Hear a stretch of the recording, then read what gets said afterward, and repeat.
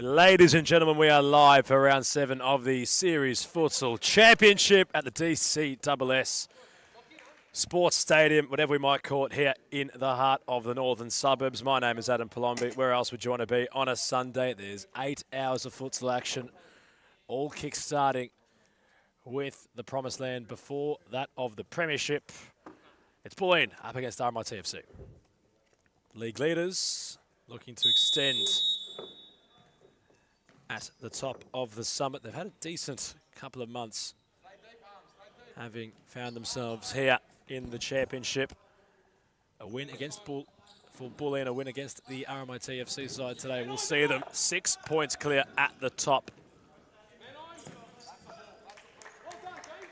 An important match this might be for RMIT. If they are to get a win, they will be level on points with Bullin, although remaining second on goal difference. So an important clash to kickstart that of today's proceedings. Lots of futsal ahead of us. Premiership not too far away. It's Carlton Hart against Moreland to kickstart the same round in the Premier competition.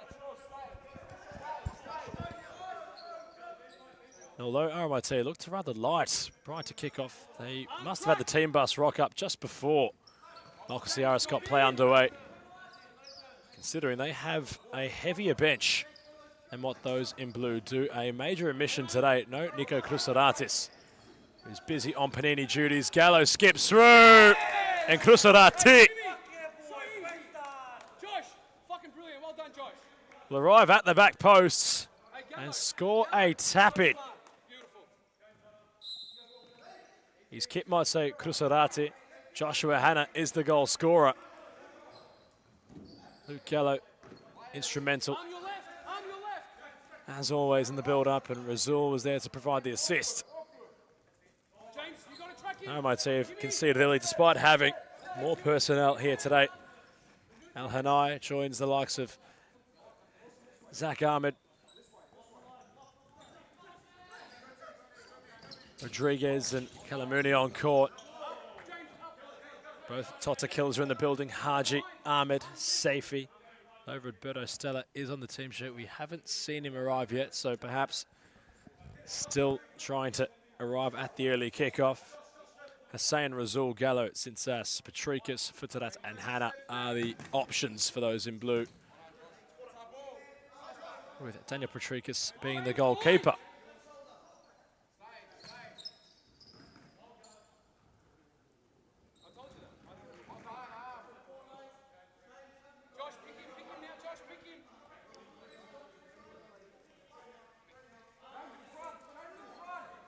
Al Hanai, Ahmed, Arabi not present today. Ahmed very nifty. Oh, could be on here, RMIT.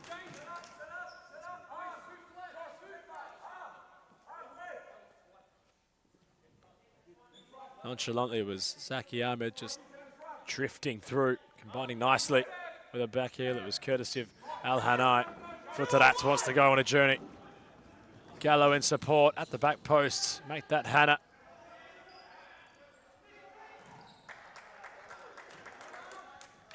Pascal Missapont is the third official.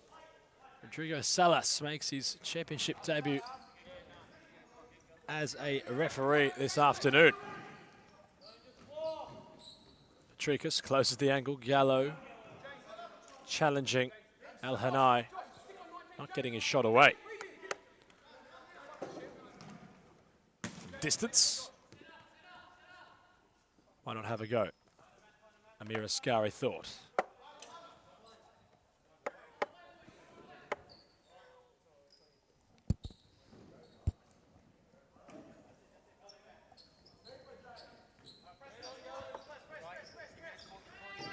Gallo. Futarat. Back for Gallo. Ahmed's going to have to contain the line wire of Luke Gallo today. Might have the height advantage to do so, but acceleration of Gallo perhaps the equalizer in that individual battle. Ahmed wanted to go as direct as he possibly could. Ascari never latching on. Patrikas, it was simple pickings for the keeper.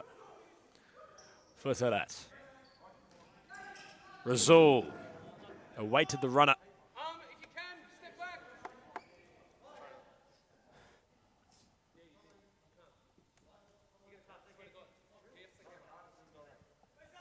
Having a look at the championships fixtures for round 7. Footscray take on the Kensington Eagles. In our next clash, Northk face Braybrook. What is a well and true 6-pointer at this stage of the season. Gallows picked it off, forces the keeper to make a save. Futarat will follow in.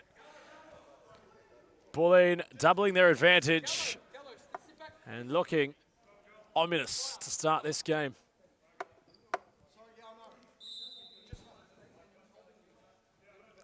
Braybrook have the 1 point picked up. That was against the Melbourne Arons in the opening round. Since then, have struggled to find their feet. Northk 5 played matches, 5 losses. 23 goals against, only 9 goals scored. Not the record Marasic and company would have hoped, considering how they were touted to push for a playoff position in the championship campaign this year. Still lots of futsal ahead of the season, although that's slowly not becoming the case.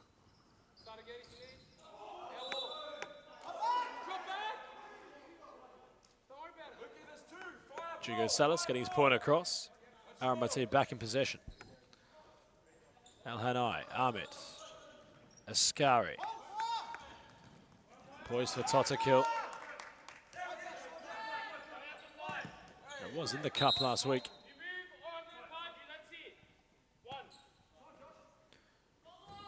Where the number 10 of Bullin really had shone brightest, featured in the team of the week. Faya. Quite a performance.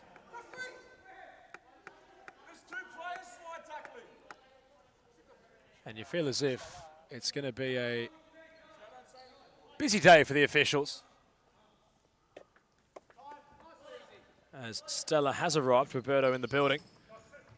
Not to mention he could provide for a side already trailing by 2-0. Gallo got it back from Hayder.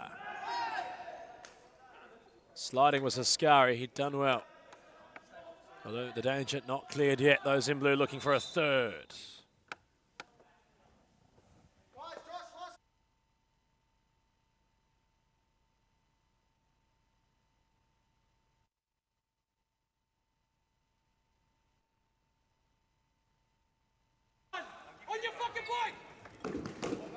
Big slide from Futarat. Al-Hanai, the man who's, well, been impeded. Futarat goes into the book.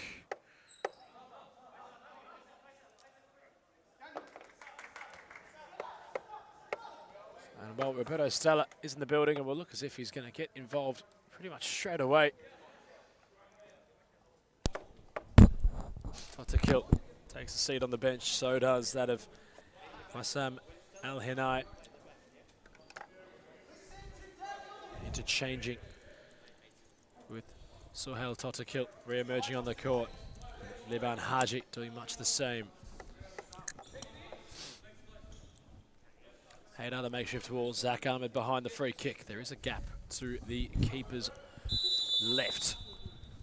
If Ahmed can infiltrate, that's what he hasn't done. The reverse ball was the idea. Ascari, it bounced away from him.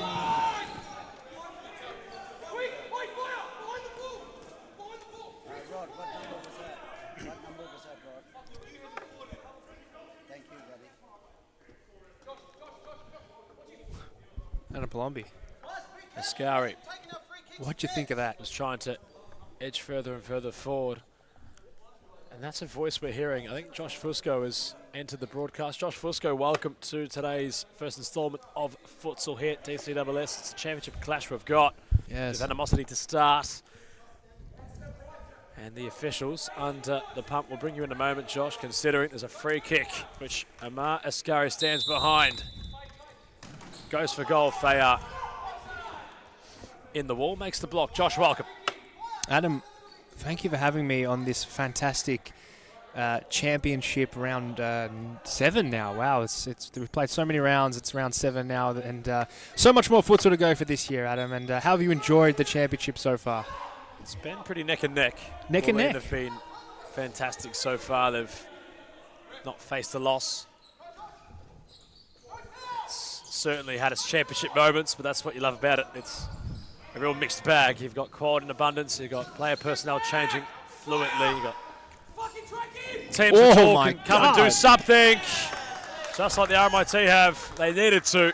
And Haji was the man who made the overlap on the far left flank. He's finished across the keeper into the bottom corner, and Bullin might issue a timeout.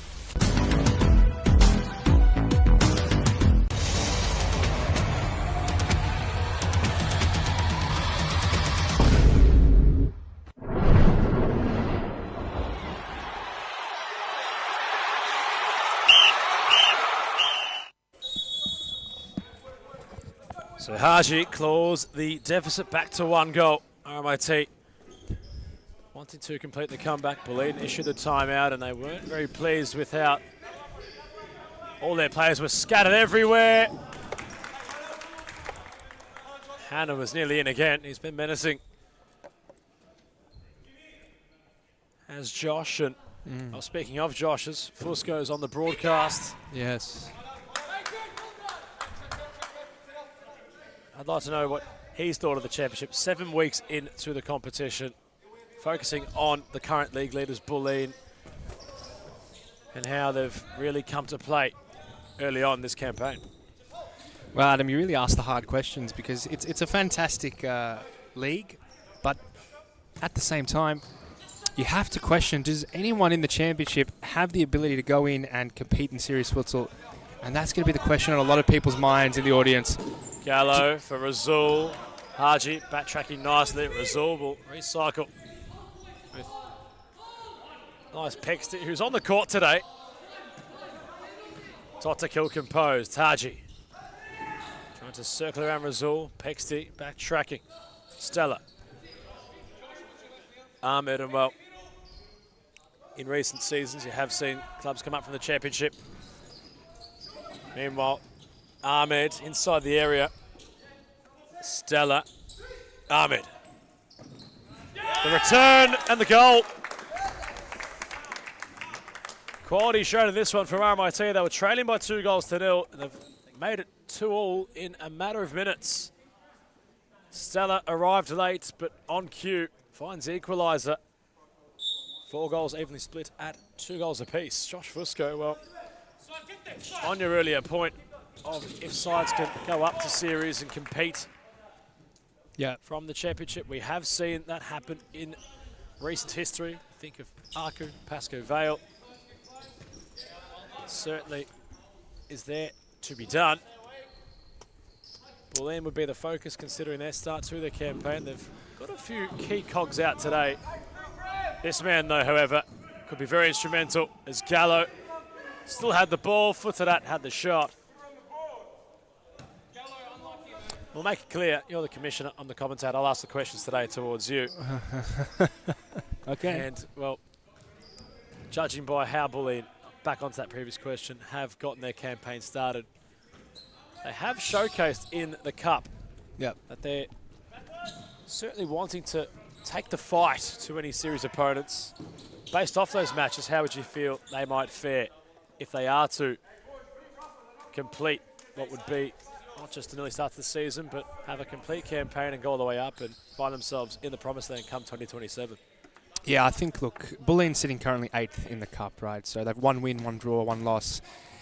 At the end of the day, Adam, there's one big difference between the Cup and Series Futsal, and it's the time that you have to play on the court. That full stop clock. That full stop clock is just it's like you're playing 2 different games.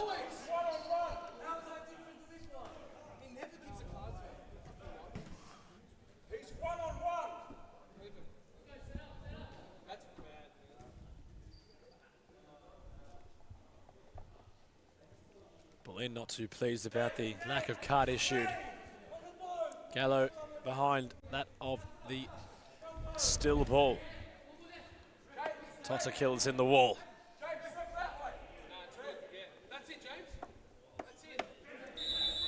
Gallo. One in the bottom corner. Stella had his feet placed to clear.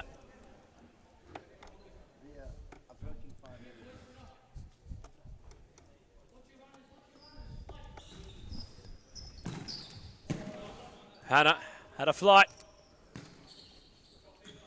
Wasn't testing of the keeper. On the topic of the Cup, Josh, since we've got you here, what have you made of it so far? It's been interesting to see all 14 men's sides play against each other in some capacity in a pretty compact Cup format. Yep. How have you viewed it so far? I think it's been a good competition. I think a lot of teams really wanted this competition, and now they're getting exactly what they asked for. You know, a lot of teams have asked for a combined league, more teams in the league of Series Futsal, and this is exactly showcasing what could happen if we had more teams in the top division. And while not all teams have played each other yet, the league looks pretty balanced. I mean, you have Carlton Heart sitting at 10th, Kensington up at 3rd. Still early days, of course, 3 games played, but you could be seeing something like this in the top division maybe in 2, 3, 4, 5 years' time. 2, 3, 4, 5 years' time. 6, 7 years. No confirmed timeline on when it might happen, but certainly what those at Series Futsal are hoping to achieve in, well, the unforeseen future. Well, look, the purist will say, hey, this is exactly what we're showing you, that the Series Futsal teams are still completely dominant. But at the same time, this is the time to experiment, and the Cup is a great experimentation for all these top teams, and hopefully we can grow the league out to have those championship sides be able to come in and compete. But a long way away. Well, he has our commissioner, he has the opinions, and it's Josh Fusco. Some foot to that, who's trying to earn Bullin some territory forward. Patricus, foot to that. On a yellow card. Gallo flicking it on. Hannah tried much the same. Got inquisitive, had the maiden goal scorer in this clash. The initial goal scorer make that instead.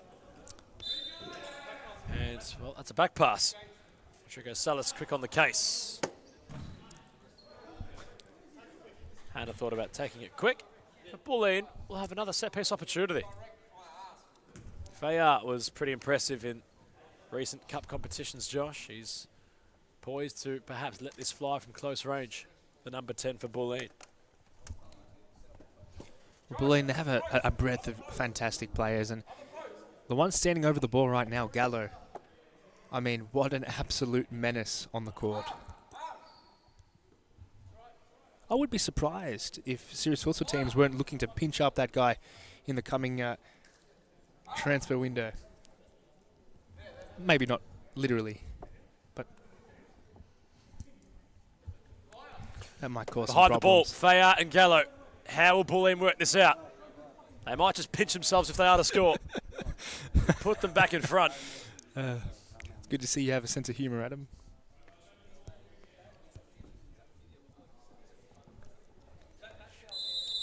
Chance for Bullin. Goal for Bullin. Fires true. Pierces the bottom corner of the net. RMIT trail again. Bullin back in front. But those in white have issued a timeout. They have experienced a seesawing contest so far. They've shown quality to get themselves back in it, but find themselves trailing following a fair free kick as we cross to timeout.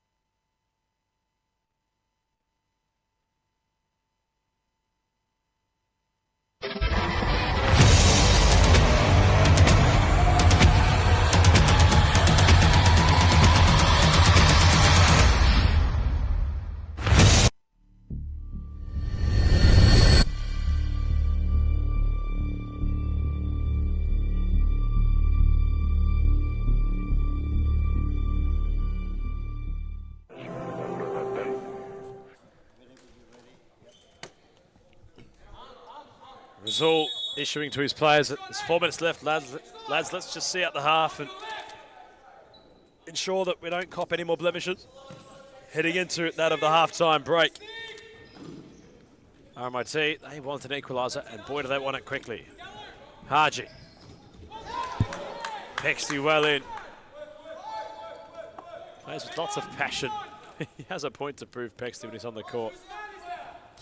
And he's not the worst finisher. In the warm-up, he was certainly testing Patrikas. By testing, he was putting every shot past the keeper who's in his place today. Versatility, not shown often on the futsal court, but Josh Fusco. Yes. Yes, indeed. It's been what we've expected so far in this championship clash. I want to focus in on our last clash of today's championship installments. It's Braybrook who've got the 1 point so far this season against Northk. Yet to find them. More on that in a moment. Gallo, Hayder, chance again. The cutback premature. They still have the ball. It's an own goal. Stella tried to cut it off. He inadvertently put it in his own net. And Bullin have extended back out to a 2-goal margin. Continuing on with your question, Adam, would you? My thoughts on the final game of the championship. It's a bottom of the table clash. Today is obviously the top of the table clash, RMIT and Bullin. So this is the best version of the championship we should see, and Kensington also. And for that last game, it's going to be difficult. I think that some teams, they're not set up to succeed yet. You know, and you need to be training. You need to be consistently bringing a side, and if you don't, you end up on the bottom of the ladder.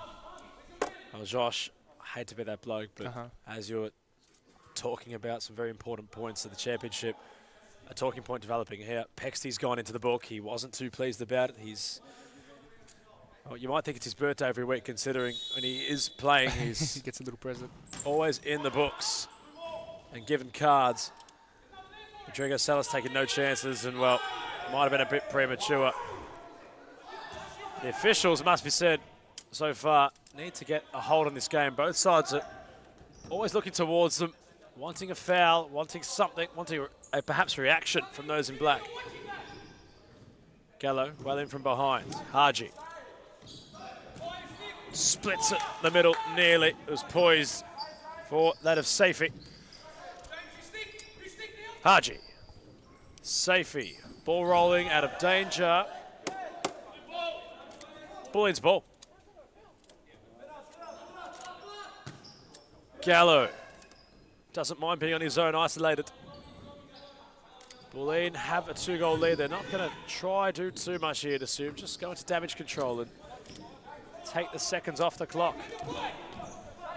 Rolling clocks in the championship. Not stopping. Gallo lunging. Fayard. Bullin's ball.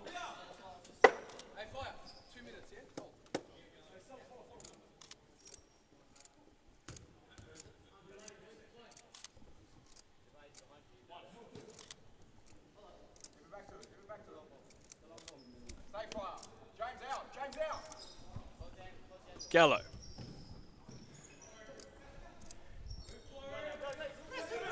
Waits the movement. Couldn't measure the ball. Stella. Not far away at all. Patricus diving.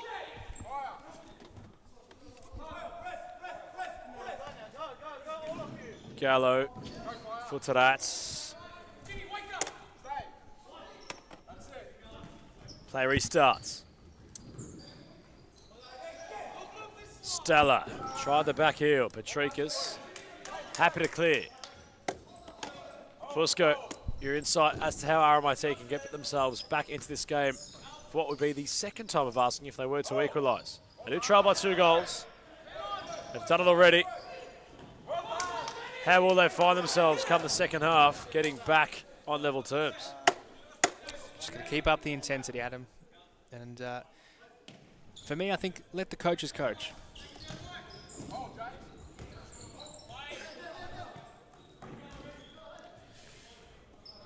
Safey running out of court.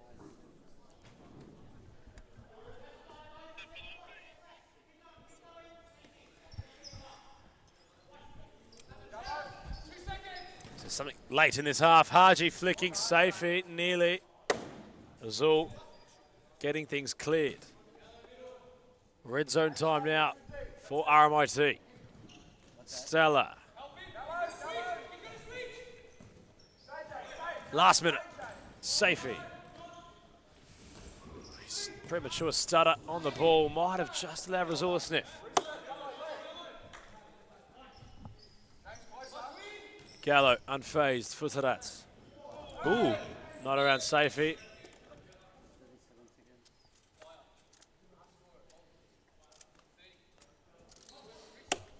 Will Gallo strike from here? Fusco. I think he might. Surely that's too far for him. They want to recycle possession. They're going to be professional. Bullin. Not throw any punches. We don't have to.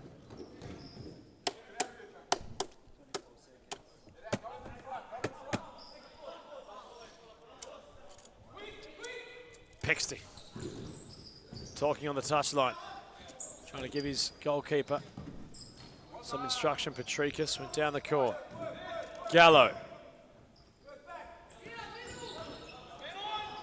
Keeps possession, finds foot to that nicely, rolls it for Razul. Chance for Bullin. In truth, the effort was struck right at the keeper. And Kalamuni made a pretty routine save. Fader inside the area, it spills. And Futsal on the final second of the first half gives Bullin a 3-goal lead heading into halftime. In this top of the table clash, it's all for second place RMIT to try and muster up the courage of a 3-goal differentiation come the second half. The league leaders in front by 3 goals as we cross to halftime.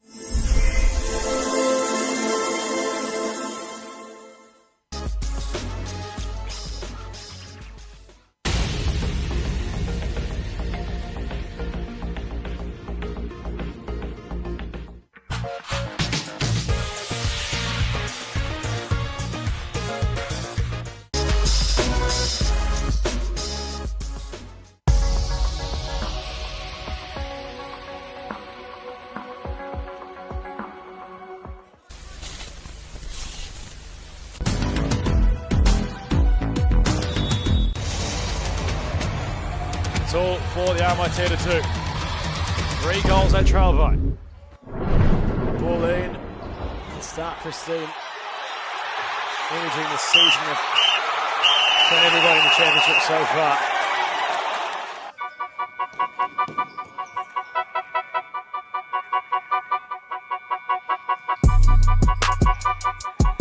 Hannah dispossessed, wanted the ball back. Al-Hinai went a long way. He was tricky with his feet. And wasn't too far away from scoring. Save was necessary. Josh Fusco has still got the headset on and has a lot to say about this clash and a lot to say about futsal in general, as Totakil had the ball stuck at his feet. He wasn't expecting it. Got planted in between himself and the beautiful pink futsal ball. Fusco. I know we're trying to be conversational radio-like today on the broadcast of the championship, make it premiership once it starts, but there's been a fair bit happening here. There's certainly a lot to happen for the RMIT. They've got the keys to success. Zaki Ahmed on court. Could he be the man to make it what would be an on cue? He's had the ball come out. I don't know. Bar that blip. Zaki Ahmed has a lot of talent. He has certainly shown in his quality in series futsal premiership action. Oh my God, bro. As well as the championship. But can he be the man to turn around this 3-goal deficit, which RMIT trail by? Time will tell, Adam. Look, there's 4 people on the court, 5 of them all have the ability to kick the ball into the back of the net. So, that including is the goalkeeper. horrendous from Josh Fusco. Oh, I told you. That's not horrendous at all. Al-Hinai claws one back via the deflection. Might have come a foot to that last. In fact, it had it wrong-footed Patricus completely, and this game has had 8 goals scored, evenly split. Not at all evenly. It's 5-3, but it's still within touching distance from the RMIT. How can we call them the RMIT and not just RMIT? The RMIT? RMIT? RMIT. Or the RMIT? Oh, you think of RMIT, think of the Redbacks, but You got the coach right next to you. You should ask him. He's currently coaching, Josh. I can't go interrupt him mid-match. You don't see it happen in the Premier League where Martin Tyler might run down to the touchline and ask, I don't know, Jose Mourinho, oh, Jose, so what are you going to do today? Are you going to try and win the game, or is it the Chelsea Football Club or Chelsea Football Club? Commissioner, sort your life out. I think Jose Mourinho would throw a chair at him. Oh, well, I mean, at Stamford Bridge, I've seen people with toothbrushes in the stands brush their teeth mid-match. No way. Oh, that meme's done the rounds for years, Josh. I wonder if we can see that in the Serious Futsal Arena. Well, Mason Fitzgerald's here. We might ask him to get his toothbrush out, brush his teeth, and we can recreate it. No one wants to see that. No one wants to see that. Tota kill, Ahmed, Haji, cut off by Razul. He's away here, the captain. It's 2 against 1 for Bullin. Faya will finish. The Bullin bench get up and about. Faya has the ferocity, has the fire, and has the placement upon his finishing. Do you want to repeat what he just said? Some, well, uncolourful language on display, but all colourful are Bullin's goal-scoring ability. They re-extend out to a 3-goal lead, 6-3 the score. And well, judging by how Josh Fusco likes to do things, Josh, you might as well go ask Fayar while he's on the court how he thought about scoring that goal. Oh, you want me to try? Well, take the headset off and ask him. You have the chance to now. I've had real moments like that in futsal where, forget post-match interviews, we've had current match interviews. Adam Cooper was providing one a few rounds ago. Oh, yeah. When playing for the Moreland Blues, it decided to answer a couple of questions while in the flesh. He was taking a free kick right near us on broadcast side. And just for the people who don't know, who is Adam Cooper? Who isn't Adam Cooper in the futsal world? Just for the people who futsal, Big that's Viper, it. That's it. Moreland Blue MVP, series futsal MVP throughout the years. So that's my thing, right? There's right now 11 people watching. One of them might not know who Adam Cooper is. Well, if they aren't familiar with Adam Cooper, his Instagram handle is, let me get this right, Cooper_3. That'll give you quite the taste on what he's done in the futsal world, as well as what he does outside of futsal. It's quite the relationship with Christos Apostolakis, the Moreland Blue captain. Meanwhile, in defence, Scalo wasn't sure where to go. Tota kill with the easiest goal to score, and the RMIT, they want to keep themselves in this game, trailing by 2 goals again. Al Hanai barking to his bench to get some personnel change on. Ascari was that man, he demanded to come onto the court. Pexty thought he was impeded. Josh, mind the Blues and mind everything not this match right now. Is a bit to talk about. It's been a case of Bullin having RMIT where they want them. Hannah couldn't provide the finish. He was in behind. He wanted placement. And Ciaris will have a chat with Pexty.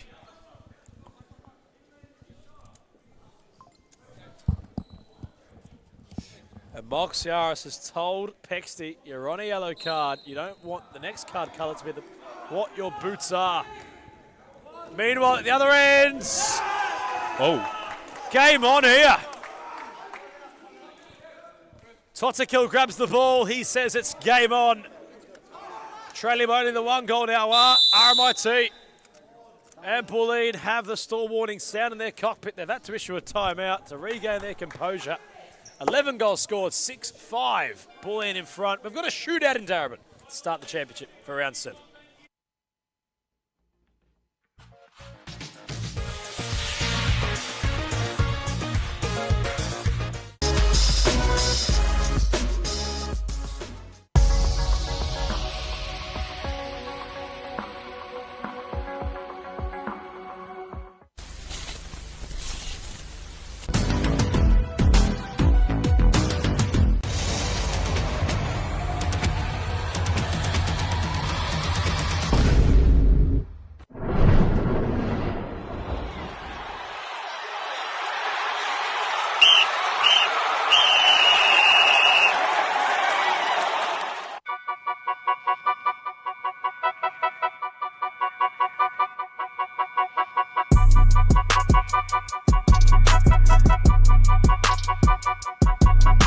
All right.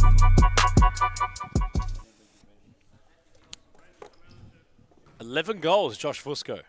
Yeah, 6-5. The league leaders hanging on right now. They've been the architects of their own demise. Although still in front, their shapes come rather undone without their key cogs today. Yeah, that really went. That happened quickly. Yeah. Boy, that escalated quickly. Yeah, that's the one. Might say. Bit of Ron Burgundy about you. Off the ball, Razul runs into Zaki Ahmed. Meanwhile, Ascari has a chance. He squares it for Stella. He's at the post. He can't believe it. Roberto from right in front hasn't been too stellar. He's hit the post. He's dragged it wide, and that's, well, I don't think they're going to get a better look than that, RMIT. Patricus down the court. Gallo couldn't trap. Foot to that. It breaks for him. Calamuni makes the save. Unlucky arm. Boys, well done. Step back. Gallo, Razul. Hits Totakil. Back to the keeper, Patricus. Had no options. That's what RMIT wanted. Ball sent down the line, and the side trailing will have it possession back. Gallo, watch your left arm, your right. Stella so close to finding the equalizer. Ascari. Totakil, Stella unmarked. Totakil went solo. Patricus went low. The follow-up from Ascari will be a deep side ball for those in white. Now, Adam, obviously you were a top-notch futsal player back in the day before you did No, your I was knee not. injury. What does RMIT actually have to do to get that sixth goal? No, I was not. We're not ever going to try pull the wool over anyone's eyes there, Josh. I was a decent goalkeeper. By decent, I had no positioning. I had no awareness. And I barely had any handling. My diving was okay. I'd say that was pretty much about it. But If you talk to the right people, they'll say that there are a few goalkeepers that play right now that have the same attributes. you might be talking to those No, people, no, Josh no, Fusco. no. Well, how do you know those conversations are happening if you're not talking to those people? Okay, yeah, no, they definitely tell that to me, yeah. Oh, so if you're willing to burn bridges and name names, now's No, the no, we time don't to name do so. names. You know, this is not McCarthyist 50s, right? We don't name names here. No, Come on, you don't know McCarthyism. Let's get back on topic here, Fusco. You've asked me what RMIT can do to get back in this game. I'm going to hit you with what you hit me with before. Right. Doing exactly what the coach says. Right. Because since their halftime team talk, a lot of identity, a lot of purpose, a lot of structure has been shown by those who don the white and gold. And Bullin haven't run out of answers, but their threats have been nullified. Totakil. Gallo trying to unleash his inner Krusaratis. Totakil went solid. The deflection was questionable. Corner RMIT. Pexty parries. Totakil arrived nearly. Ascari, foot to that, ricochets off his boot. Razul claws it away for now.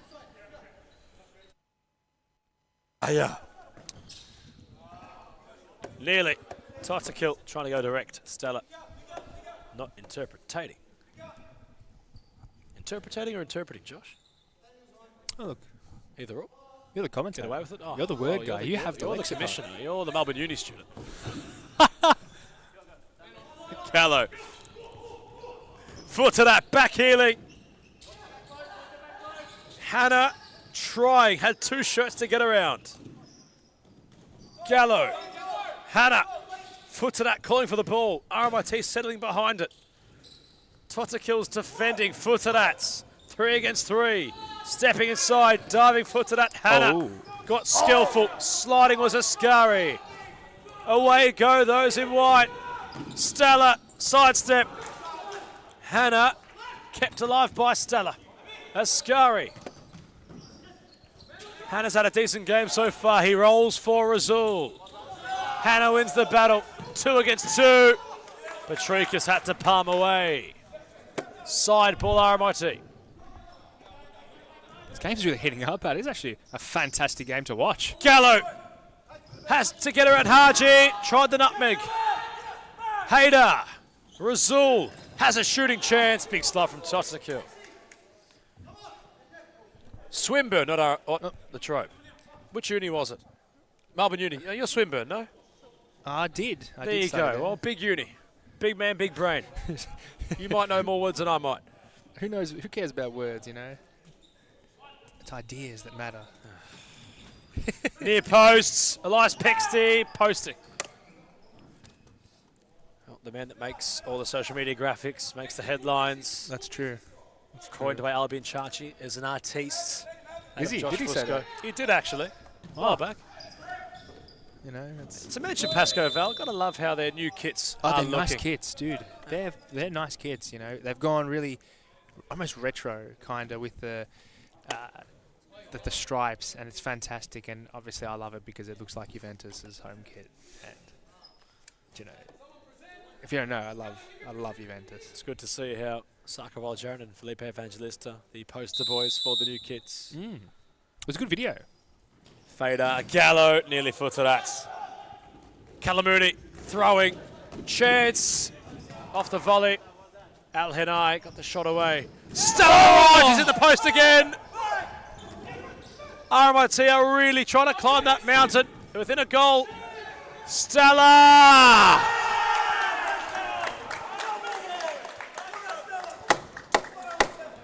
Equalizer, 6-all.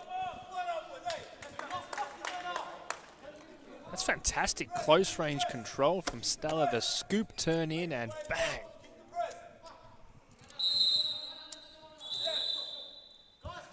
He hit the post twice. He finished upon composure.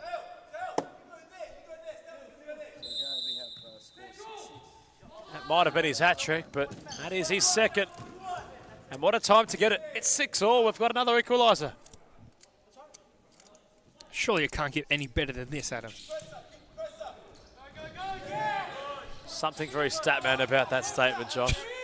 Statman about that statement. Stella nipping at the heels of Gallo. Patricus closing the near posts. I'll have you know, Statman is one of a kind in futsal, and I don't want to be compared because he's like on a different plane to me. Plane? You know? Planet. Different level. No, yeah, both. You know? That's like royalty. That's futsal royalty. I'm not there yet. Theo Statman certainly loves futsal. He's enjoying playing, let alone watching. I was going to say... the Froth Cats on a Tuesday night team with Peter Parthamos, Fernando De Marais, Sully Mohammed. Futsalos Brunswick. At Futsalos Brunswick. Lots of froth, even though it's in their name. But yes. It's great to see no, it's those. Great. You should, honestly, it's a spectacle. I think people should go down and watch. You know, you have the Chief Commissioner playing. It's fantastic, and everyone wants to see that. Everyone might want to see RMIT Equalizer. Ooh. Well, let's replay. It's time He to go. has to go. Cry the RMIT bench. That's a red. They're protesting. They're not happy with Elias Pexty. No way he's staying. Totakil might have had the finish. Al Henai was in support.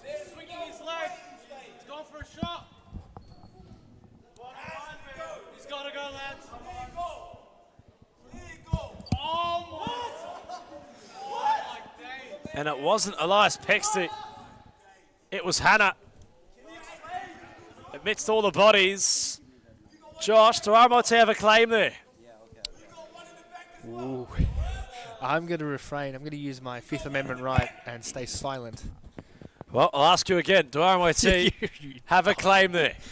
I think that they might have a good claim. Yes or no is the question I'm asking you. There's no answer here from me. Well, they might have something to say here. I've got about 6 RMIT players looking at me. You can't give an answer here. Honestly, that's fair. They're all standing up as well. My back was turned towards it, Josh. Yep, fair enough. Anyway, Totakil directly in front. Many bodies in the wall. This to make it a 1-goal lead for the first time in this clash. They have not led yet, RMIT. To lead against the league leaders. Totakil hits the wall.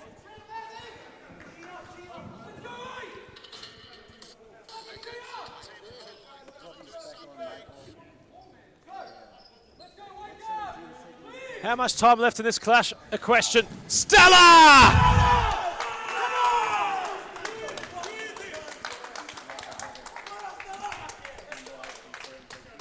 Roberto fires RMIT in front.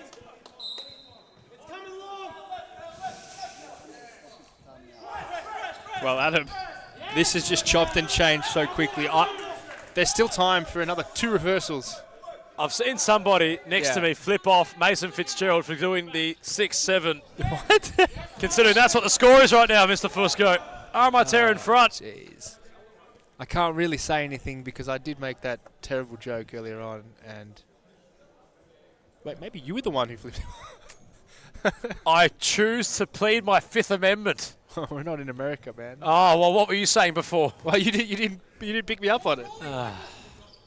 Hannah heads away. Stella has been so lively. He's come out the block. Has the man that rocked up late. Patrikas couldn't clear far. Stella off the swivel. Patrikas had to readjust. Al Hinai. Around Hannah. Gallo. Tota kill. RMIT have shown they've got the makings of a top side. In fact, make that the top side of the competition. This will put them on level points. Despite staying in second, would be a first loss for Bullin if it was to remain the same scoreline we're seeing now.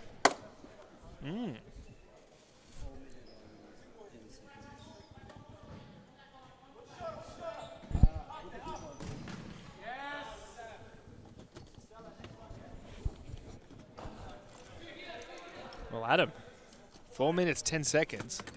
Whew.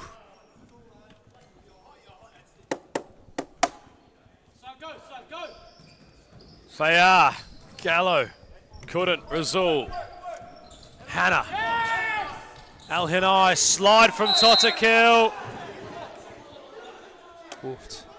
Josh, they'll claim he didn't touch him, but did he touch him, is the question. Let's have a look at the replay. I don't know. I don't know. Do you think he touched him? How'd he touch him? I'm being serious. Pause. I'm being serious. Gallo has to conjure up something special here. That's... Surely you can't hit from that deep. They're running out of options. RMIT have set up so finely behind the ball. The keeper hasn't been tested in some time. Galatelli back towards Pexty. In fact, mate, that... Oh, Gallo! Who else would it be? Who else would it be than Galatelli? Off the volley, mind you. He makes it look simple. There's nothing off the ladder about that. It's 7 goals all. What a clash to start this round of make it our 7th. Set their bello, you might say, Josh Fusco. Stealing my jokes now, Adam. I love that. Joke. This guy's fantastic. Haji man. is fantastic. Found the equalizer at one stage. Stella not around Gallo. Fayar might be in here. Big save. Razul wanted the cutback. Kalamuni palmed away. Time to get serious. This contest living up to the billing. Fayar back to Patrikas. 3:30 on the clock, just under that. Gallo has to work around the traffic. Hannah went the Quaresma-esque outside the boot pass. Razul got in his way. Well, look, you'd have to think, Adam, that a draw wouldn't be so bad for Bullin right now. They'd continue their dominance at the top of the league. But year-long campaign, getting as many points early on is so important. Patrikas, speedy ball for Gallo. Goes down the centre. Kalamuni came off his line. What a hit. Couldn't let that go, the keeper. He got a foot onto it. Puts RMIT under pressure. They want to issue a timeout. Some acrobatics from the goalkeeper. Like, if I did that, I think I'd pull Unnecessary, though, Fusco. You have to say. Gallo side nets. You have to say, though, Fusco, unnecessary from the keeper, who forced more pressure upon himself. They live to see another day, and the scores remain deadlocked at 7 goals apiece. We have a big finish here. Timeout. RMIT should it.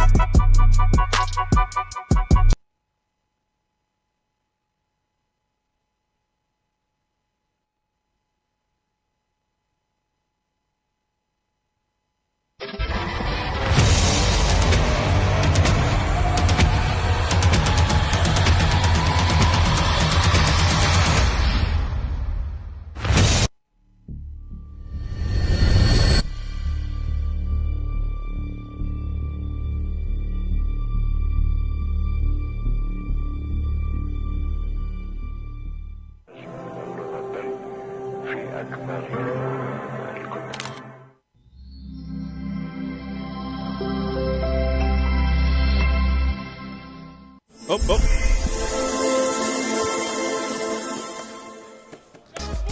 What the hell? All right. We are back live. This game has completely sprung to life like dawn on a new day. 7 goals apiece, 14 goals scored. You'd think it's a footy match. 7. Here at DCSS.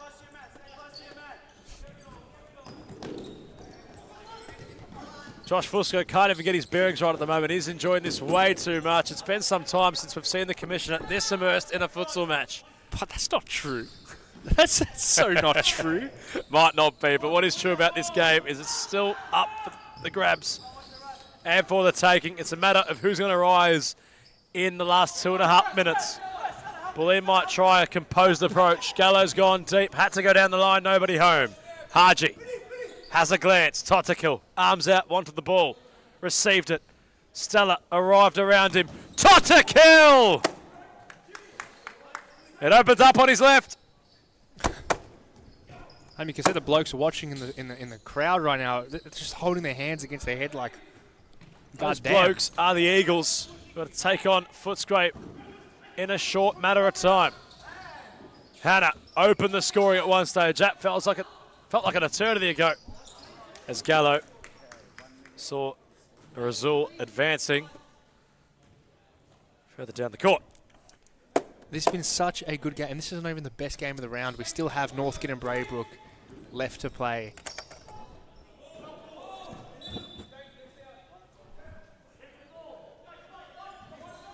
They've got a lot to play for to both teams, but not much more than what's to play for right here. First against second, the season could be well and truly decided, potentially from a game like this. If Bullin are to find the winner, they'd find themselves 6 points clear. RMIT can find the winner. They might just find themselves on level points.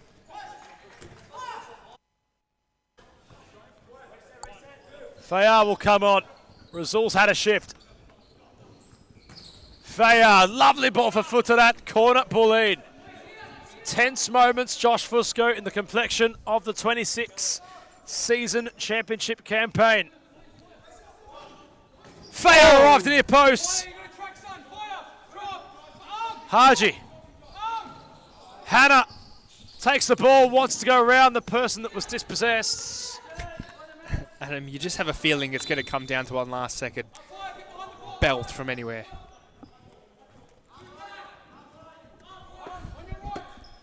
Maybe you disagree, I don't know. Abid. Toss a kill. Haji. Ahmed controls the ball. Confronted by 2 blue shirts. Couldn't get round them. Gallo has to go.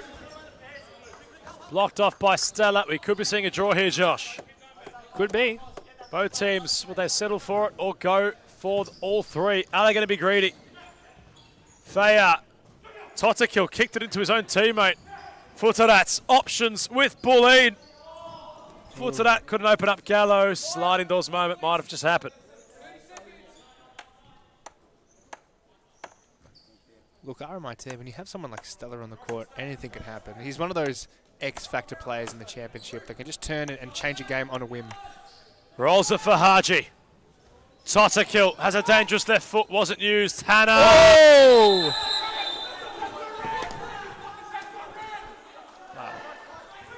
I don't know about a red. That was colourful. Look at this. Look at this. Kabam. Just takes him down. Kabam. Kabam. Kabush. The big kabush. Shout out Michael Chavello. Remember Michael Chavello in futsal? That was fantastic. What a great guy. Totakil and Hannah will have a bit of a cuddle. Gallo goes into the book. He's had a lot to say today. Luke Gallo. Trigo Salas puts him into his list, which has continued to grow, of card recipients. 28 seconds, and the goalkeeper's taking the free kick. Patrikas, has he got the distance on him? Will he make the right play? This is why it's so important to have a goalkeeper that's great with their feet. We'll see now if Patrikas can live up to that standard. Adam, you're just really fidgeting with that pen. Here is Patrikas. He rolls for Futarat. Had a lot of work to do, still earns a corner.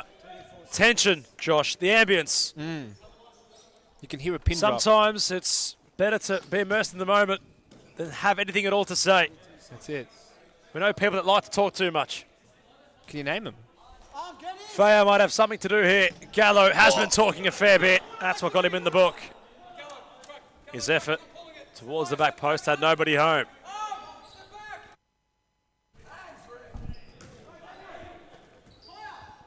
"17 seconds. Patricus went long. Stella has been unlucky today in moments. Hannah, Faya will keep it in. Totakil closes the show. 10 seconds, Adam. A lot can be done in 10 seconds.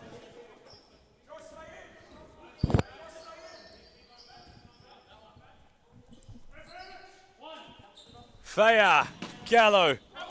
Ooh. Tried to control it, had the initial. Bullin, side ball taker. All systems go RMIT. Ahmed rolls it. Haji had to send it, you feel. 4 seconds. Does Patricus throw it long? Do they crowd the keeper? Ball sent in. Faya couldn't get a header onto it. Oh, it's going to end a draw. What a contest to open up round 7. 14 goals scored. Split at 7 goals each. Cards flying around the shop for all players. Bullin remain undefeated, but are in the drawing column for the first time in season 2026 in the championship.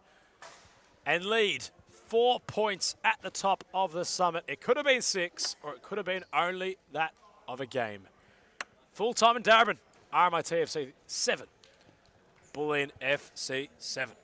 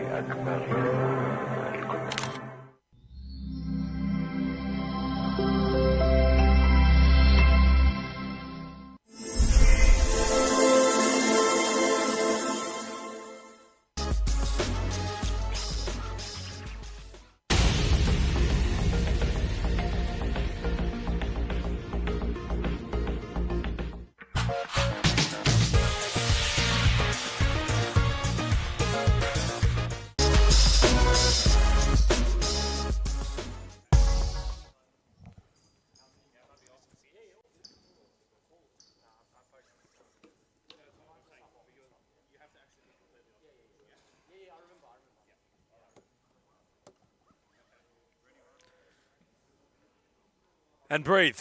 Following what we just witnessed at the top end of the table, our attention now turns to the two sides below first and second.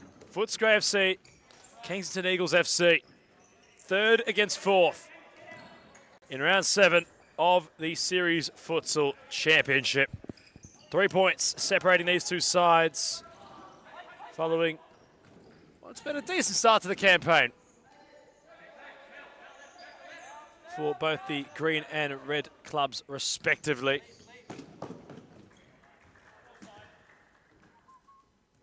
Eagles were at one stage in second. In fact, we're leading the SFV Championship ladder. Although Bullin were able to claw some more goals, beat Kensington, and ultimately attain that position they haven't relinquished since. Eagles and Footscray both have equal amounts of playing personnel, with 9 men featuring on both sides, even in bench personnel. Although Alex Dodge was saying he might have been without a couple of his key players today.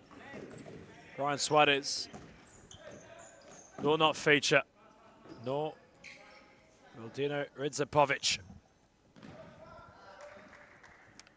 However, Stodge has the following men to choose from: Cow, Barrientos, Mohal, Tyler, Hancocks, He, Amador and Wong, with Jinghe being the goalkeeper. As for the Eagles, the Malakias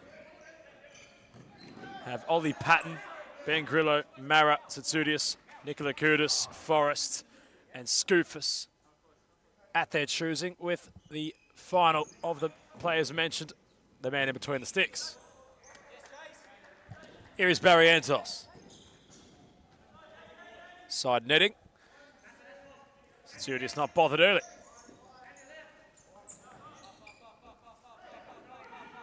Malakia. Tamim. Out of tarmac. And Josh Fusco, who had a lot to say in the first championship match, is still on the broadcast and has a fair bit to say here in this one about both these sides and their ambitions for the season. Well, he's stepped out for a coffee at the moment, so we won't see him for a little bit, but he'll come back in after he's had his piccolo latte.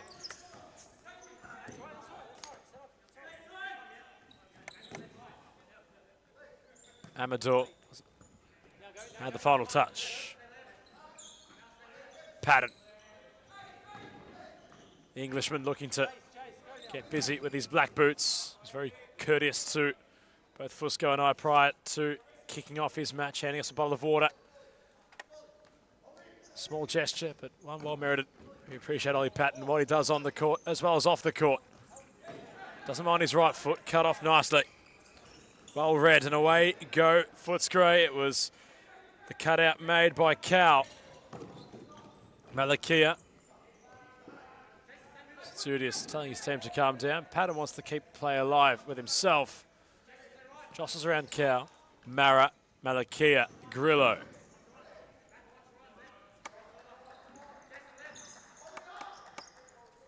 Wanted the ball back, Ben. Shifted, wanted Patton. Cut off defensively. Hancock's rolled it for out of Amador. Mara cut it off and his shot went bang.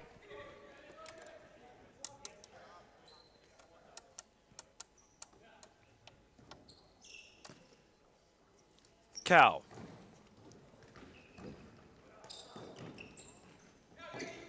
Amador. Hancocks. Amador nearly out of tarmac.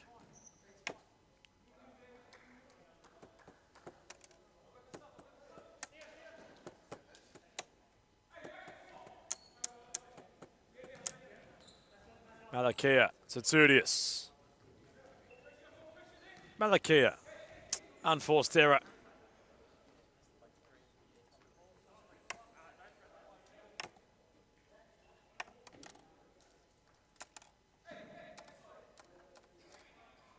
Nikola Kudus on court. Sportsmanlike for Andy Cow, his direct opponent for now.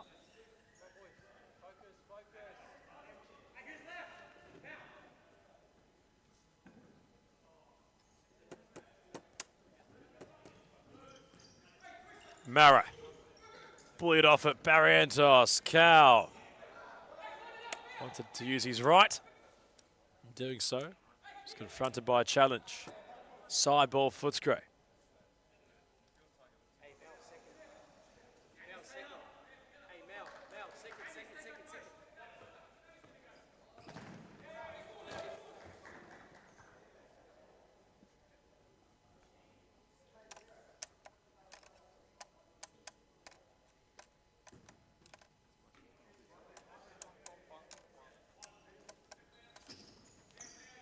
Amador, not around Tsatsoudias.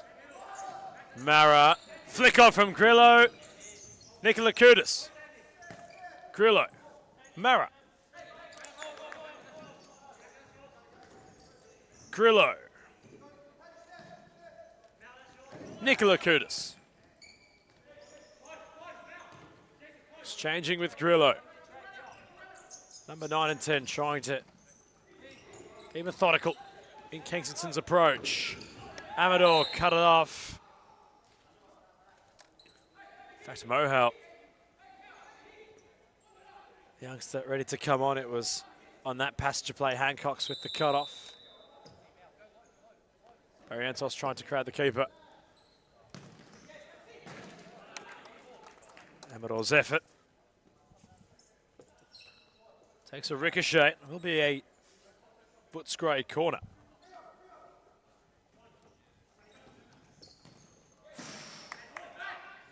Nearly. It's here, Amador trying to pick out the near post of the keeper. Tsatsoudias. Grillo. Nikola Kudus. Tsatsoudias. Barrientos with the cutoff. Grillo. Around Barrientos. And away goes Grillo. Lots of pace and strength. Amador got a foot at the important moment.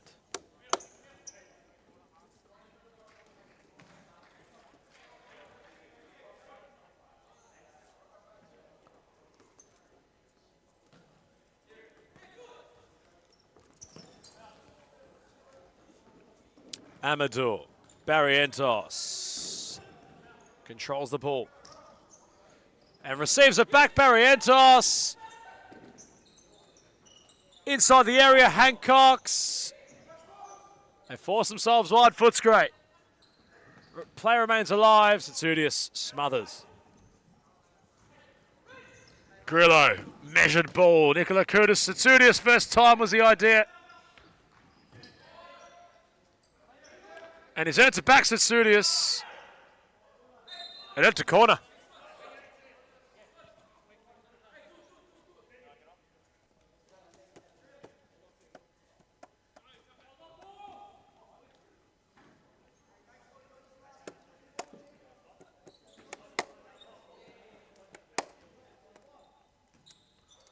Tsatsoudias. Nikola Kudus. Malakia. Nikola Kudus. Alex Stodge on court for the first time. Could have been goal bound. In fact, Certainly might have been as Forrest had the efforts. Malakia thought he might have scored. Hits the frame of the goal and bounced back away from the line. Footscray handed their first real scare. Jinghee well beaten. Stodge with a smashing switching pass. Stojanovski switching flanks.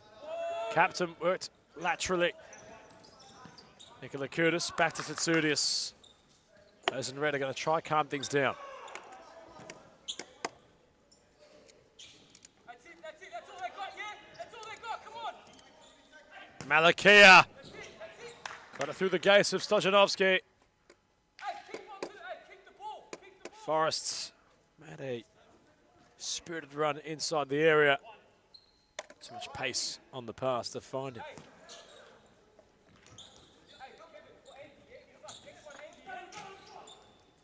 Stojanovski. Andy, do it now. Get a rest, brother. Get a rest. Well done. Get your rest. Well done, Andy. Get your rest.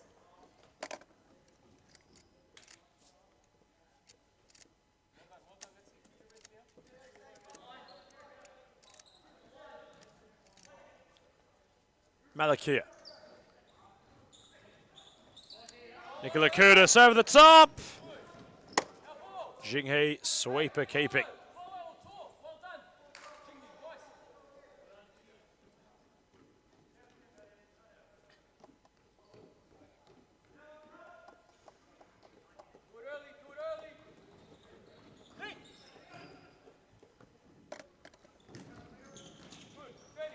Mohal trying to menace. Keep doing it all day, yeah, on that corner. All day, all either way. Ping it. Stojanovski.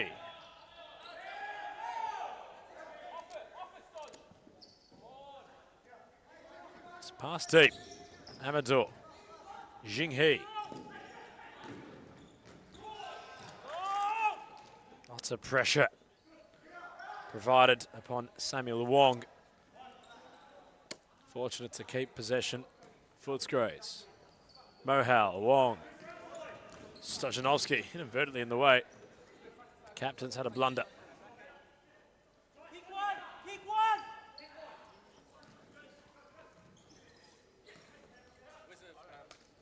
Compression sleeve around his left knee.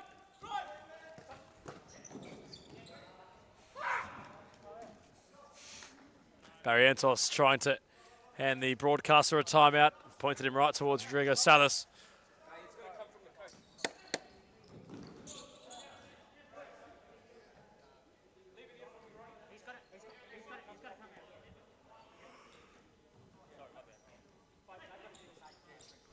That might be a slight con about the player-manager role Alex Dodge has. He's the only man that can issue a timeout and it count. The appropriate channels, of course.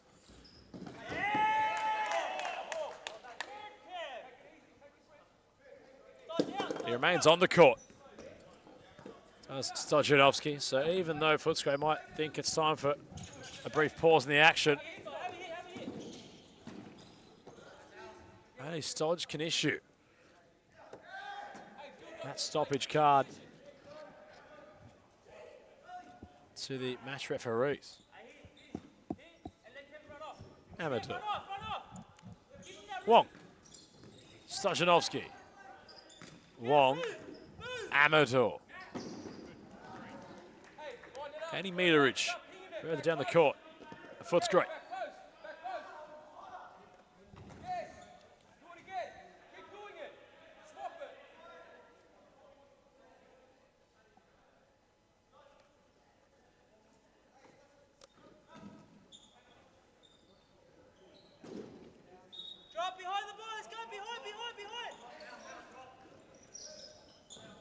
Tsudius rolling.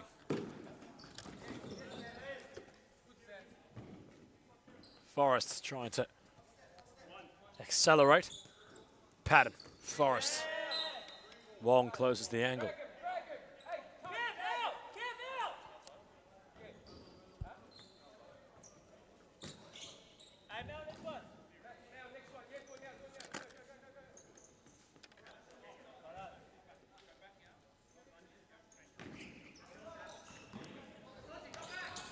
Stojanovski hits the deck, earns a foul.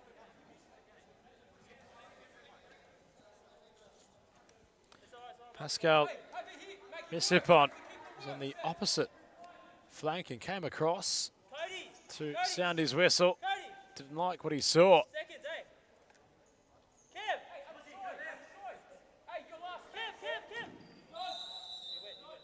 Wong rolls it. Stojanovski closed down by Patton.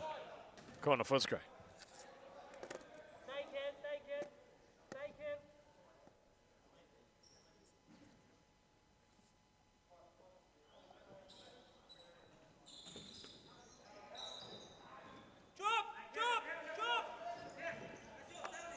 Patton down the line, not going to work.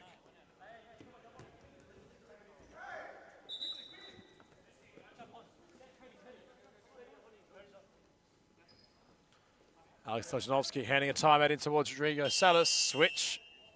Referee indicates by sounding his whistle. No goals to speak of yet here, but it's been a pretty calculated start from both sides. Kensington not really testing despite that complete shocker. A scent and shiver which went down the spine of Footscray, having the crossbar rattle. Scores remain at 0-0 as Footscray have a timeout.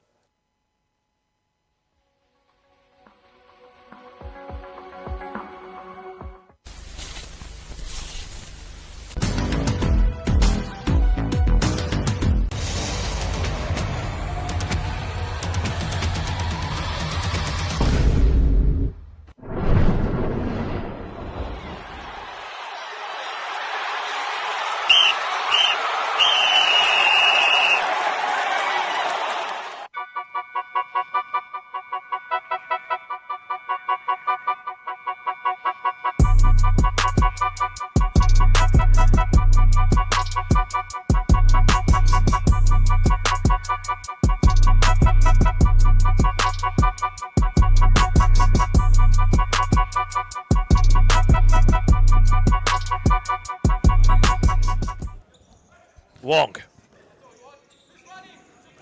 Tyler takes a stumble, the big fella. Hancock's had to handle the situation. She made for himself.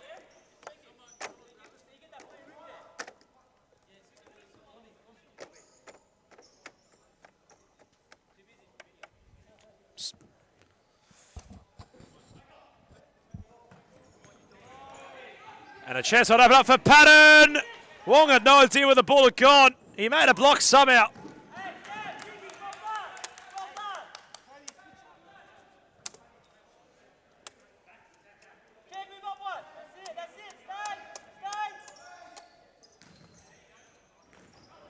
Patton rolls it for Grillo, nearly. Wong wants to go. Tsutsudis. Control of the bouncing ball. Grillo.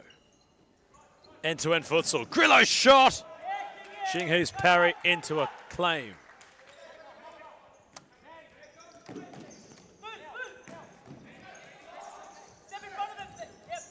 Grillo not spinning around Tyler.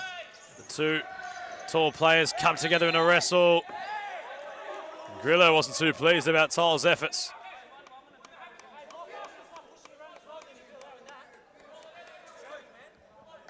Some fire entering the pit here at DCSS.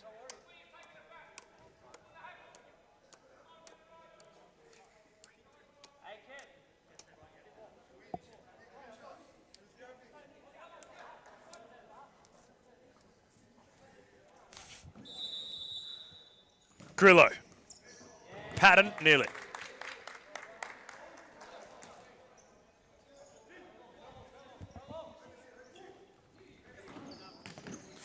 Wong couldn't go around Patton.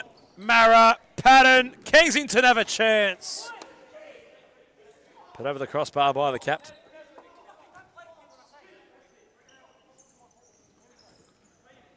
Tyler. Wong. Hancock's, Wong. Pattern pressing. Tyler went first time over the top, wanting Hancock's. Mara. Grillo has not had a spell yet. Malakia. Patton inside the area. He's put it wide. Footscray let off the hook again.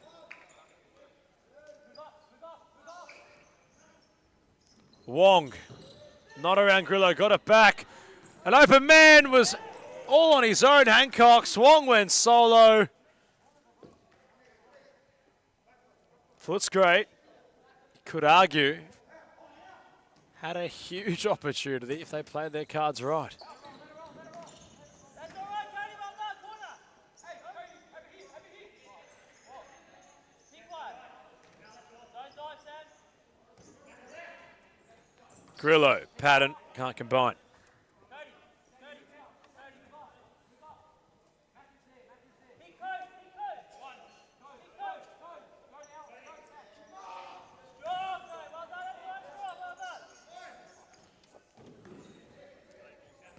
Grillo, lateral.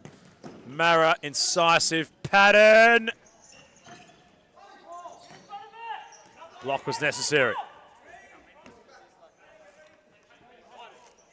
Malakia. Grillo. Goes around Wong. Grillo sends himself very wide, kept it in play. Got awkward for Xingyi.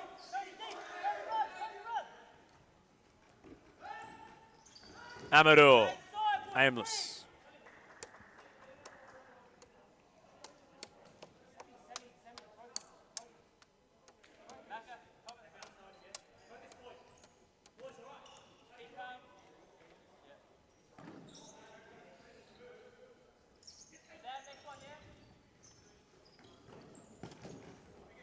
Mara trying to switch the play. Hancock's. Tyler liked the idea. Couldn't control the idea.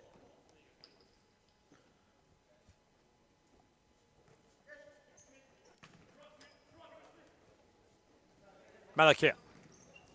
Tsatsoudias. Malakia. Grillo. Tsatsoudias. Wrestling with Amador. Xingyi. Gets play. Rolling again. Amador. Cow. Trying to make some space. It's Tsatsoudias and Hancock's.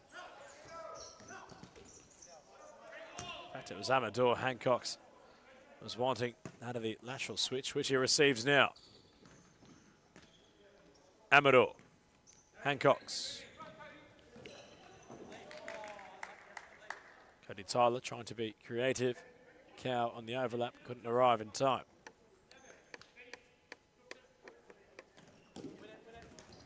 Tsatsoudias hits his studs. Intelligent from Amador.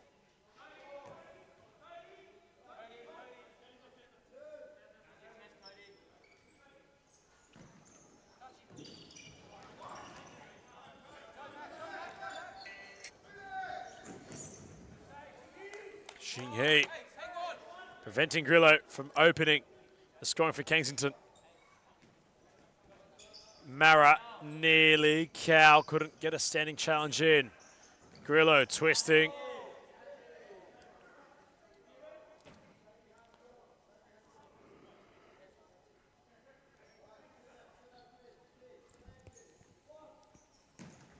Grillo went near post. Xingyi wants to go to the keeper. He might have a chance to score. Tsatsoudias plunged to a save. Xingyi parting the sea like Moses as he ran through. And Kensington all just stood off the goalkeeper.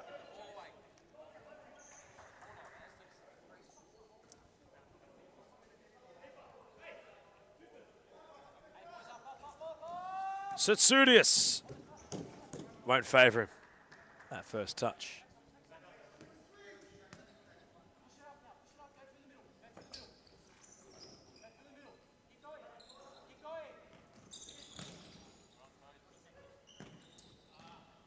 Amador using his body, sends the captain onto the deck. Hancock's. Tyler, is there a goal in this half? Might be! There is!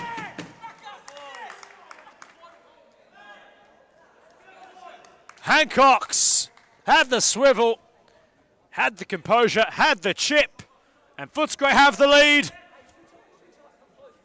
The deadlock broken. Only seconds left in the first half. What a time to score for Alex Stojanovski's side.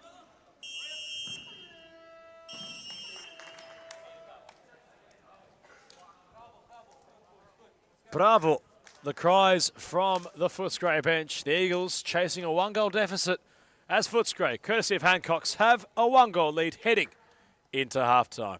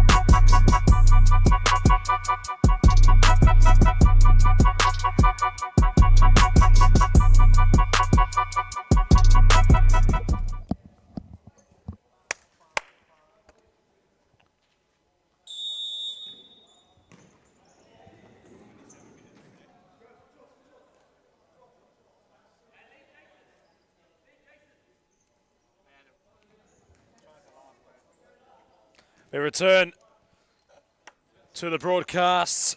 Footscray, with their only effort on goal, have scored at the last embers of the first half. The Eagles chasing a one-goal deficit.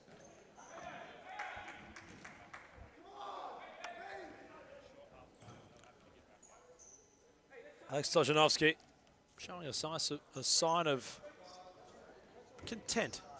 He was pretty happy with what he'd seen in that first half, but knows the danger is nowhere near but averted. There's a lot of work to do in this second half if they are to hold on. They are to hold on.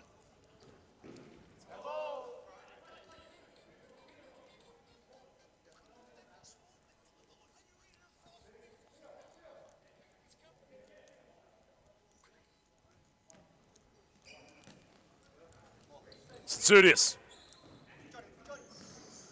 Brilliant ball. Nikola Kudus still has possession on the edge of the area.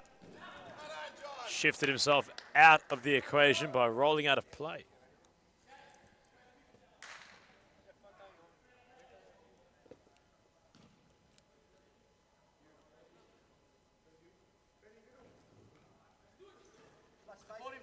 Chipped forward, Barrientos. Great control. Grillo Loves this opportunity. Can he keep his feet? It's gotta be. It's gotta be. Decision for Marcus Yaris to make here.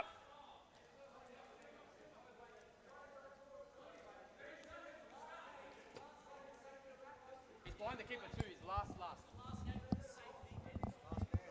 last challenge was worse, that last one. I don't know, but clear goal scoring opportunity.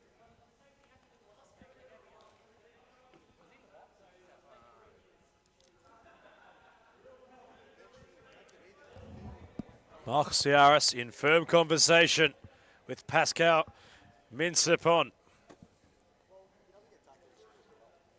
What will be the verdict following the deliberations?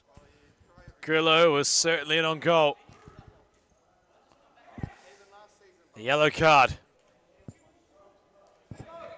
Nikola Kudus not happy. The number 10 believes it should have been a red.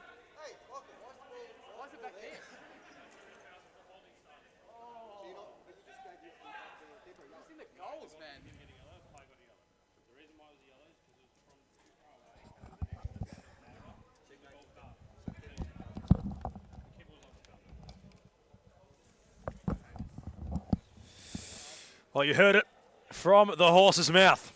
Not to call Marcus Yaris a horse, but you heard it from the complete source as to why that was a yellow card and where it was from. Nonetheless, Ben Grillo, free kick opportunity. Kensington need a goal. Grillo hits the wall. They'll have a very deep side ball instead.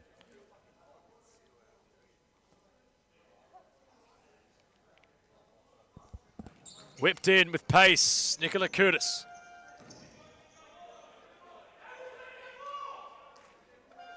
Isn't a happy man right now. Marcus Yaris will come have a chat.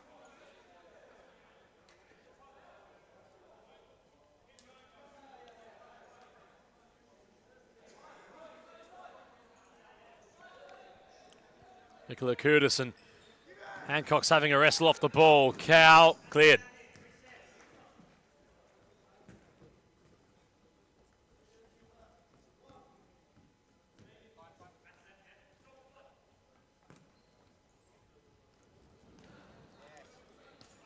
Nikola Kudus switching, Tsutsoudias. Nikola Kudus.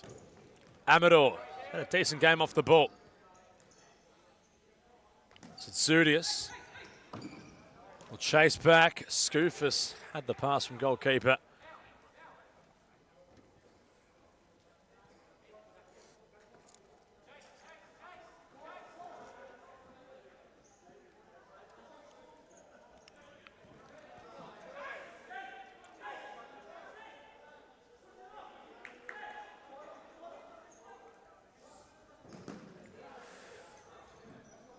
Amador hits Skoufis. Won't make that Tsutsoudias rather.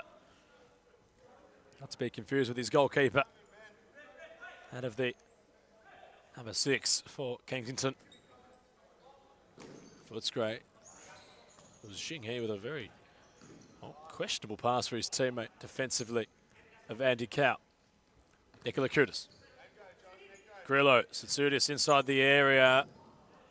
Grillo's pass won't find either Malakia or Tsutsoudias.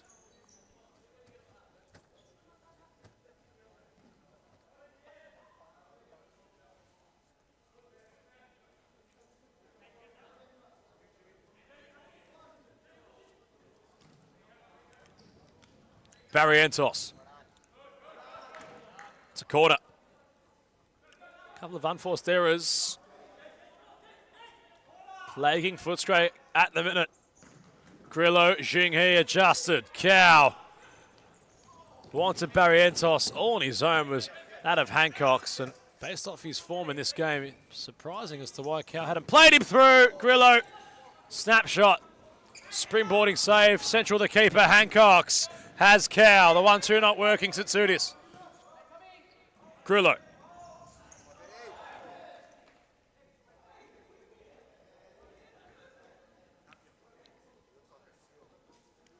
You can tell Grillo today is certainly feeling not spiteful, but interested in wanting to get his side back on level terms, and he's getting animated in his approach. Getting a little bit, perhaps, tired of waiting and impatient to do so. Amador. Hancock's at the back post, Barrientos. Grillo takes charge. Setsudius. Grillo, Chance Kensington. Grillo can't believe he hasn't scored.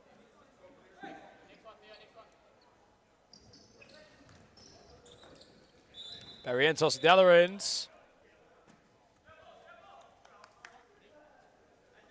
Awards Kensington a free kick. Ollie Patton re-emerges.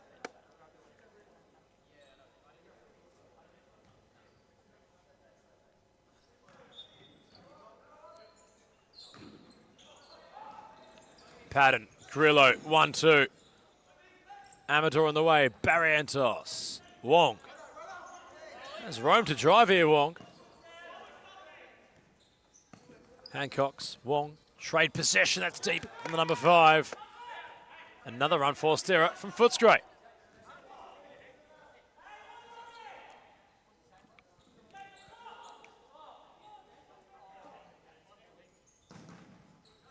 Grillo hits Hancock's.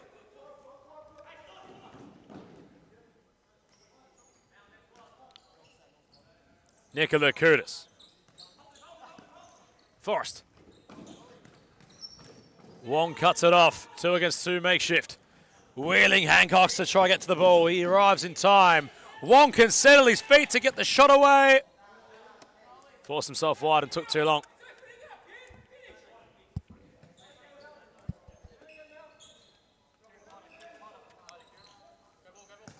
Wong.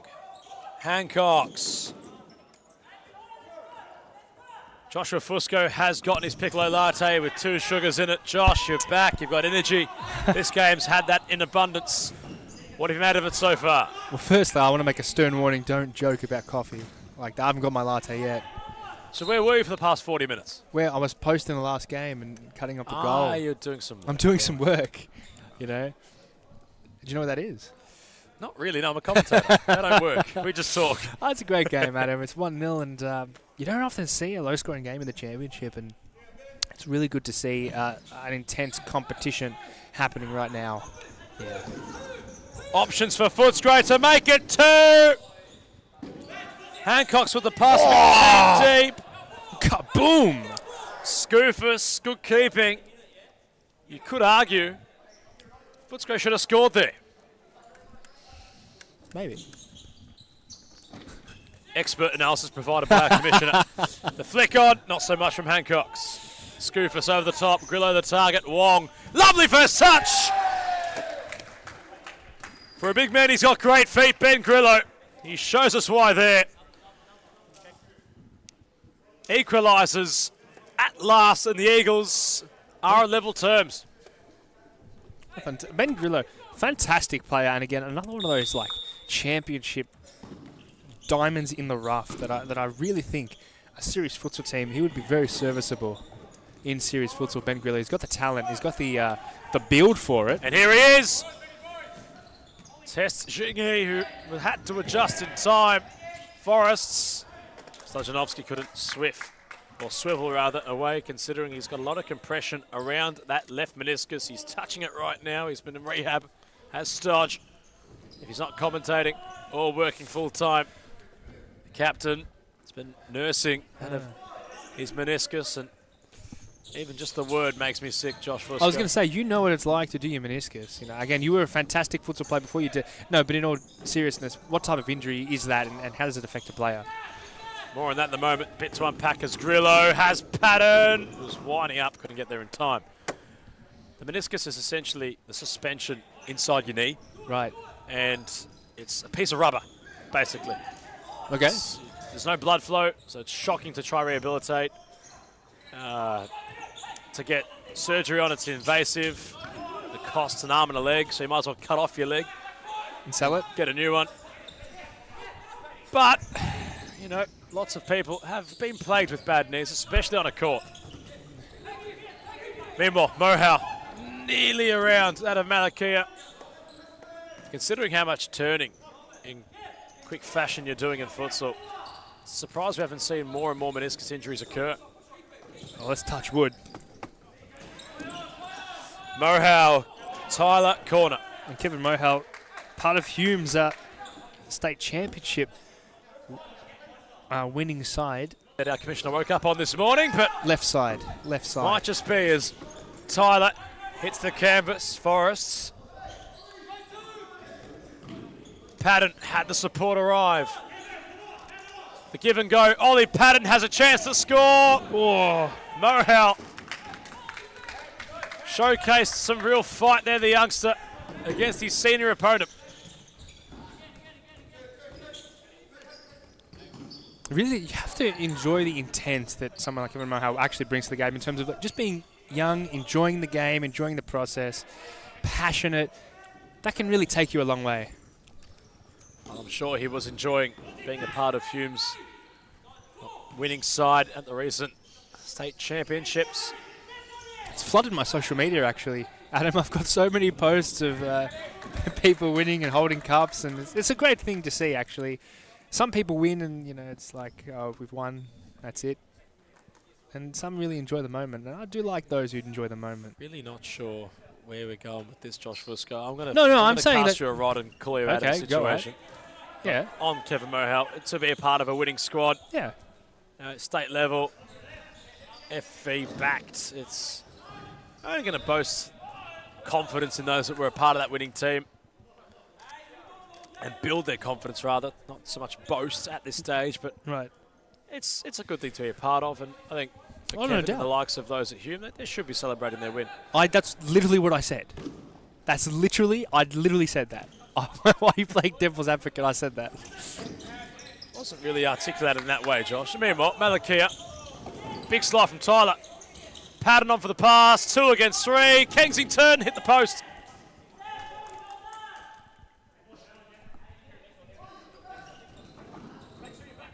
Stojanovski. Wong has the afterburners Wow. to get there. Scoofus, big save.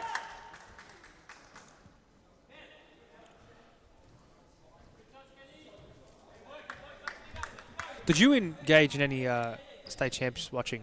I did watch the final. Really? We went there in person. Good on you. Not so much in person. Did see it on the social stories as well. I was keeping up with what Hume put out. They were pretty active that night, and it's good to see Nick Parthamos getting busy on the court, doing what he does best again. So you watched the stream of the game?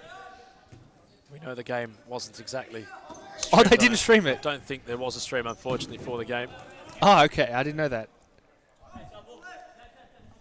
So then how'd you watch it? More on that in a moment, as Footscray have called for timeout. Alex Stodge noticing there's been a few unforced errors and things to potentially work on. Wong had a great chance to score. Couldn't steer it beyond Scoofus. We have a 1-all stalemate. We head to a timeout.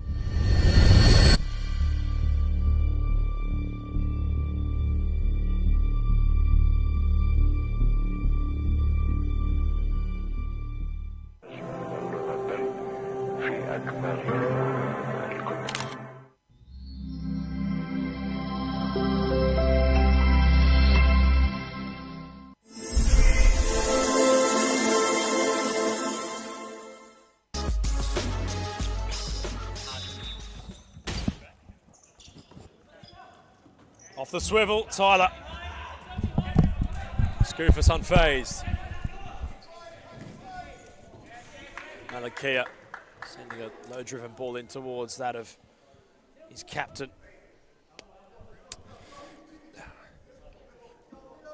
And although perhaps the state championship final wasn't streamed, it was good to see the likes of those involved from a serious perspective get the job done.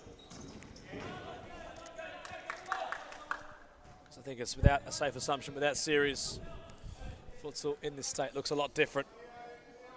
Yeah. I have to agree with you. Whoa, well, you might have been out there. Jinghe's come a long way. Barrientos not around. Malakia.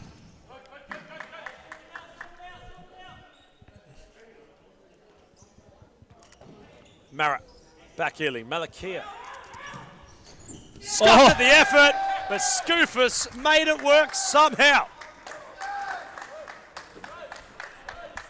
Adam, I don't understand how he's put that ball at the back of the net. Look at him. He's turned, he's faced the other. What a goal. That's instinct. For some reason, I must apologise to the audience. I've gotten Scoofus, the goalkeeper, and Tsutsudis confused pretty much all game. Meanwhile, Tsutsudis had scored, Scoofus made the save, and Kensington lead by a goal for the first time in this clash.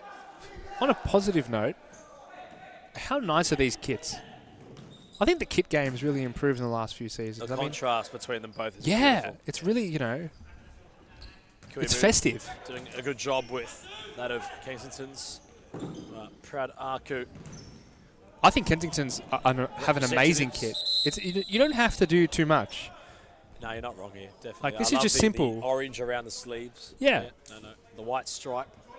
Does have to match up with the rest of the kit. I like that. I think so. It's a really nice kit. That's a fair point to making Fusco. And the colour, the change of colour from that old burgundy red that they had to this new kind of vibrant. I think Kensington's red kit here, goes up against most. Really a vibrant time to be an Eagle. A vibrant time in the club's history. Inside the top half of the championship. Oh, no. A rare fumble. A mistake from Amador. He rectifies quickly. Had Wong, didn't use him. Grillo's on his own. Hancock's backtracking.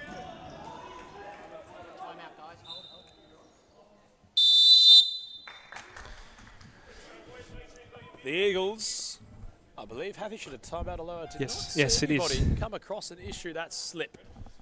Nonetheless, they lead by a goal following the studious finish of inquisitive nature inside the area to lead by 1 goal to 1 score.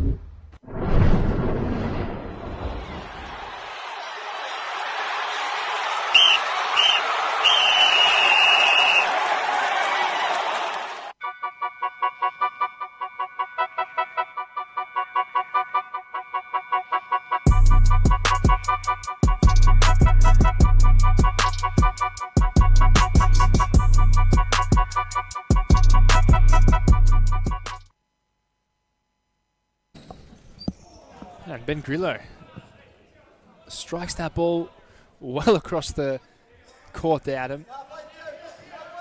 What do you think of that shot? Good thing you're not a broadcaster, Josh. Oh, I know. You're a jack of a few trades, master of a few. Jack of a few trades? That's absolutely wild. I was complimenting you.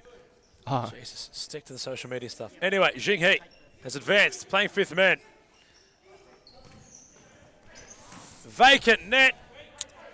Nicola Kudus thought about something, but Alex Stodge, you can see the intent. They want to go 5th when they get the chance to. Footscray. 4 minutes, really. 2-1. They've had opportunities. Do you think it's too early to go 5th man? I think Stodge would be not disappointed. That's the wrong word. I think he'd be certainly demanding more from this game, considering how off the ball Footscray have shown some real decent ideas. They've executed them. They've been pretty nifty. They've compacted and constrained the likes of Patton and Grillo. Oh! They haven't been overly physical. They've just been rather efficient in getting the ball back. And I'd say it's more the execution of their chances. Hancock showed us in the first half that how important it might be to execute upon having your lone opportunity too. That's what a good futsal player would do, is score when having the chance, but a couple of other occasions where that hadn't been the case, not for the lack of trying, or for the impressive goalkeeping from Scoofus at the other end. Barrientos couldn't spin away. Grillo couldn't control. Thoughts on our next match, Josh? That's the one we've sort of been quietly talking about. Meanwhile, we'll have to halt that. Amador off the back post. He's been deserving of a goal, has the number 7, which he's gotten, and this game is on level terms again. Well, it ain't over until that final whistle, and there's 3 minutes to go. And I'll tell you what, Kensington will be pushing hard for another goal because look at the position on the ladder. Need to keep that pressure on Bullin and RMIT. What a save. End-to-end futsal. Scoofus saving at his near post. Jinghee had to deny a cutback across his own goal line only moments ago.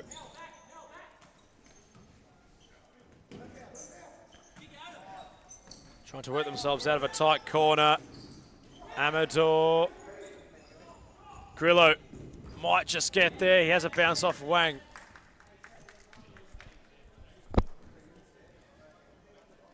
Look, returning to your secondary point, Adam, on the next game,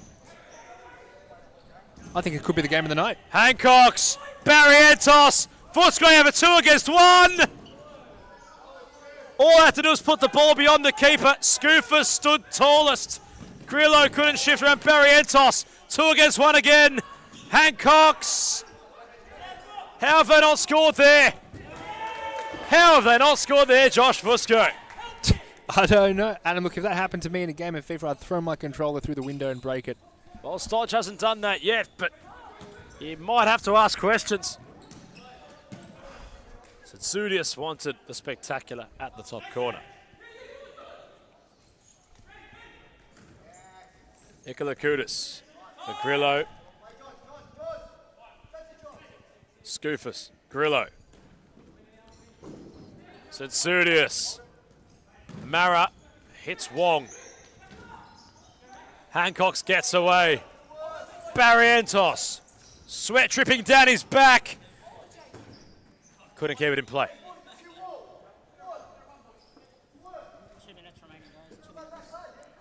And to think we still have one fantastic championship game to go. Hancocks, Tsudius. Couldn't get the ball, but his backtrack did just enough. He's in possession now, the number 6. Mara. Wong cuts it off. Nicola Kudis thought he was away. Barrientos prevented it. Inside the area, Jinghee had to remain reactionary.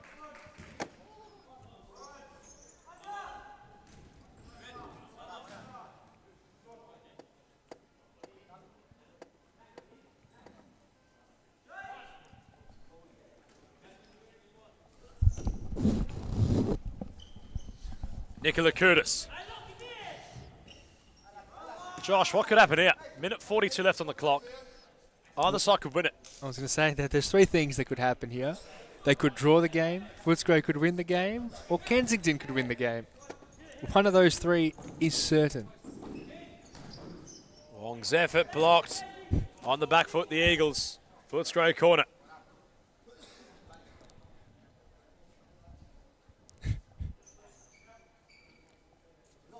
Jinghee creeping at the back post.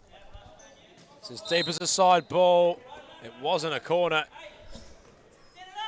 It's a very deep side ball, and that's wasteful from Amador. Is that a good game? Hancocks, strong. Oh my God, bro. Pattern into Hancocks.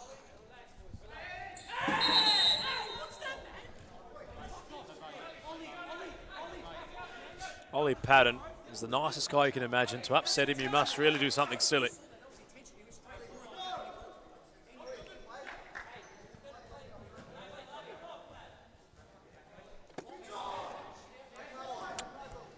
No love lost between these two sides as it currently stands. They might not be come the next clash, but for now, Macca Hancock's trying to become the aggressor. Ollie Patton assessing his mouth for any blood. Amador, Hancock's. Patton pressing, winning the ball nearly. Amador not around Mara. Minute 24 left on the clock. Jing He still a factor.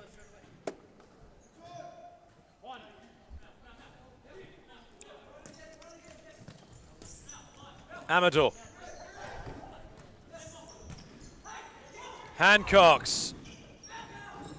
Patton comes across. Away go the Eagles. Mara, 3 against 2. Grillo tried the splitting ball. Controls it, does the number 9. Has a glance towards goal, deflecting ball from Wong corner. Oh, this could turn.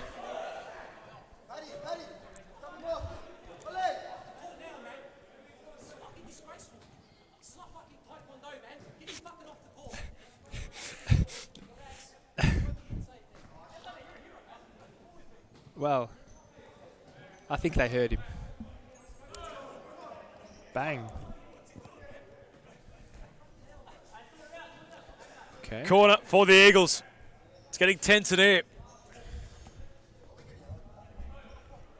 Ollie Patton remains on the court.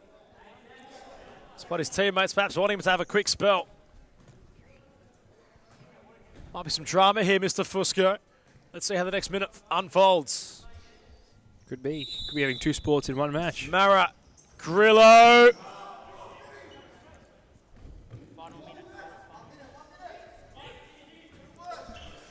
Oh, yeah. Wong, great first touch.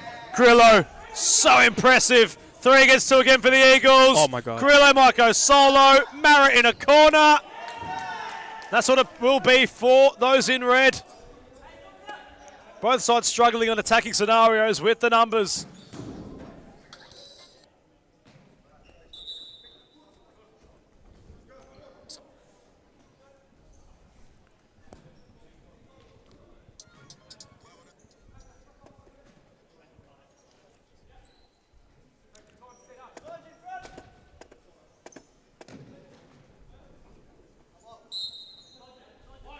Jing He had to go.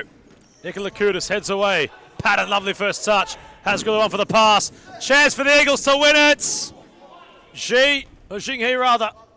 Stodge under immediate pressure. Amador gets around Nicola Kudus, the tied leg showing.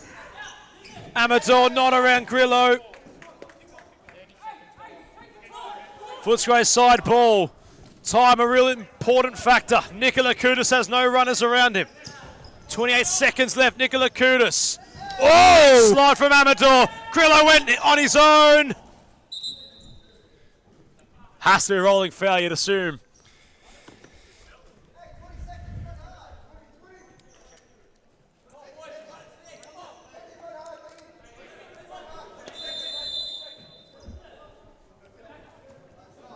Is there late drama in the second match of round 2? Patton off the ball with Hancock's.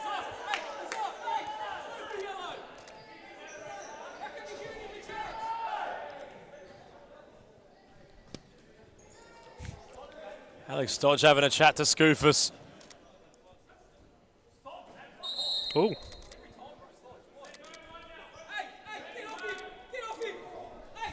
Bench is clear here, that's for sure.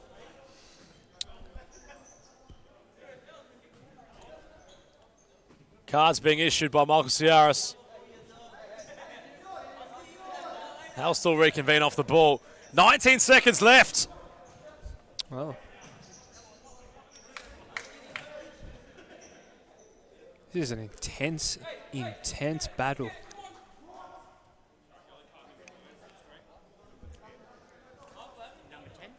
Only 3 fouls. Yeah, surprising that. Honestly, yeah. Yeah, honestly, it's quite surprising. Nonetheless, Amador, Hancock's both behind the ball.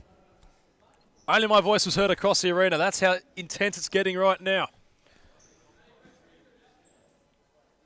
The Northk and Braybrook players watching on. An important 3 points up for grabs. I can feel my heartbeat. What can happen here? Amador. Oh. Well, didn't even take a second off the clock. Might have added one. Scoofus went too quickly. Wong. 2 against 3. He's down. Oh, he's gone. Oh, he's gone. Ollie Patton has been sent off. Wow. Honestly, that was really anticlimactic of a challenge to get sent off on. Probably deserved it a I'm few not sure about that, challenges ago. Fusco. That's what I'm no, saying. I'm not sure about that. Sorry, I got A to few override that. chances ago, I think there would have been a much more I don't think that was cases. a yellow card, personally. Well, we can have a look at it Look again. at it back quickly before the free kick. Look at that. Wong was getting away. Oh. I mean, I think it's probably accumulation. No, I'm not sure about that. But anyway.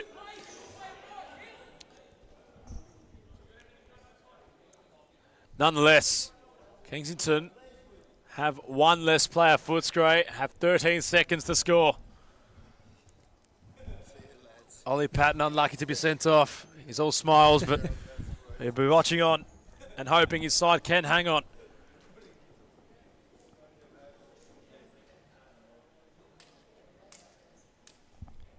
That's oddly really wholesome from just going up, This saying game goodbye to the is opposition. really hot. It's heated, and Ollie Patton still shaking hands with those on the Footscray bench. You love to see it. Box Harris wants Ollie Patton to get off quickly. Might give those 3 on the court for Kensington a breather. He's in no rush, Patton.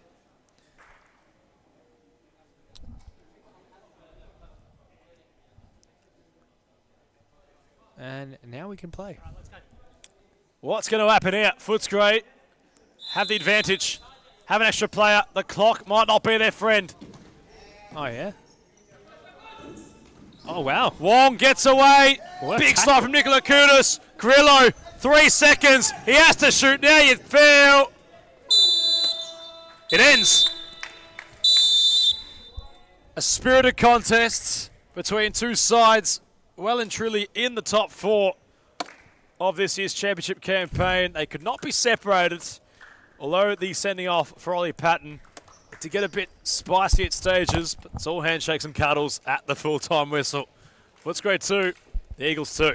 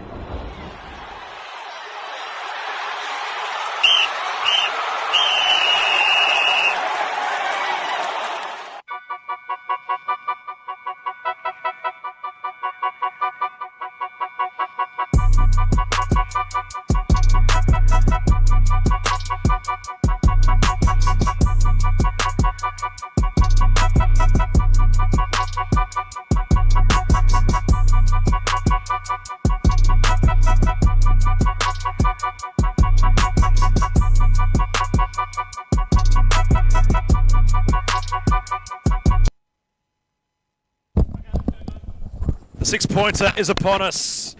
Round 7 coming to a close in the championship, and we close out with a match which promises to deliver, you'd hope, something for both these two sides on the leadership table. At the bottom, Northk without a point, Braybrook with the 1 point, which came in round 1 against Melbourne Arons, who had the break this week. Josh Fusco's alongside me, Adam Palombi, for what's to be a clash of the ages between Braybrook and Northk. Yes. Keeper for Braybrook tested early. Josh, how do you evaluate this one, considering... Well, where do we even start with these two sides? Yeah. It's been a really calamitous start to the campaign for both of them.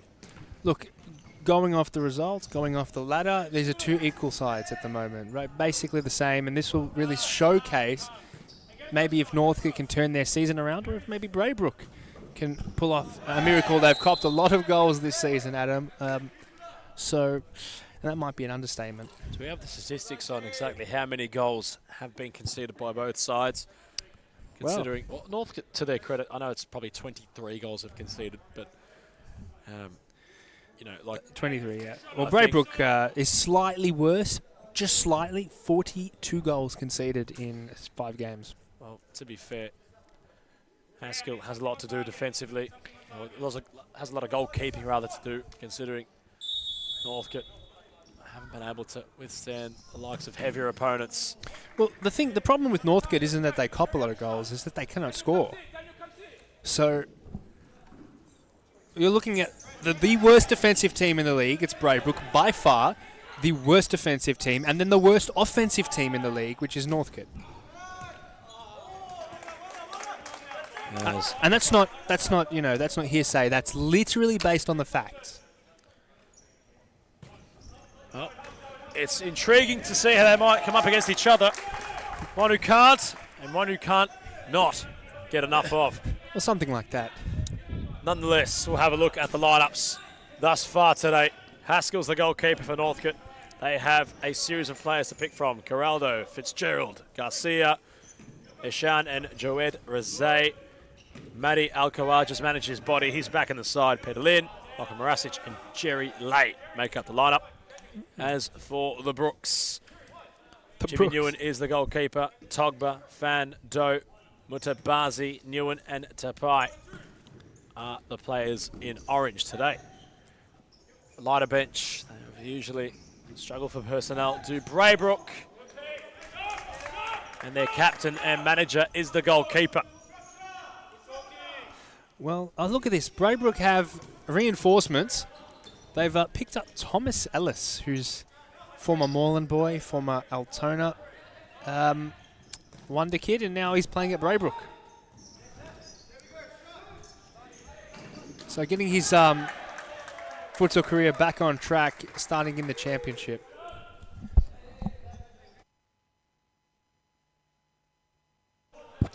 Well, Ellis wasn't featured on the team sheet, but he is here in the flesh. Well, he's not on the team sheet because we just did him. Well, Weefroth has not updated yet, but that's what we're going off, Mr. Fusco. Nonetheless, that's irrelevant right now. Haskell plunged to make the save. Northk defending early. Braybrook wanting to be the aggressors. Tapai flicking on with a header. Fan comes across. Backheel won't work from out of Nan.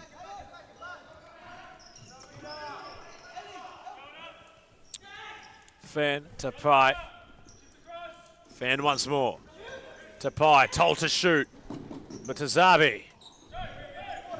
Rezai. Geraldo nearly got away. Rezai, rush ball forward. Tapai cuts it off. Does well. Does the Braybrook number 12. The give and go. Haskell putting his body on the line. Adam, what do you make of Isha Haskell's rise into the championship now? He's come from the lower leagues, started as a youth goalkeeper, started as a player actually, come into being a youth goalkeeper and then found his way at Northk, replaced Finlay Kerridge, who, you know, serviceable goalkeeper for Northk. What do you make of his rise in futsal? Well, he had done a fair bit with Western United back in the day under that regime. which Fernando de Moraes and Salim Mohammed were involved in. So there's Parthamos and Skopolidis. There's a few players there which are at the top end of different teams in series futsal at the moment. But as for Haskell, very decent youth goalkeeper. Right now the championship has struggled as his side have so far, but showcases that he's got the makings of someone who could be well and truly in the premiership one day. That's his aspiration. So you wouldn't put it past him to try everything in his power to get there. Whether he can, I can't say, because it's literally a thing of time will tell. And that's the thing, being a goalkeeper in futsal, there's, if you look at series, there's a lot of great goalkeepers. It's not easy to break into that team, and a lot of those guys have started a bit younger as well. So I think Askill's hitting 25 now, 24, one of the two. If he wants to do it, he's going to do it now. Devil's advocate, though, would be, Josh, goalkeepers usually are players that mature at a later age. I mean, you look at Gianluigi Buffon, he played till he was 46. Yeah, but he was also good in his 20s. So, you know what I mean? It's really hard to say that you can peak, but everyone's peak is different. Of course.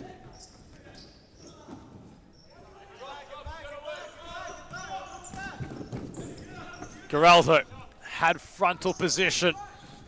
Tapai trying to go around. As for goalkeepers, though, it's no real timeline. It's not linear with how it might be for an on-court or on-field player. I mean, I guess so. But if you think of Edrado Mendy, from the former Chelsea goalkeeper, he only got his chance at a world-class level at the age of 27. I guess he was playing third division at the age of 25. Yeah. So it's the question to your answer would be that as long as you're doing everything you can and giving yourself the best chance to possibly rise. Yeah, of course. No, of course. If you're training every day and you're doing the things, and you're doing the right things, I mean, anything is possible. The world's your oyster. Don't mind an oyster. There's El Khawaja. How do you have your oysters? Natural. Natural, same. Best way to have Kilpatrick is very, very nice. Too much work. Alice trying to work himself. Back heel might work for Al Khawaja. Couldn't go around Fad. Tried to pierce the ball for Alice, who was all on his own. Tapai started decently. Has the Braybrook number 12. Player I do miss from Braybrook would be that of Togba. Haven't seen him in some time. He's not featuring today. Isn't he on the team sheet? I think that's why we got it wrong with Alice. Alice went on the team sheet. Oh, they've put him as Togba? Who's right. number 99? Could we just call him Togba? We're not going to call Thomas Alice Togba. Togba has such a nice name, though. Really, it just rolls off the tongue. Well, no, Alice he's 89. Getting around. Well, thought he might have been around his direct opponent. Ran out of court. It's a bit on Tom Alice. Josh, you've been around the block a bit longer than I have. You mentioned formerly of Maud. I guess so, yeah. I wasn't here for that. You weren't? Okay. Do we know what time frame roughly he was playing for the Blues? I think it was a season or a game. Something like that. I don't know enough. I just know he played there. Sometimes it's not a save. Al Khawaja forcing Newen into a save. Oh, my God. Alice has the strength. Couldn't control the ball that was moving quickly. Of course, do you remember him at Altona? Do you remember Alice at Altona? Briefly. Fitzgerald. Al Khawaja. I do remember Daniel Calvalche Geraldo at Western City back in the day. Oh my God. Back heel for Fitzgerald. Wow. Just quickly going to replay that. Mason Fitzgerald gets the ball, plays it nicely down the line, and look at how much space he has. Unfortunately, hasn't got the left foot to match. I think he was after Al Khawaja, to be frankly honest. Maybe. Matty not extending on the overlap. Now, Mason Fitzgerald, he had said to me yesterday that, hey, if I don't score against Braybrook, something's wrong. He said that. So I'm going to hold him to his word, the young gun, and see if he can score against Braybrook. Well, Eshad Razay in the meanwhile, Josh has inadvertently put the ball out for a corner. Not sure how he's managed that, but he'd want that moment back. Fan Trying to get the shot away. Another corner. Northk, it's no assumption to make. In recent weeks, they've struggled for confidence. Well, Although more than showing- a recent weeks, to be honest. It's about 10 games now. This is the 10th. So, but continue with your point. Apologies. I had to make that. No, Yeah. but fair enough. But for Northk, they've certainly wanted to find their groove, find their spark, find themselves back playing the futsal, which had them poised for a playoff position at the back end of last year. Many thought they might have tried to emulate the same this year. They still have time to make that happen, although as the season progresses, it has to start somewhere for them.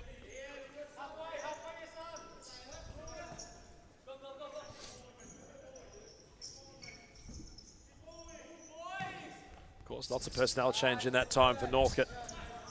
Alice, Fitzgerald, two players rather similar in stature. What I will say, to be positive, is that they've made some tactical changes. And they've gone from, I think, playing a more, let's say, advanced style of futsal to really knuckling down and trying to get results. And that's what's needed in this type of league. Oh, here it is. Geraldo It's has Fitzgerald. Fitzgerald for a side that have been really stuttering on court. Josh, where does it start for them, considering they are without the Merrimans today? Right. It's a major couple of losses for them. Yes. Mirasic yet to come on. Considering how Yep. Northk have shown some competitiveness in games which haven't gone their way, Sure. how can, against Braybrook, they change their fortunes, considering Braybrook haven't been able to really, in their own right, find the confidence and have had worse results in recent weeks than what Northk have? I don't know the answer to that, honestly, Adam, because at the end of the day, look, Northgate have some really good players, some really good young players as well. Braybrook, they're much more physical. I have no idea how Northgate can turn this around. Well, Probably like a full-time coach would help, you know. You always see a difference in teams when a player is playing and coaching. Same with Braybrook as well. Player managing versus actually just managing and focusing your time on that, because at the end of the day, it's really difficult to do both, and I think only Fernando can really do that. and he is the king after all. Al Khawaja, Rezai, Newen makes a save. Al Khawaja, Rezai. Good goalkeeping from the captain, manager, and goalkeeper of Min Newen. Huh? Jimmy Newen came up Yeah. in numbers there. He made a big save. Two saves, in did. fact. For someone who usually plays, you can play anywhere, I guess. It's fantastic. Doing a decent job in goal. Al Khawaja got to provide the finish. Newen wanted to go. Newen. Fan. Not around Fitzgerald. As Garcia thought he had a side ball.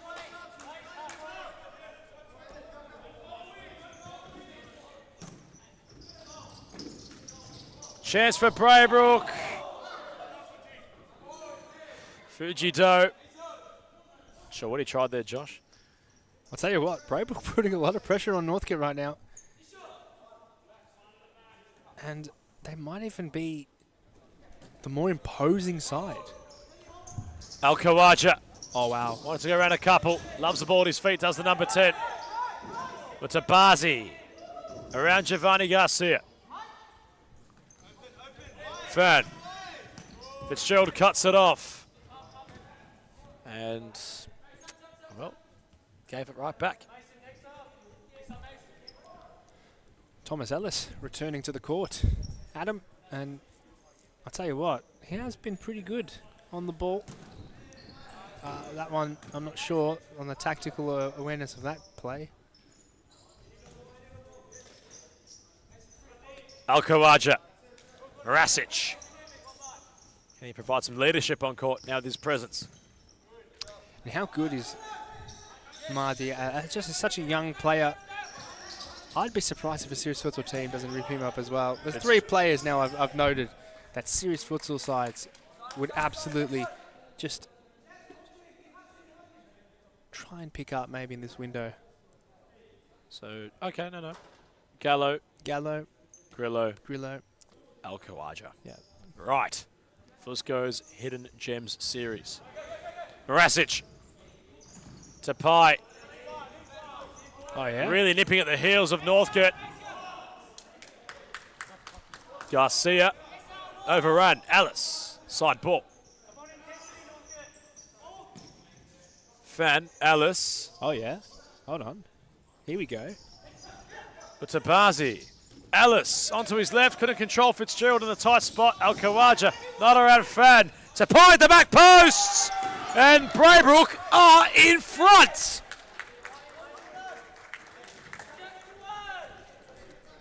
Well, I was talking at the start of this game, Adam, with a few people before we kicked off, and I said this is not going to be a blowout. This is not going to be Northk running wild against Braybrook. These teams are much closer than everyone expects, and it's showing here. Braybrook hold the lead. That's their 14th goal of the season for Braybrook after 5 matches played. If we have a look at the stats, Braybrook had played Footscray. What was nearly 2 months ago, Mr. Fusco. Make that a month ago, rather. They faced Footscray.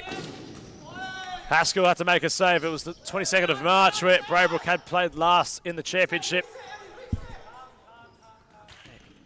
Had lost that clash, although had showcased they could score. Tapai's back post tap in. The difference so far, those in Orange lead. Dare I say, Josh Fusco, I don't believe Braybrook have had a lead this season. As that might be their first, huh? Fantastic. Oh, look at this. There's some comments. And if anyone's, please comment on the stream. Tapai controls it. Alice drills wide. Comment on the stream. Talk to us. We love to talk to you. And it's one of those days. Ethan Riggs Valentine says, I reckon Fusco could get game time in a game like this. I'm not going to cop I'm not going to. Jog on. Take a walk. Mason is the Josh Fusco from Timu in terms of ability. Oh, from distance. Newen palmed over his crossbar. I think that's Mori Fatea. I'm not sure. Jog on. We don't want to hear none of that. I do. Garcia awaiting the movement from Rezai. Marasic. Falters back to Garcia. Anyway, please, talk to us, lads. Send us some comments. We want to hear from you. Any questions? Garcia has a look on his left. It was Northcote's best look. I believe Moreland Blue Starlet, Giovanni Starletano's watching this match right now, and What does he say? I don't think I'm going to repeat what he has to say there. That can be up to you, It's pretty terrible. Josh would be man of the match. I think that's crazy. You know. Well, if he's playing paddle, he's certainly not going to be man of the match there. But some people don't arrive to paddle, so we won't talk much more about that. Alice. What do you mean by that?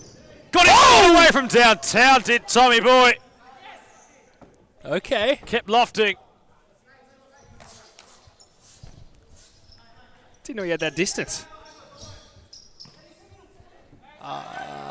Quick sell this team. Jerry Lay, Marasic. Which team are you referring to? Big slide, it's well cut off by Braybrook defensively. Tapai hit the deep. Marasic wasn't sure where to go. Made it work somehow. Rezai. Fans been defending nicely off the ball. Nashi0230 says Mardy would look good in Lily White. I'd have to agree with him. I'd have to agree with him. Be a transfer rumour transpiring there. He's good enough, isn't he? He really is good enough to play serious futsal. It's hard right now to evaluate him, to be honest. Look, no, I'm evaluating him from last season. Of course, yeah, but inconsistent because of those injuries.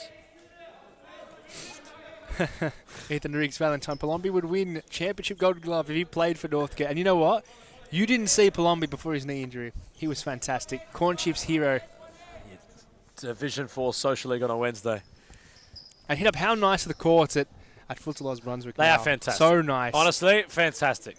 And that might get me, even with one leg playing go back again. and play. We should make a team. Alice breaks free with the ball. Fan! That's 2!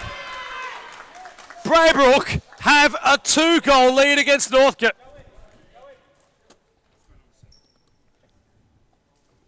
And this place has been stunned into silence.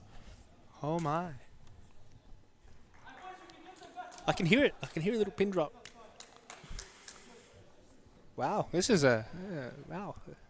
It's a long way up from here. It's a 2 big minutes hill. left, or just under that in this first half. And Braybrook have their greatest margin of the campaign so far. Now, I just want to say, we come back to it.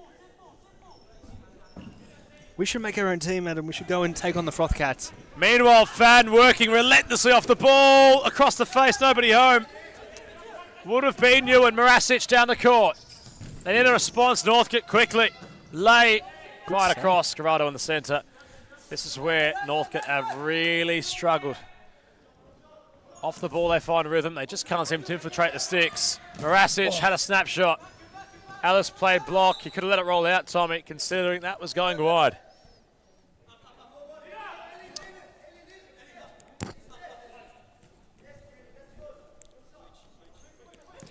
Adam, top 5 youth players. That's the I don't question watch the asked. competition. I hate to say it, I can't say Well, I've it's had just too not just much of youth the, players, but there's a lot of young players that you've watched. I mean, we've got Oscar Bryant, got Armando footy obligations Wood. in the Saturday evenings, hence I'm unavailable to put my attention into that competition. I won't be really giving you a proper answer there, Josh. Not doing the competition justice, but Don't worry, we have some things coming for youth very soon, though. meanwhile, there has been a bit happening. Don't mind the under-19s comp starting. Northk claw one back. At the dying embers of the first half, they manage to claw it back.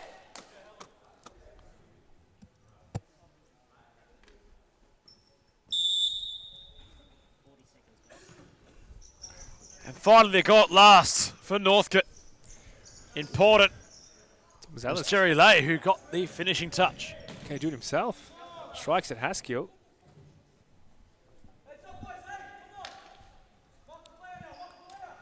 He's been very hands-on this game.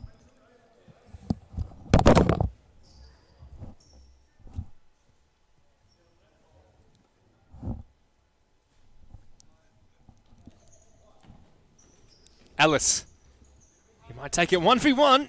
Haskell!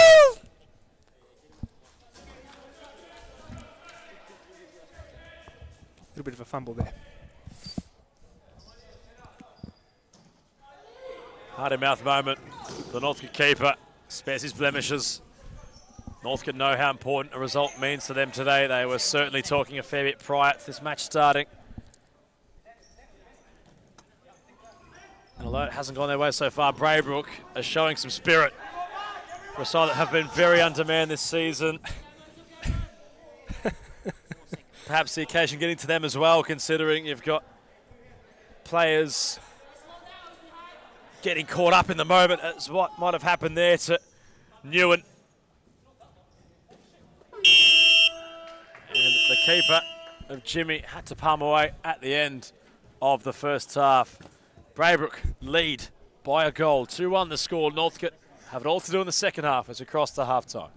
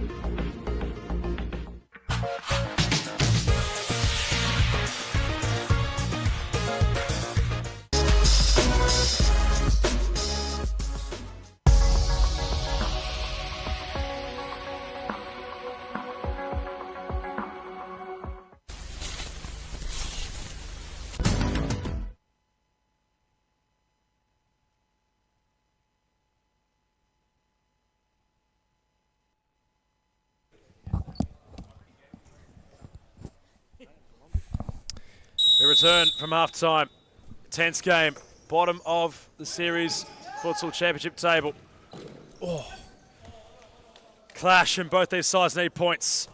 They do. Braybrook lead by a goal. They've shown some real spirit. Have those in red. The Brooks come into play today. Tom Alice has been important. Fan off the ball's been working hard. So has Tapai, who opened the scoring. Northk still lacking that killer instinct, that cutting edge, but have a half to find it against the side who have conceded the most amount of goals in the competition thus far. Josh Fusco, lot to happen here. Alice got very creative. Yes, Rodrigo Salas, the third official, nearly spilled his coffee, handed to him by those at DCSS. That's right. And here we are. It's one of those games, and it is a very entertaining game. 2-1, it's close, anything can happen. It's very tense, it's tight.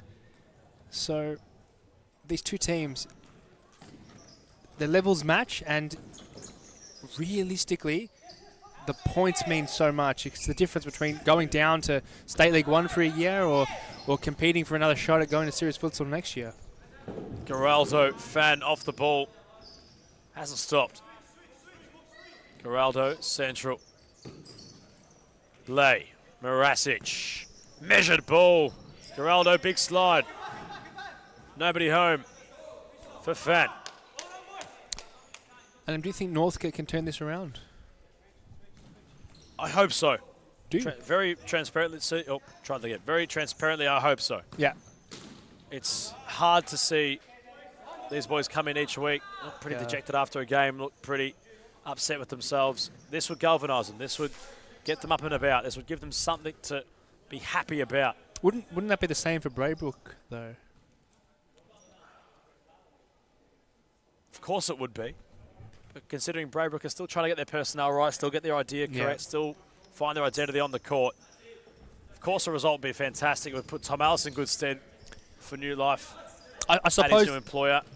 But I can't say Braybrook and Northk currently have the same visions. Yeah, sure. I was going to say, I suppose like the caveat to these, like, hey, Northk were a team that was going to promote a season before. So that there is a difference there, and Northk are a club that they do train. I've heard they train, and I've heard they really try and dig deep and tactically analyse their games and try to improve. So it's going to click eventually. It's just a matter of when.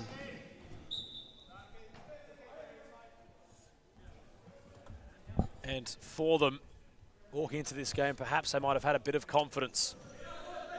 Mason Fitzgerald was certainly having a chat about how there was some expectations heading into today, but Braybrook have defied odds, and Alice might have a chance. He rolls it. Oh. Fujido has skied it. I mean, and if that's not going to wake up Northk, I'm not sure what could. I mean, look at this opportunity. He's got...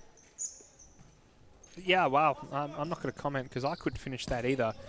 But a lot of space. And he needs to be putting those away.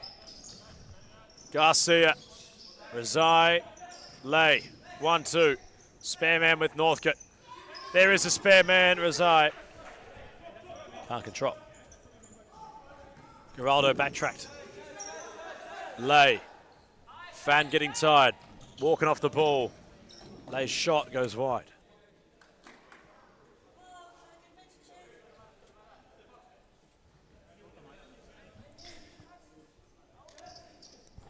Bujido not happy with himself. He's having a chat to Togba. In fact, sorry, mate, that Bazi. Still have Togba listed on Weefroff. That's not being helpful.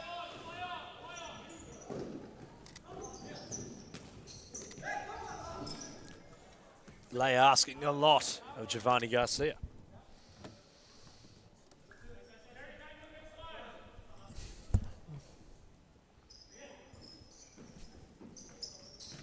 Newen, Fan. Oh, if you look at the Fixo and pivot part of the court for Northk, Tapai up against Geraldo, that's a bit of a mismatch in height and size. So if Tapai's to get the ball at his feet, he will have the physical advantage. Al-Khawaja! Angles blocked by Newen. Good goalkeeping. He throws quickly. Fan on his own. Oh. Sits down his opponents. Garcia, how has he kept that out? Fan thought it was going to be a 2-goal lead. Razai at the other end has Al-Khawaja. He went on his own. What a block off the line from Garcia. Very clutch indeed. I think honestly, looking how the game's going in the direction of the morale, that would have probably finished the game. Telling, but I can't disagree with that, Josh Fusco. I cannot picture otherwise. North could have shown that in recent weeks. Oh, yeah? Tapai holds it up. Newen, Tapai inside. What if... Okay, Josh, put you on the spot here, right? Oh, yeah, if you are the Northcote... Say you are hypothetically the Northcote manager right now, what are you doing? How, like, forget tactically, to mentally get these guys up and about, to get them with some belief flowing in their veins. Are you getting out the hairdryer? Are you trying to inspire them? What are you doing? I'd love to know. Like that's what they're missing. They need someone to just not be a cheerleader for them, but give them voice. Give them a reason to believe. I agree with you. I do agree with you. I think the first thing I would say is they don't actually have a manager. So that's the problem I initially said in the first half. Is like they don't have a designated manager. So if you have a player manager and they're on the court half the time, who's actually orchestrating the bench and organising the bench and keeping that morale up? So just having someone there who can pump up the boys is essential. I mean, look over to our left. Do they look energised? Not really. They're quiet. They're not saying much. In all fairness, there's not a lot of leadership. Nor are the Braybrook bench. Yeah, absolutely, but we're not talking about Braybrook. They might not be, but if you look at the current score and the current swing of play and how it's going, it's leaning towards, Braybrook still have a chip on their shoulder today. They have a point to prove.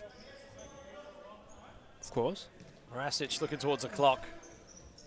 Tend to do that a fair bit, Northcote. They always want to know how much time they have left in the game. It's more from a personal note. I'd like to see them take it on.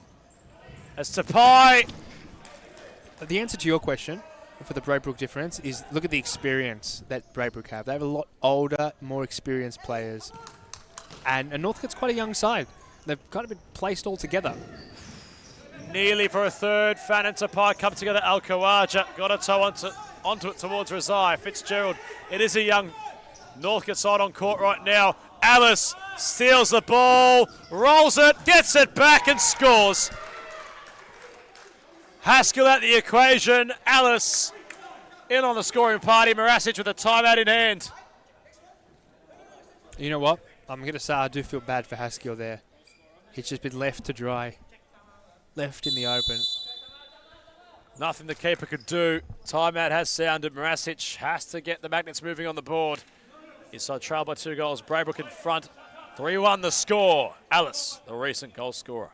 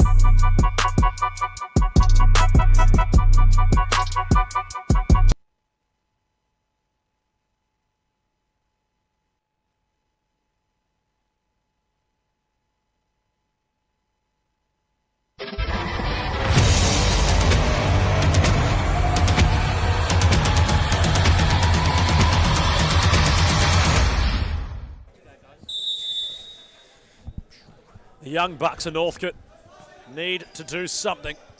12 minutes. Braybrook looking at their first 3 points of the season in the championship.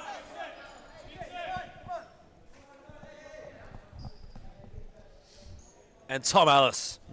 Josh, what a layer he's added to this side that we're in desperate need of a bit of maestro creativity. Absolutely, and he's a great player. He just needs to get match fit, and he'll be, you know, a very, very good championship player. You can tell he's got the making of it, and he played series before, and so, again, experienced. Not an old guy by any stretch of the imagination, but experienced. Equalizer. There it is. Razai! That's more like it. Northk claw one back. And again, Adam, I just want to bring back to our point of coaching. When Northk had the opportunity to bring their players together and actually discuss a message that they could send out to all players of the team, it actually works, and you can see the difference in how they play. Now, if they can keep that consistently throughout this half, well, maybe they can make a way back. But again, without that leadership consistently, it's just a bunch of players running around. It's not. That's not harsh. It's not harsh. I didn't say anything, man. You're the one saying stuff right now. I'm taking this game in. Carlton are more than warming up in the background. They're starting to come in to DCSS Series Premiership not far away.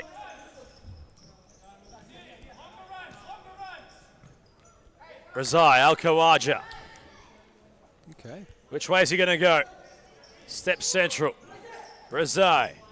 Fitzgerald. Okay. Got the cross in. Tabazi, the youngster under pressure. He remains on the tarmac. Alice has a glance behind him. Oh, wow. Ball rolls inside. Alice! Good save. Haskell had to adjust.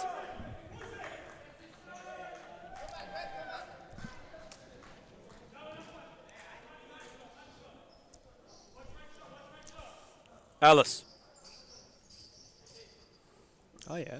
Kawaja measuring the movements of Tamalis to Pai. Azai was strong, although it's gone the way of Northk.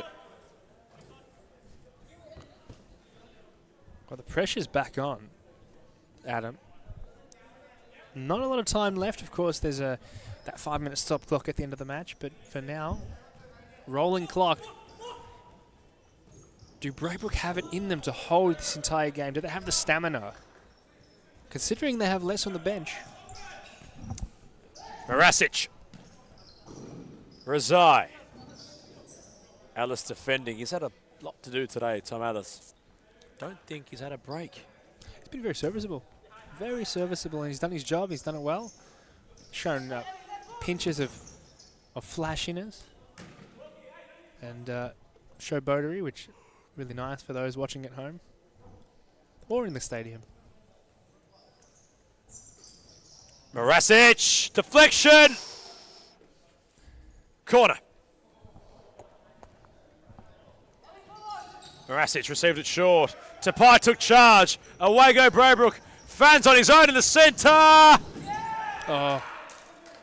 And he scores. Has he? It hit the back of the post inside the net.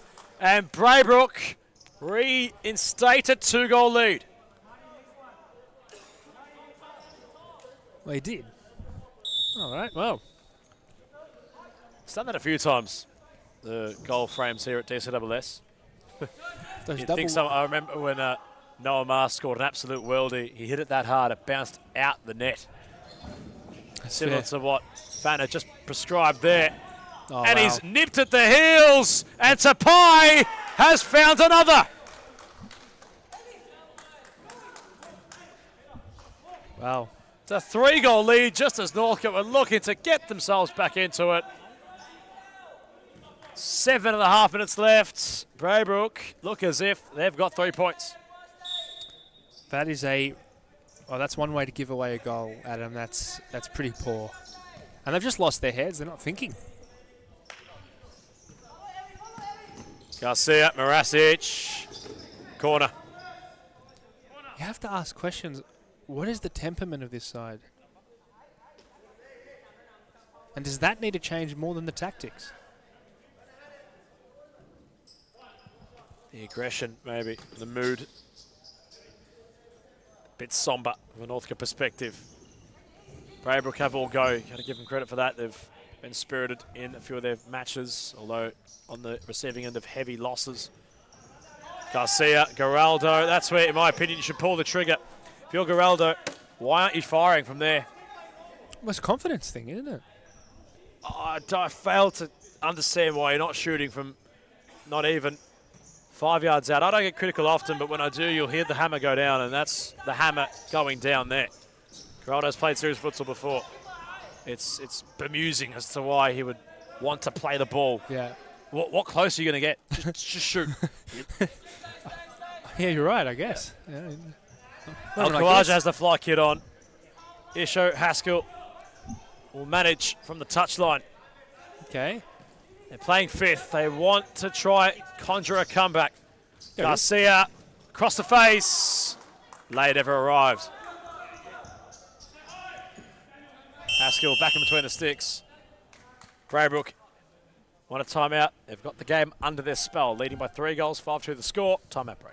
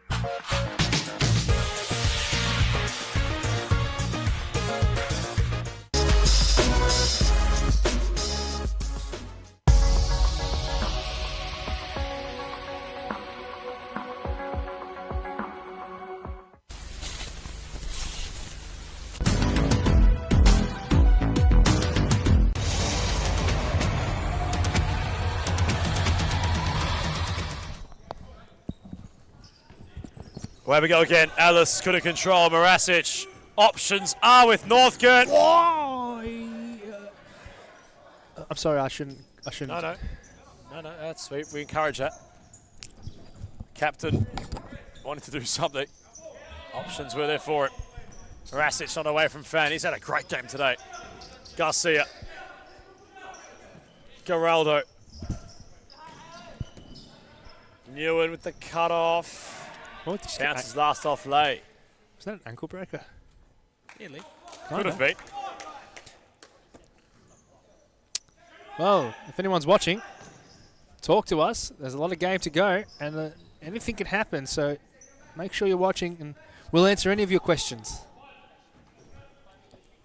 Most of the questions. Al-Khawaja re-emerges.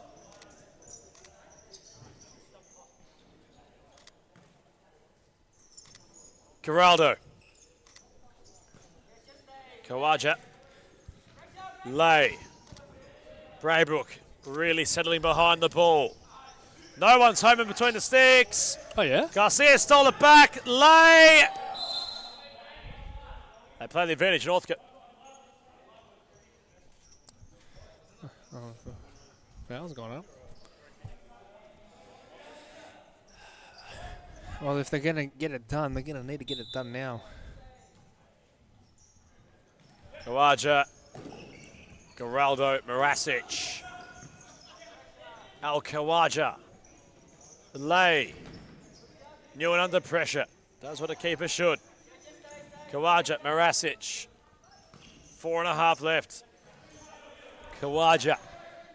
Marasic. Geraldo. Looked hesitant to shoot. I've seen that all day from him. Geraldo might be nursing an injury of some type, considering he has really not wanted to pull the trigger. Khawaja, here is Geraldo.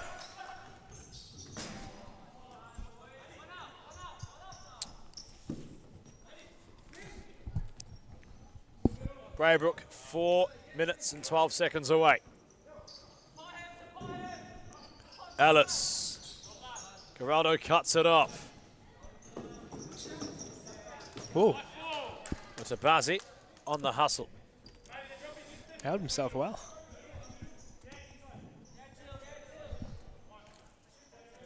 Marasic. Al-Khawaja.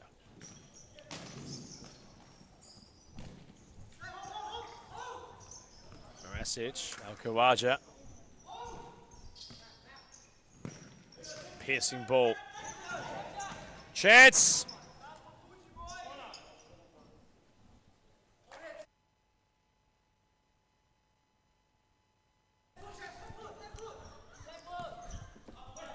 Al-Khawaja. Late. 3:45 left. Garcia, he went for the cutback.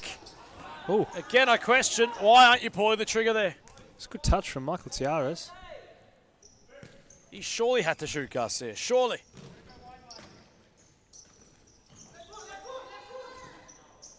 Lay. All right. Tried to flick on Garcia, never worked. Newen could have gone quickly. The goalkeeper, as it stands, is Al-Khawaja. Mutabazi, chance, has to be. Big save by the keeper. Make that the fly goalkeeper of Al-Khawaja. Fan could have had another.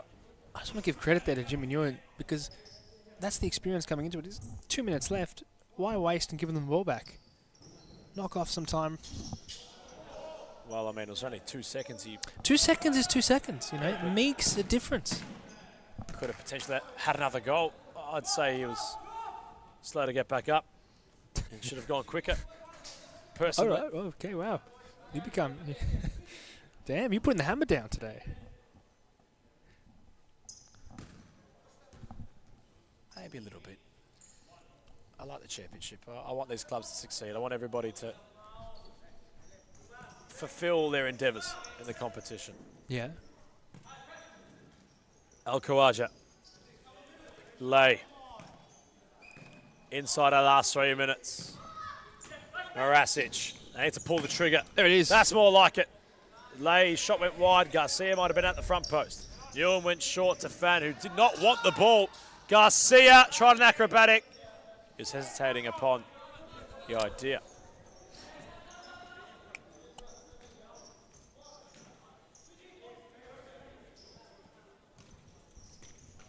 Marasic.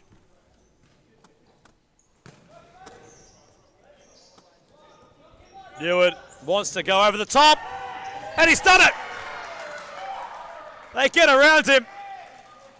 The manager, captain, club founder, Braybrook's own Jimmy Newen rolled the ball out in front of him and leaves everybody in orange to celebrate.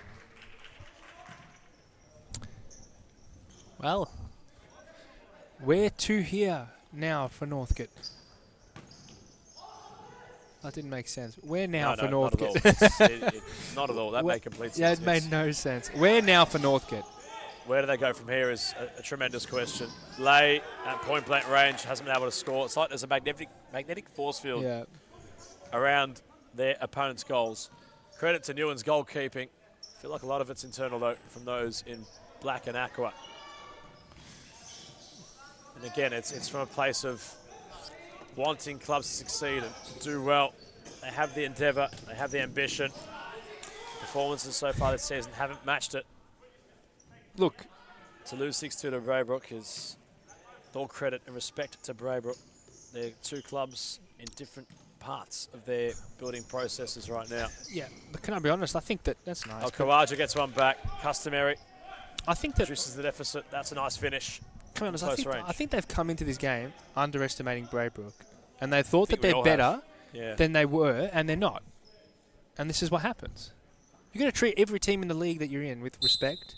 You know, I'm not saying that everyone at the club is doing that, but there's certain people that thought this was going to be a walk in the park, and it's never a walk in the park. You've got to put the effort in, and you've got to put the work in, and this showcases 6-3. I mean,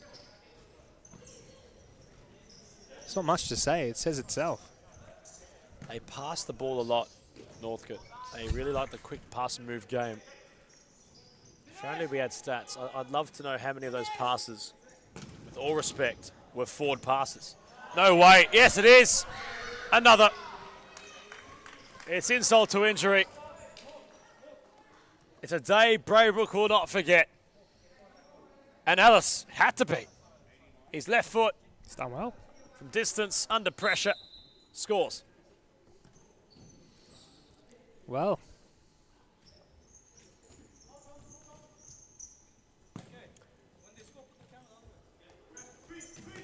Equalizer, Marasic, Geraldo. Let's put it wide.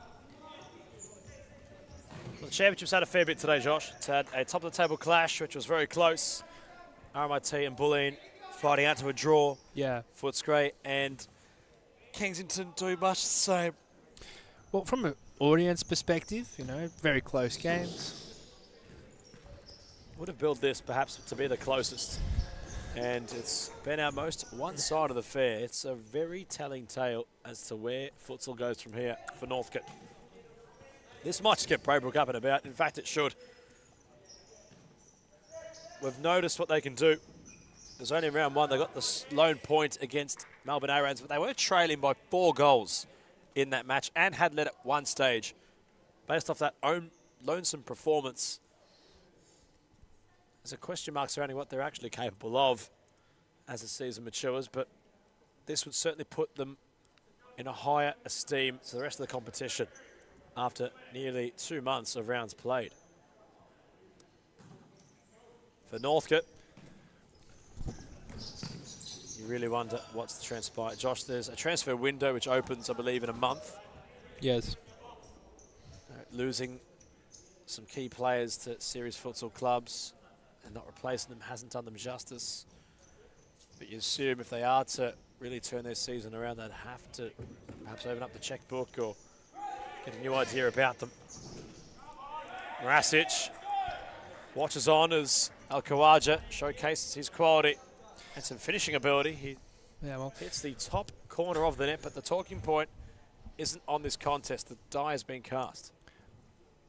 Again, Adam, I'll go back to the point. Maybe it's not the players. Maybe it's just they haven't got a coach. You know, that's... Geraldo's over around the ball. Fan Ellis awaits the movement. Rolls it for Fan. And somehow Newen hasn't scored. Late.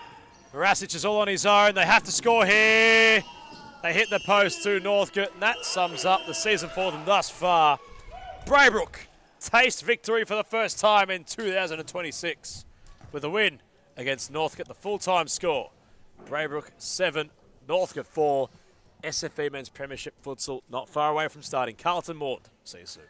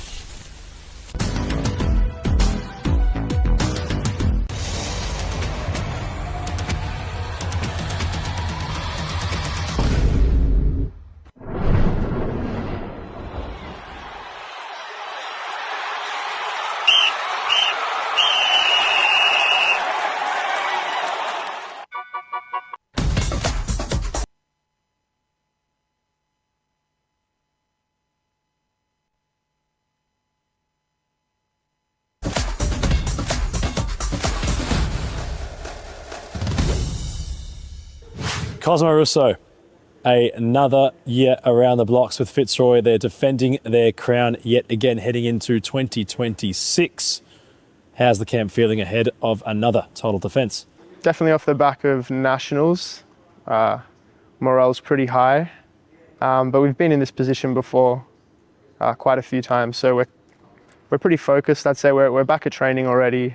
As good as nationals were, it's kind of already in the past. I feel like just everyone's in really good spirits, looking forward to the new season. Slightly different format, but yeah, we're ready, and yeah, I don't know, can't wait. On the format change, of course, a much longer season. Cup competition has returned.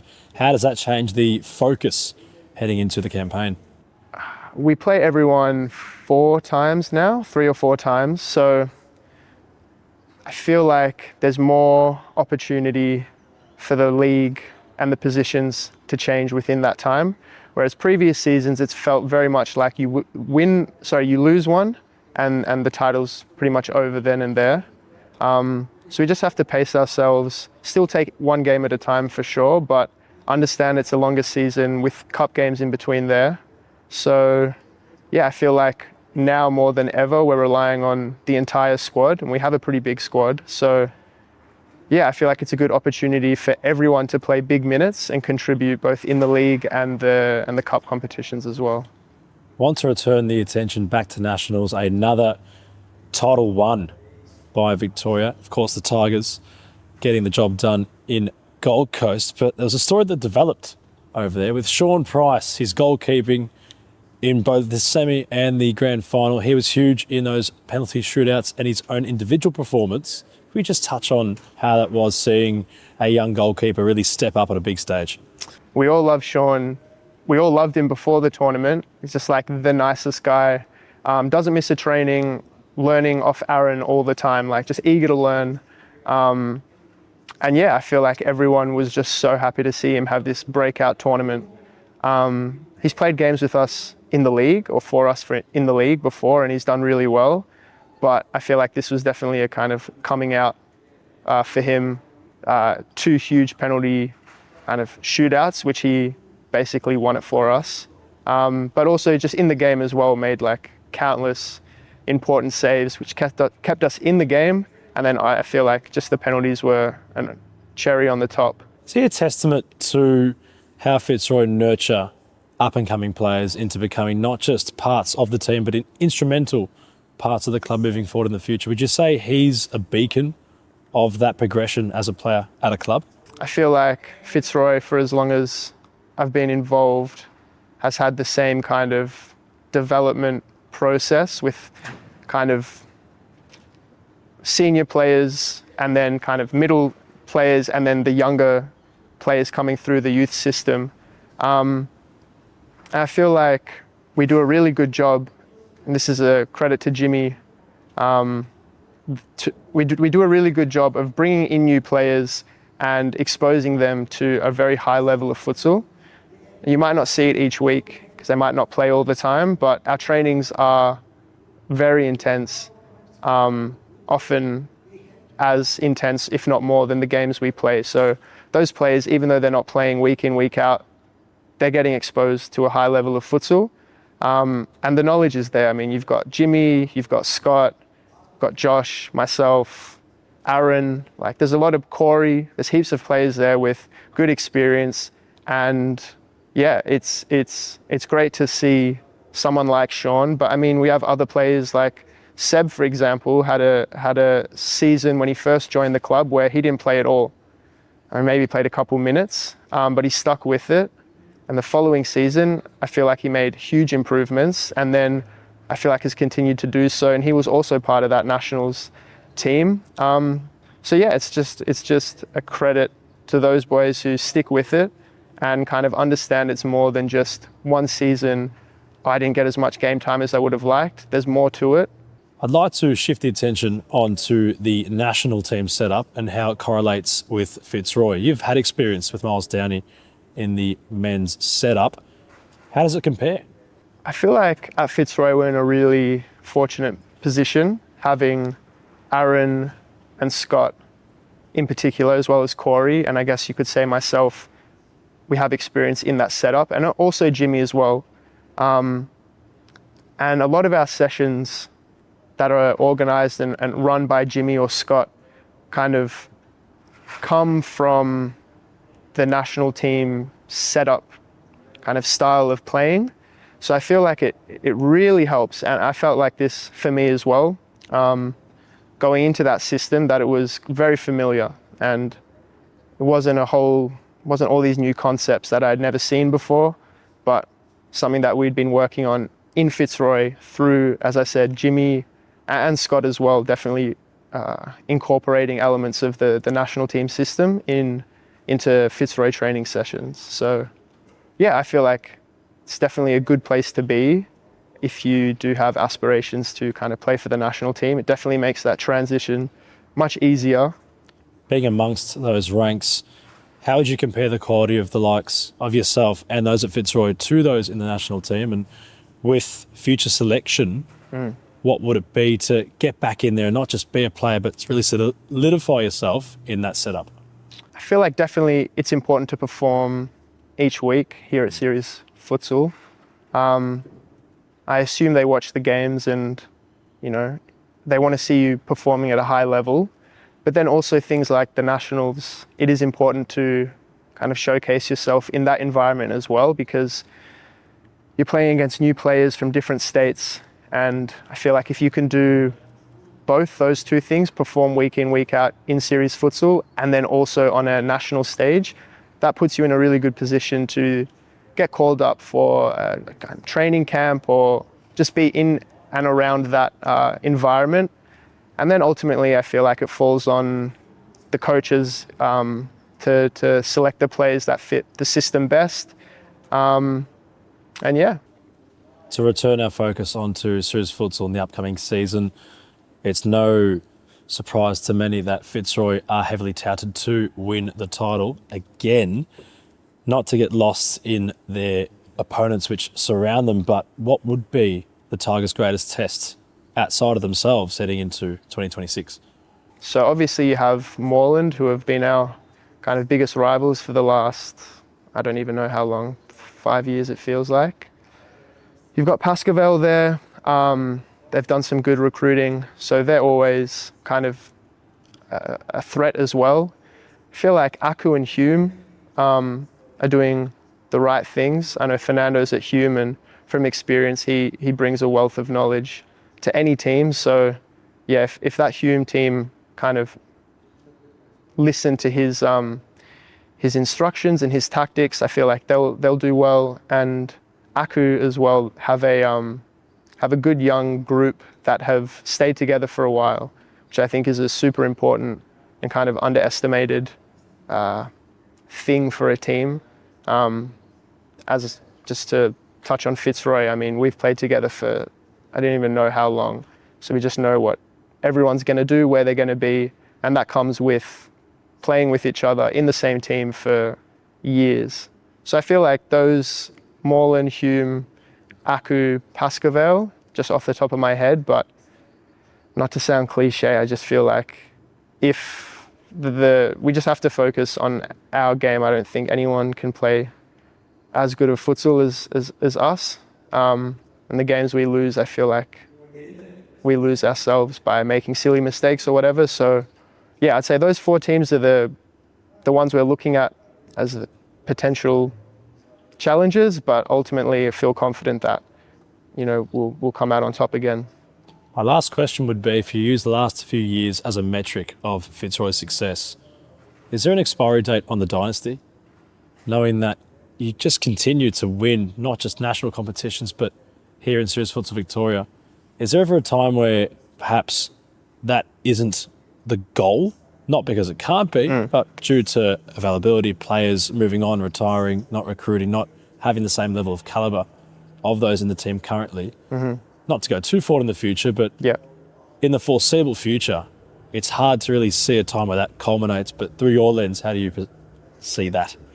I feel like that's kind of what makes Fitzroy so unique and special, is that for even the last 10 years, I mean, it used to be Fernando was the senior player, and then there were players under him. There was Alistair Dunlop and Ange Fusca, who I don't even know if people remember. And then below them were me and Scott. And then below us are Harry and Elias. So I feel like for as long as I can remember, Fitzroy have done an excellent job at integrating youth players into a high-level senior team. So I think what makes Fitzroy so special is the ability for new players to come into this environment, learn from the senior players, and be integrated into the squad, all while still playing the best possible futsal at the highest level. And that's been done for as long as I can remember. When I joined Fitzroy, the first time would have been 10 years ago, I think. And there, above me, there was Alistair Dunlop and Ange Fusca, and above them, because they were a couple years older than me and Scott, who were there at the time, above them was Fernando. So it was just this kind of trickle down of information. And I feel like we're in a similar position now. I mean, our team is really young. I think, yeah, I'd say me and Scott are senior players and we're mid-20s. So I feel like I can't see an expiry date, but then, you know, you have players below us, Harry, Elias, Seb, Sean. I'm sure I'm missing people, but, you know, they are younger again, they're early 20s. And then below them, we've got Oscar Bryant. He's 17, I think, just won MVP at Nationals for his age group. So, yeah, I feel like that's what makes Fitzroy so good and so special is we are bringing in new players and we are looking to the future, but we're doing it, and this is credit to Jimmy and Jason as well and everyone involved. We're doing it in a way that doesn't necessarily like give up games. Yeah, we're able to keep winning and performing, but still giving those younger players experience and exposure to then, you know, take the reins, and then hopefully the same thing will keep happening for many more years. Well, the focus, of course, on the upcoming campaign, but we appreciate your time today, Cozzy. Also, all the best with the title defence. Great, thank you.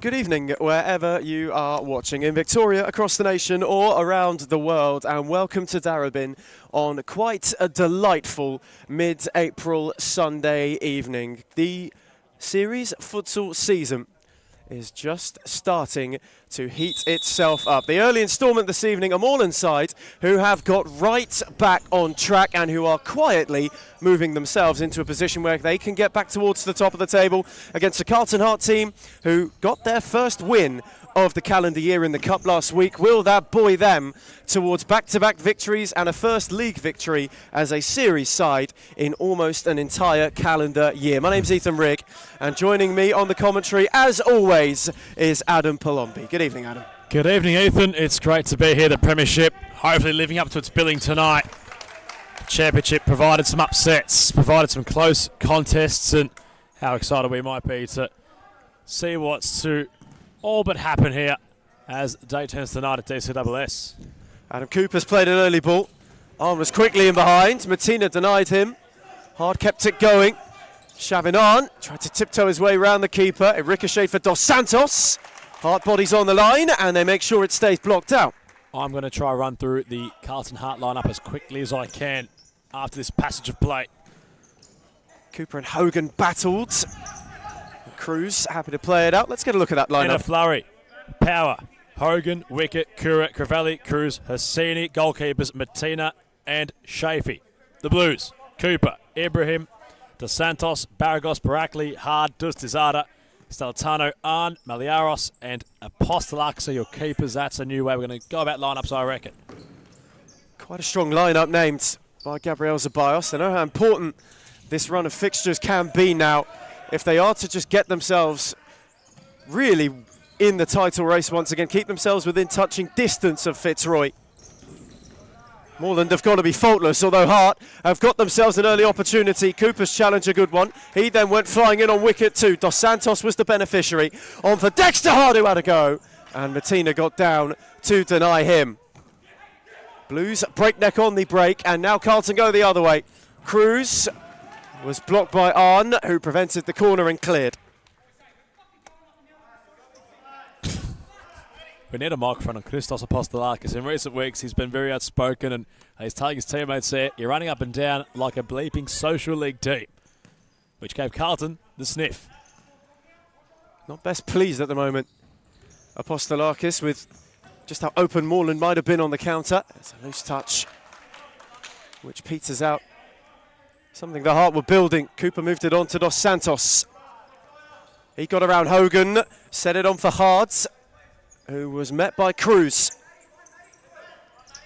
Dexter Hart did well to keep it rolling. Cooper will let it roll back for Apostolakis. Now Dos Santos. Get out the yard on Hogan. Lovely ball to find Hard. The return for Dos Santos, who steered over. Oh, he came screaming through to KDS. Couple of early looks for Moreland, none of which have bore fruit yet. Neither did that ball from Wicket. He was most impressive in the Cup. Last time out as Hart recorded victory, he was at the double. As Adam Cooper wins a corner.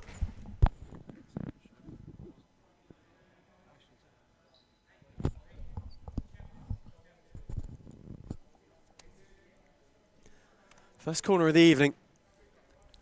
Cooper to take. Moreland wanting that rapid start. Dexter Hudd hammered his effort over, and it took a flick on the way. It will be another corner. Shout given early by Michael Ciaris, the referee on broadcast side. This time Dos Santos did well to get a yard and clipped his effort just wide of the far post. Some early Moreland warning signs. Wickets. Carlton create something wicked on the follow-in. Now Hart were not best pleased about the attention he received. Sandwiched by Stellitano and Dos Santos. Carlton Hart thought just for a moment they had a shout for either a free kick or a penalty. Cruises take Stellitano across.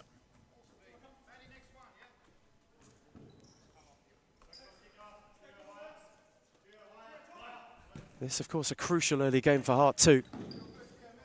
They can just finally get the series monkey off their back with a win today. It's been some time coming. Performances have been building, Adam, but aside from the cup in the league, they're still waiting for that first win. It's been a while in between drinks for FC Carlton Hart since they've tasted a victory in the promised land. Shubham Rajab was on court that evening, and they had done so, although it's a different outlook for Carlton Hart, different sets of players. Hogan amongst it all. Meanwhile, they might have a chance to score. Postolakis made the save. Hosseini down inside the area. Hart thought for a second again they had a shout for a penalty. Another one waved away.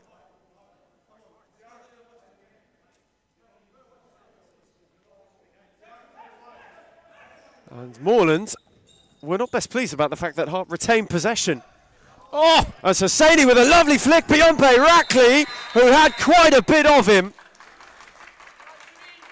And this time there is a whistle, and this time it's a yellow card for Erkan Bayrakli.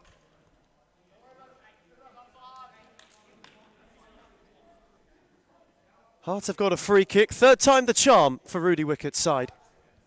Adam Cooper claiming that Pascal Messipon is perhaps not watching the game. That was what AC3 had cried out to Michael Ciaris, claiming the ball got out of play when previously there was a bit of an incident which occurred which might have gotten Carlton possession back.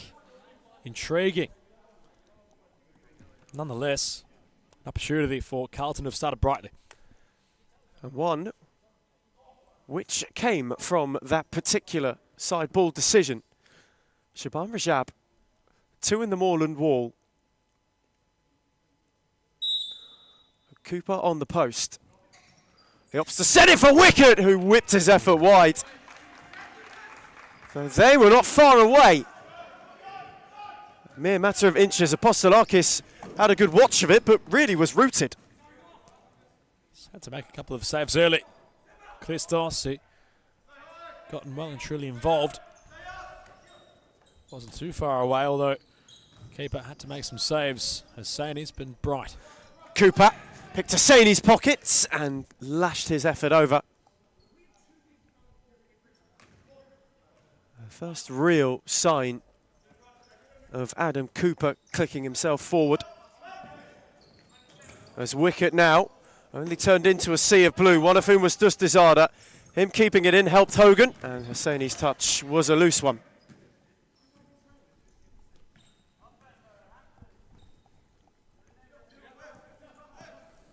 Dustizada, Bayrakli. Set it back for Cooper, who invites Apostolakis to go on an adventure. He wanted to clip it over the top for Dustizada, though that had far too much on it. Don't mind this from Hart. They always seem to give one of the top-end teams a bit of a scare in the opening moments. You think back to Fitzroy in the opening clash, champion against champion, back in round 1, where they had, I believe, Ethan, taken the lead against Fitzroy, if I'm not mistaken. Courtesy of Jaden Watson that evening, who also hit the post from inside his own half. Fitzroy went 5th man to get level, so they could have been 2 up. Another example of that is in the only point they picked up this season. That draw against Pascoe Vale was quite a spiteful evening that time round. Carlton aren't afraid, though, of throwing a spanner in the works as Cooper. That's a tidy ball for Dustizada. Barakli.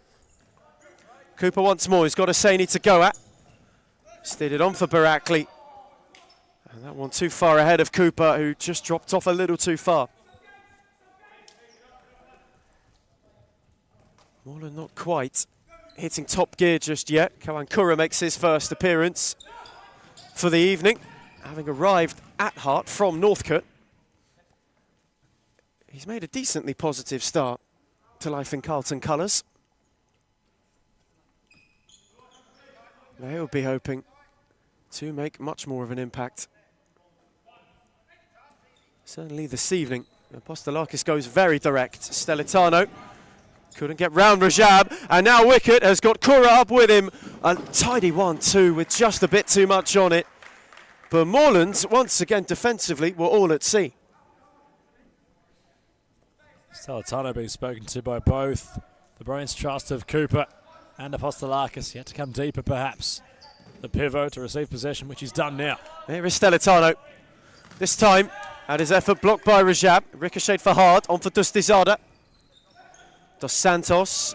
Stelitano went searching, and Hogan read it well. Kura, wickets. Tidy return. Kura sorted his feet out. Hart then intervened as Wicket was just wandering in to go and cause an issue, and now he wanders off for Matt Cruz.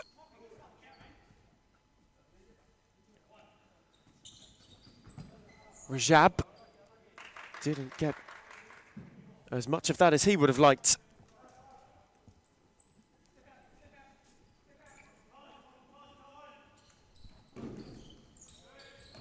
Dos Santos, that's a rare giveaway. And it's allowed Rajab to go beyond one, and he couldn't quite set it for Hogan. Dustizada, oh, that was risky, and too risky for Dos Santos, who couldn't keep it in. Wow. That was questionable from Dustizada. Asked a lot of himself and his teammate. Carlton don't mind their start so far. Dustizada, more diligent that time. Stopped Hogan from advancing forward. We mentioned that Moreland had been just quietly moving their way through the gears.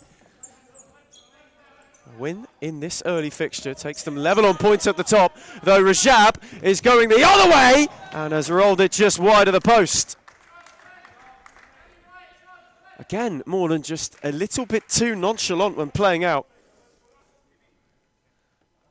And Hart happy to pounce on any laps at the moment.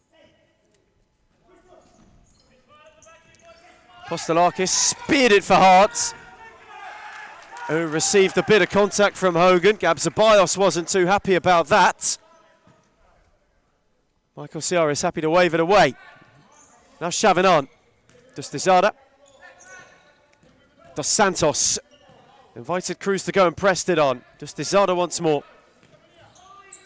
Ceballos just wanting a lot more movement. Much more ball speed than Moreland have shown so far. As Arn, again can't get away from Kura. Dos Santos. Rajab stood firm. Apostolakis went direct for Hart. It was a dangerous ball. Martina spilled and then recovered quite well at the second time of asking. Well done, the youngster. Yeah, no, Apostolakis happy to send it long. Hard was stretching to try and control the ball. Martina spilling but rectifying. Dos Santos, that's a good tip from Martina. Another Moreland corner. Can they make this momentum count? Dustizada on for Arn. Set all the way back for Dexter Hart. Dos Santos had just gone too far, and now Hart can counter. Cruz was streaming, found by Rajab. Apostolakis untested, and Rudy Wicket might fancy a timeout whenever Hart next get the opportunity. That's slip-handed in. There's Arn, Dos Santos, Dexter Hart. Moreland wanting to make him wait. That was much more encouraging from Cooper on the touchline, just saying that's better. The amount of movement, especially from Hart, who has it now. Can't get it beyond Rajab. Deflected to Dos Santos. Justizada was given a shove by Kura and wins a free kick. It's a rare sign of encouragement and sighting of encouragement from Adam Cooper. No Grant Lynch today for that of the Moreland Blues. Hervé Pedro, much the same. As Abraham was listed on the team sheet but has not appeared. Nonetheless, Adam Cooper has a free kick. Cooper within range then. Rolled it for on instead. Matina was on shore. Stelitano was blocked not once but twice by Hogan and then Watson. Moreland missing, currently at least, all of their top 3 scorers this season. As Cooper, that's one he might want back, and Hart will now get that timeout. Opportunities for both sides so far, though nobody's found a way through. Moreland 0, Carlton Hart 0.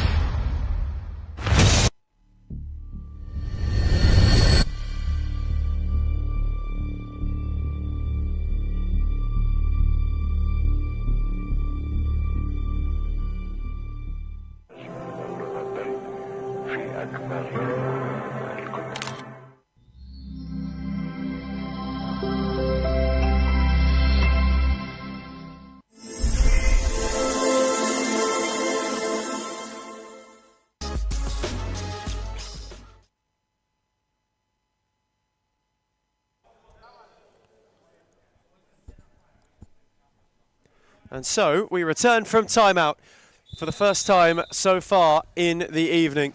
Carlton would be quite pleased with the start they've made. Moreland had a few opportunities, though Hearts have responded in kind with a few good looks. No one's been able to break the deadlock yet, though Rudy Wickett might have been planning something in that timeout. Nearly so. Cruz with the dummy. Allowed for Hogan to latch on. Cooper took his time. Arn fit in like a glove here. Moreland from Pascoe Vale.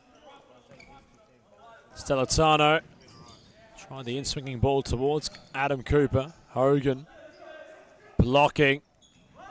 2 GCI teammates of the formerly Northern Phoenix coming together. Hogan happy to clear Apostolakis recycles. Cooper. Arn moving off the ball nicely. Sliding Hogan one way for a split second.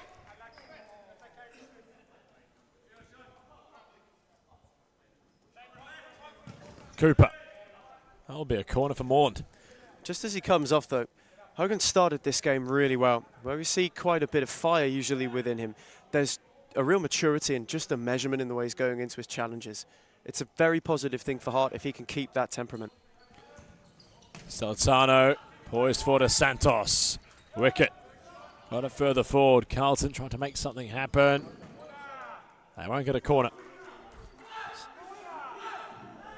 Cravalli trying to make something happen. Carlton thought they had a corner and were certainly adamant about it. At the other end, Arn got his shot away. Matina was comfortable. He's got a bright future, this kid, doesn't he? Luca Matina rather. 17 years of age, I believe. Impressing as well at Carlton Hart, where he's usually given the second half. The last few weeks he's been given the first. He was good in the cup as well when he came on last week. Made a few crucial saves. He's a player whose stock is just slowly starting to rise. Well, he's nearly one half of a half, if you will, having not conceded against that of Moreland. Kura from the follow-up had his effort lofted. Imagine he was to go the full half without conceding. Would do him the world of good. Barakli Marcasiaris spots the ball hitting the wire, which allows for, I believe, a Carlton ball. Ethan? Carlton What ball. is the rule with the wire? I feel like it changes week in, week out. It is, if the ball ricochets off the wire, it's a side ball from the halfway line. Right. Possession against the side who were previously in. Right. Understandable. Remember once, it would have been, I think, Pasco Valhume on court 2 here at DCSS a few, perhaps, well, months ago now. It's 2-all the score. Mo Temel had gone over the top. I believe the opponents had gone 5th man and it hit the railing. That effort, I could guarantee it was goal bound. That was would have been the last kick of the game. So the railing, perhaps honest for everybody, get in the way, but adds an element to that of what DCSS has provided in what's been 2 years of Series Futsal Victoria being here. De Santos, Stellitano, Cooper. Hogan nipping at the heels. Postolakis had to scramble. De Santos had to backtrack power.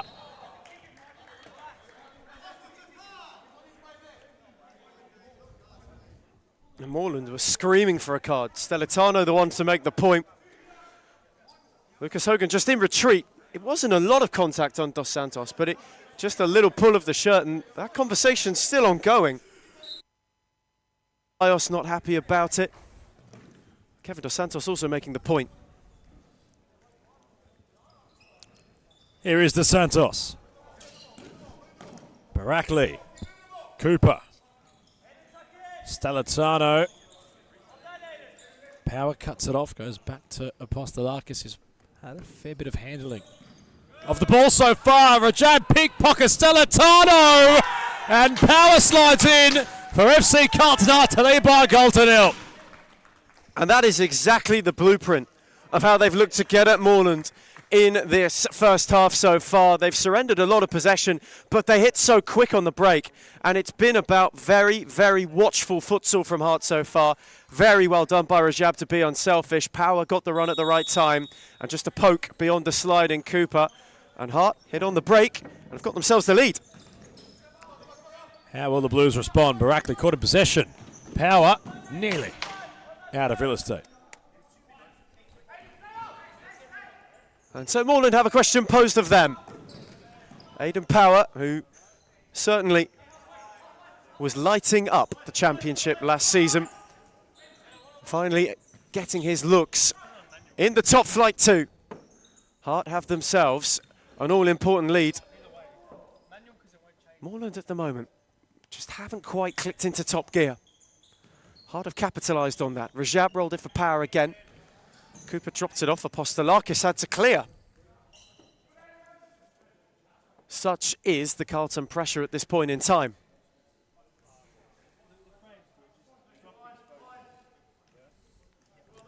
Wickets. Hogan, two who really have led that ability to go and get at Moreland. And Rajab with a tidy ball for Power. Now Wicket. Rajab. Got away from Hard. Rajab will have a go! And thump in a second! 2 in next to no time. Vintage Chaban Rajab. Mad Dogs unleashed. What a finish!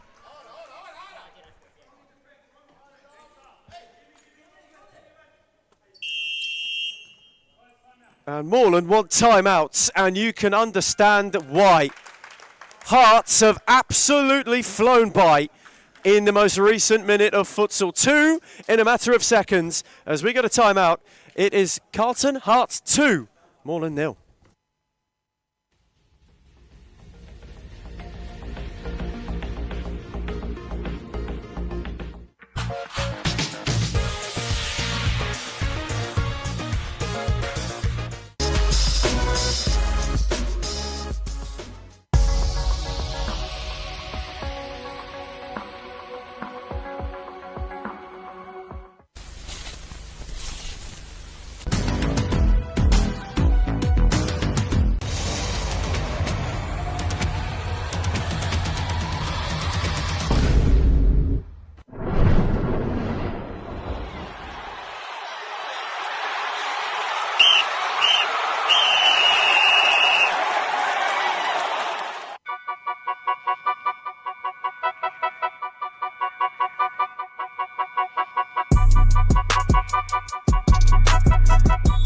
And so Moreland have got questions to answer. Hart hit quick. Power got the first. Rajab thumped in the second. And now Hosseini's on the charge. Oh my word! 3 in absolutely rapid fashion. Hearts are racing and Moreland can't believe what's unfolding before their eyes. I don't think anybody can. Luca Martina made a beeline for the goal scorer. The young keeper loving that moment. From kickoff. It doesn't happen often, but Barakli respond in the exact same way. He was the culprit at the other end of scoring from kickoff. Barakli smashes the ball back towards Power. I don't think you're going to find a quicker goal than that, Ethan. Wow, what a response. That was that response they needed. Moreland were caught napping on the restart and then did the same to Hearts. And it's Wicket's turn to clip one into the railing. How do you score from kickoff? It's not a detriment to FC Carlton Heart. It's miraculous. Can we have a replay on that goal? Sorry, Fusco, we have to make you work overtime here. We know the work you put and provide, but from kickoff, Dustizada rolled it, Cooper. Dexter Harbour's the decoy, and then there you go, Barakli. Well placed. What a goal. So quick. Barakli was spewing with himself that he had conceded possession to Power. It's not the worst way to make amends. To see it once, remarkable. It happened twice in 2 passages. So these two turning on the entertainment then to start Sunday evening. Heart, who were in Dreamland, are just reminded of the threat that Moreland pose and possess. Ever so quickly done. Well taken by Barakli. Sometimes when those opportunities come your way, with that much haste, you can squander them. He didn't. Hosseini, though, got it back from Power, and out of it, right back. They are running riot, and Moreland simply cannot keep up. Love the movement off the ball. And the finish to post. Hosseini, that's fantastic with his left. He ran through truly.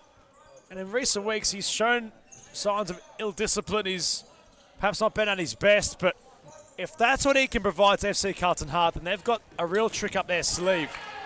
It's fantastic the way he played, moved, and finished. It's well done.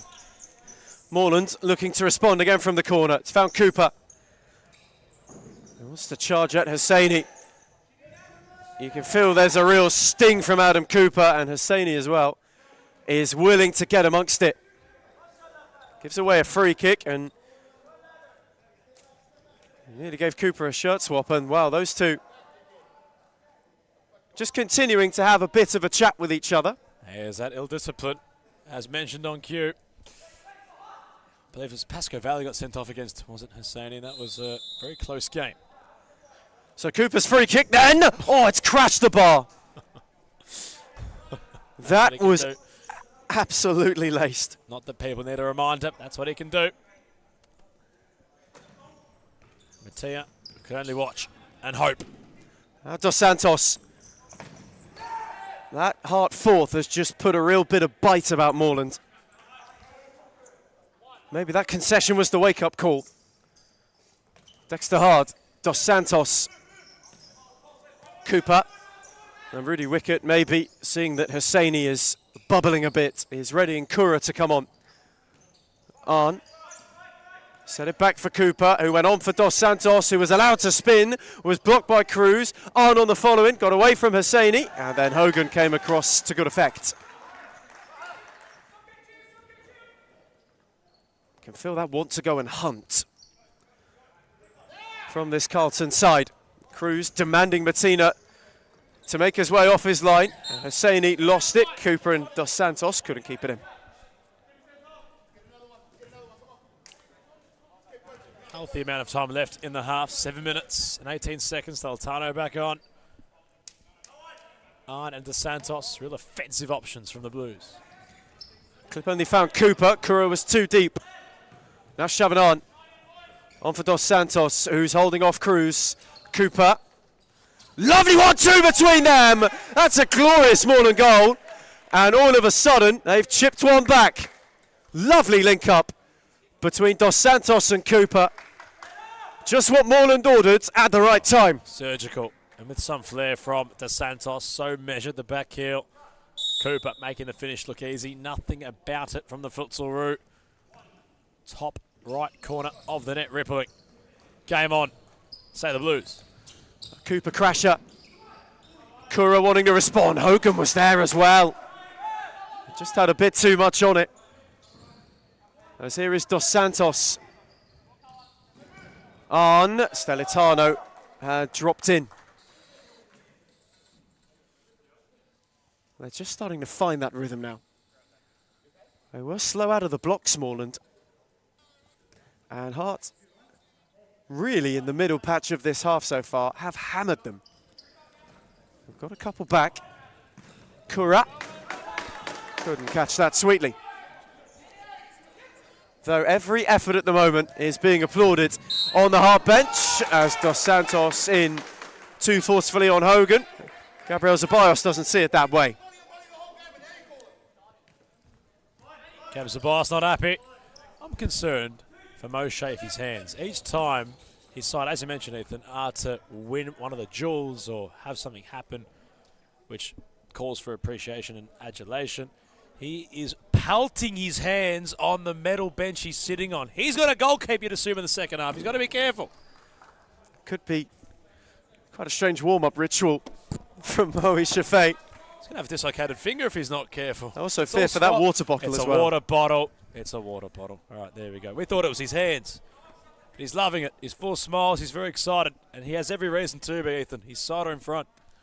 And playing arguably their best futsal of the season so far. They got the power, says Josh Fusco. Hart have made a habit of taking it up to the big boys. This is doing beyond that. Lovely from Apostolakis. Stelitano went flying as Martina went out to meet him. No further action required. Now Hogan, who was in a bit of strife, he kept going. Hart won a foul. Kura returned it. Hogan gave it back. On took a tumble, and now Moreland counter. Stelitano, shove it on. That's superb. Here we go. From Hogan, and now they break. 3-on-2. Options with him. Kura returned it, and it's flash wide. 5 was begging.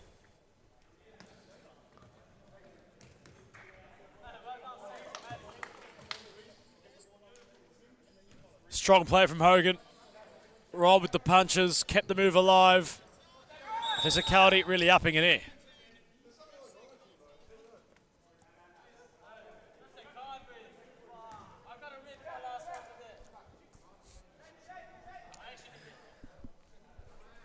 Bullin just getting a little bit more disgruntled at the fact that they can't restart. Christos Apostolakis, ever animated.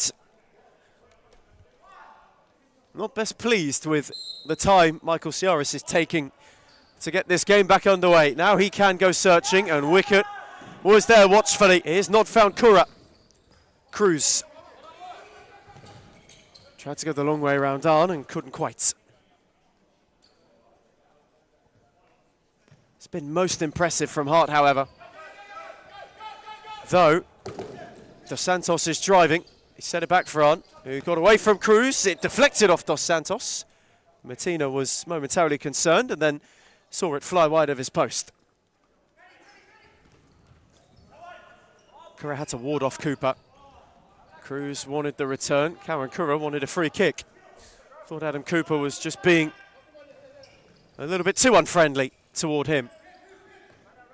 Here is Cooper. Wanted to clip for on. Cruz will concede the corner. Moreland again starting to build.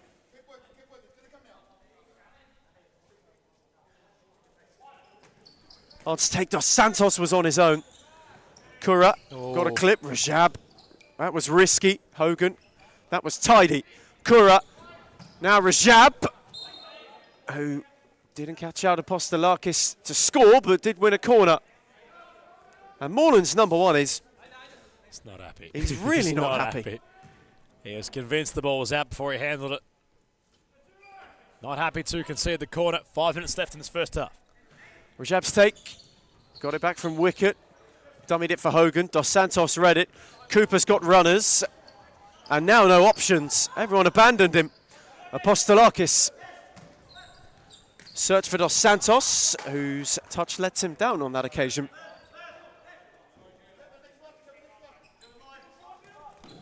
Hart just doing enough at the moment to stop Moreland. Rajab with real grit.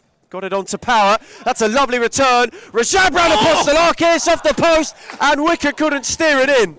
Now Stelitano on for Cooper. Power with a good slide. They have come oh so close to a fifth. Thiago Silva-esque from the Mad Dog. He's got a vintage about him tonight, does Shaban Rajab. And here he is again. This time not away from Hart, and he gave Chabanon a tug, although Cooper has got round Wicket and hit the post. And retrospectively, Shaban Rajab will get himself a yellow card for that grab on Chabanon, who was looking to streak away.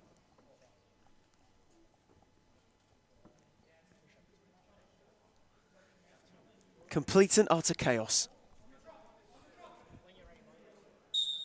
Every passage of futsal at the moment, you feel like there could be a goal. There's Rajab. Didn't quite find his range to find Power on that occasion. But you could hear a pin drop in this place at the moment. Moreland stunned into silence. Hart have been boisterous, though even they at the moment are perhaps taking a minute before more motivation. Rajab gave it away for Stelitano. Couldn't help it on its way to Hart. Hosseini, who's on a hat-trick. Lovely footwork to get away from Hart. And the roll is just behind Power, who was unaware of Apostolakis and was out of room before Christos came diving in. Cooper. Big slide. Good slide from Rajab. Hosseini again beyond Hart. Power's got a look from range. And Apostolakis' palms were stung, though his net was unrippled. Cooper once more. Again, can't get beyond Power. Some rare sloppiness from Moreland at the moment. Cooper, Stelitano. Rajab intervenes. And then Hogan did too. Now Bayrakli, who gave it away. And now the counter could be on. Great take from Hogan, but it was too heavy. Lucky Hogan. That would have been something. Imagine the ball was to be under his spell from that little flare shown by Hogan. Lovely ball to find Hart, denied by Matina. Power then tried to get a foot in. Cooper from range. Dragged it wide. 3 minutes left on the clock. Tense moments. Carlton, Moreland, both hitting the posts in recent scoring opportunities. Next goal crucial. Either wanting to concede another before half-time. Wickets. Dos Santos did enough to put him off it. I know he's got it from Apostolakis. Hosseini flew in. Dos Santos got away from him. Oh, no. Wicket was collateral damage. Oh, no. Dustizada kept going. Seb Wicket has stayed down, and Dustizada will do the sporting thing and see it out.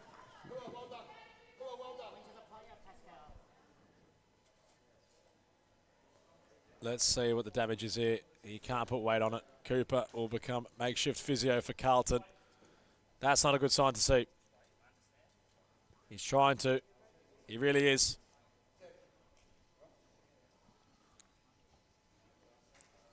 Oh, he's gone off on his own. Bit of a wobble. Will Wicket return? Developing point. Carlton in each game they play, Ethan, against the top-end opponent, always seem to have collateral damage. Always seem to have someone who gets hurt.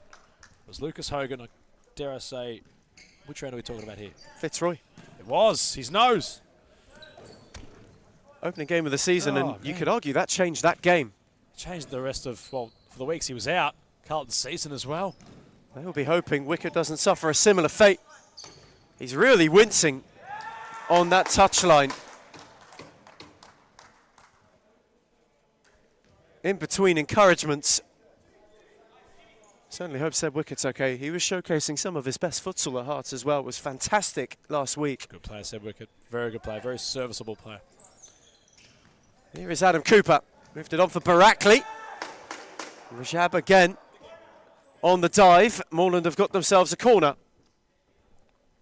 2:13 left. Is there a late blue rally? Bayrakli's take. Adam Cooper will crash it and Power will wear it full force. He caught that one quite well. Did the Australian international. Moreland still searching. They'll have to chip at least one more away before half time. Make the second half a real arm wrestle.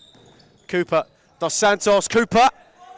Hosseini in the nick of time, and Dos Santos happy to see it out. Hearts are dropping deeper. Defensive efforts becoming scrappier. Abdus Dizada. Cooper just got away from Hosseini, and now Adam Cooper denied by Martina. Hosseini overcommitted, and Hart nearly paid the price. Moreland are making things happen. Martina's unmoved so far, however. Dos Santos got away from Cruz, and Hosseini was challenged hard by Rajab. He's got to be careful. Chubbs, he's already on the card. It's important to Carlton. We know how that is to be the case. And 5 fouls for Carlton Hart. They got to be careful in the next minute and a half that remains. On the tightrope are Carlton Hearts. How they would hate for such a good half to be undone by ill discipline. In the meantime, Cooper's free kick was crashed wide. It took a flick off Rajab. Another Moreland corner. The late search, that's a wasteful one. Given away, Rajab had helped it on for Cruz. Lovely, absolutely lovely launch. Hearts have got another on the break, and Moreland can't believe it. It's a smashing, splitting, brilliant, incisive pass from Rajab. The weight on it to perfection. Cruz had a lot to do. Apostolakis in his way. There was 2 choices. It's placement or it's power. How precise was the $1 million man who provided that same value of finish? Brilliant from Cruz. Carlton, what a first half it's been for them. Cruz finally finding his feet in Carlton colours. Martina with a good denial. Rajab will steer that for Kura, and Apostolakis was alert to it. Astonishing from Hart this half, and they're not done yet. Hosseini's on a hat-trick. And Apostolakis had to get down to deny him brilliantly. For a second, you just felt that might creep through, and now Moreland are going to get an opportunity. Fine lines. Not needed. Hosseini, a rush of blood. And if you think about it, he only just hit the post. That would have been a 4-goal buffer heading into a new half. The same man, it's a seesaw he plays on. It's a pro and con. He's then gone and conceded the foul, which was very unnecessary. All the players are pushed forward. I know you want to win the ball back to try to score, but needless. Cooper can put his side within touching distance following this kick. Moreland with an opportunity where they were almost 4 down to now chalk 1 back.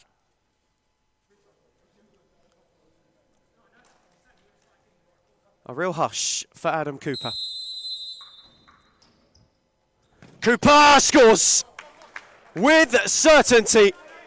He and Moreland accept a gift, and right on the stroke of the break, is that something to spark them?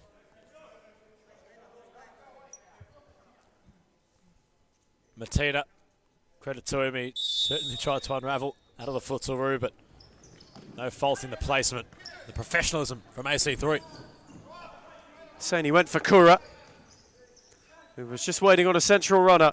First half's final minute. Stelitano. Cooper.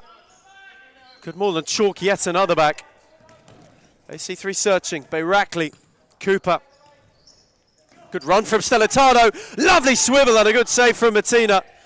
Rajab ran himself into trouble. Cruz was calm. Hosseini. Beyond Dos Santos, there is a real shout of no foul whenever he charges towards someone right now. It's got to be simultaneously the most frustrating, yet part of the game where you think that's okay from that of Hosseini. He certainly plays with a lot of heat, but not in this case right now, mate. You've got 5 fouls against you. You've got to be careful. Stelitano! It's a good save again from Martina, who has gotten busier as this half has gone on, and still has done well. There's a tidy fling for Kura, who had to stretch to try and keep it. Dos Santos. The clock will beat maybe one last Moreland look. What a half from Carlton, though. Superb for a side who got their first win of the calendar year last week. They are halfway to back-to-back. A 5-star first half for them. Half-time in Darabin. Carlton half 5, Moreland 3.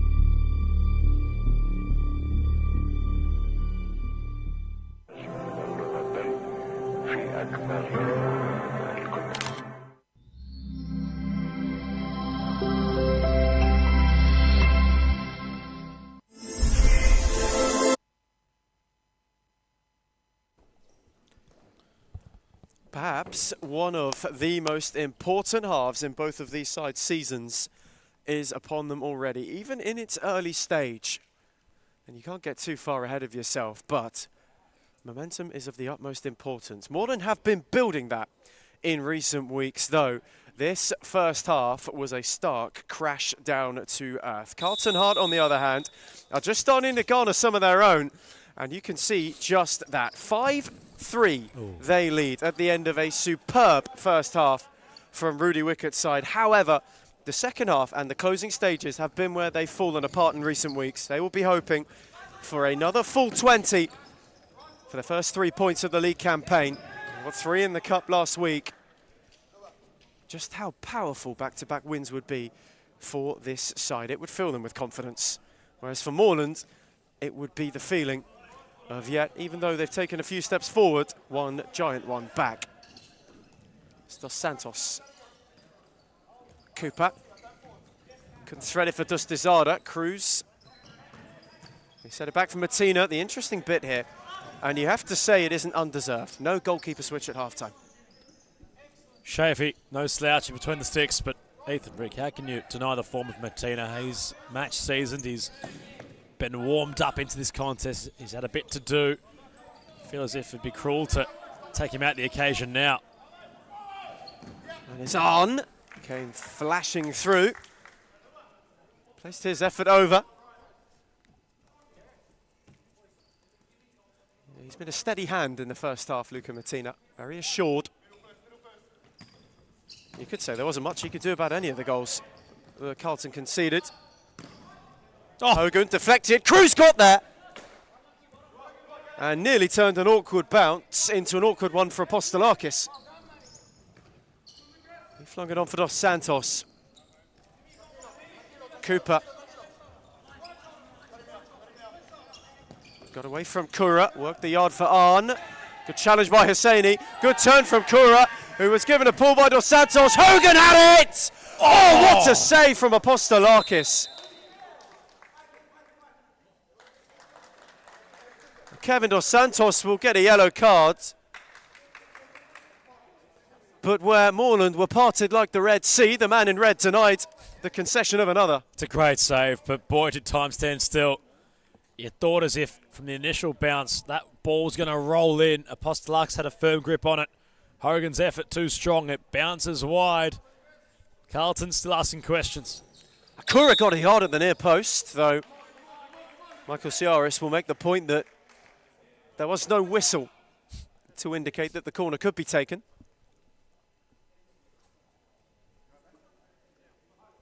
Got to play by the ref's playbook, don't you? Cruz the recipient of the corner this time. Hogan gave it a hit. Apostolakis watched it wide. Hogan and Dos Santos, that's a matchup I've got a firm on at the moment. Hogan has not given KDS an inch. And there's opening 90 seconds of the second half. Martina peeling off for Cruz. Keeper used all 3 seconds, went long for out of Hogan. He made up some ground. Momentarily, the Blues have numbers. Cooper shifting around Kura. Scoring it up for Dustizada. It's classy from the futsal room. It's pretty precise from Dustizada. And all of a sudden, the Blues are within a 1-goal differentiation. Silky from Adam Cooper. Really crisp footwork. Just drew Kura in, allowed him to overcommit. And then it was just that little shift away. Dustizada with a good run, timed it well. Moreland needed to ignite in this second half too. Could that be the goal that really gives them the momentum?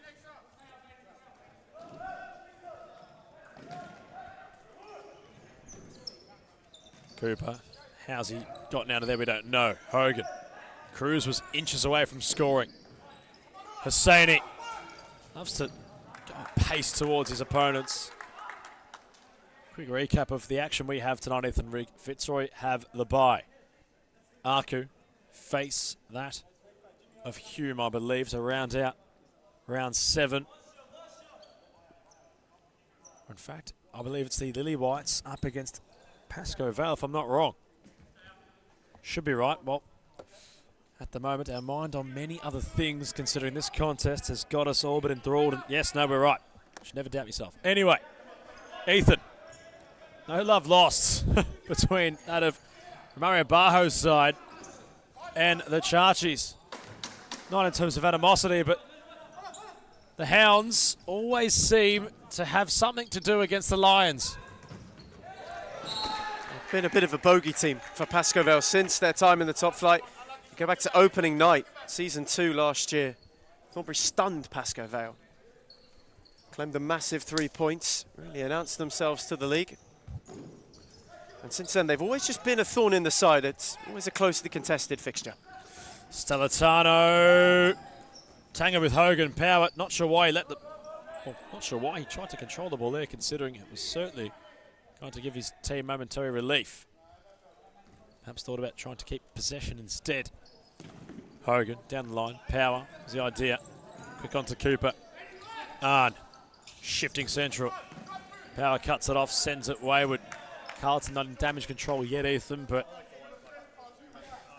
you wonder what Shaban Rajab will do once he enters the court. Does he defend fiercely, or does he keep attacking, providing and scoring like he has so far for Carlton? I think Carlton can't alter too much right now. The success of that first half was the pace at which they played with and was the fearlessness to get at Moreland. They haven't had that so far in this second half. You can see it's a much more cautious approach. They need to flip that around and try and play not to the same intensity, but to the same energy and with the same purpose. And that's how they'll be able to close this game out. For them right now, defending leaves you vulnerable. Moreland in the meantime, trying to tiptoe their way through to Stizada. And they got the hairdryer as well at half-time. The phrase given out was the worst that they played in a year and a half here, which is quite a damning autopsy as Cooper for Stellitano. Good block from Hogan. So that being said, the Blues have definitely been more buoyant at the start of this half. Adam Cooper. Wow. Rajab wore it flush. Cooper slid in. It fell for Hogan, who is galloping. Hogan went the dig. Oh, brilliant from Barakli. Power had an open net and stood it in on the rebound.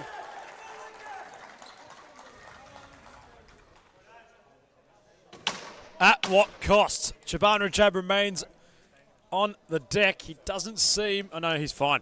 Forget that. Hogan, how about the chip?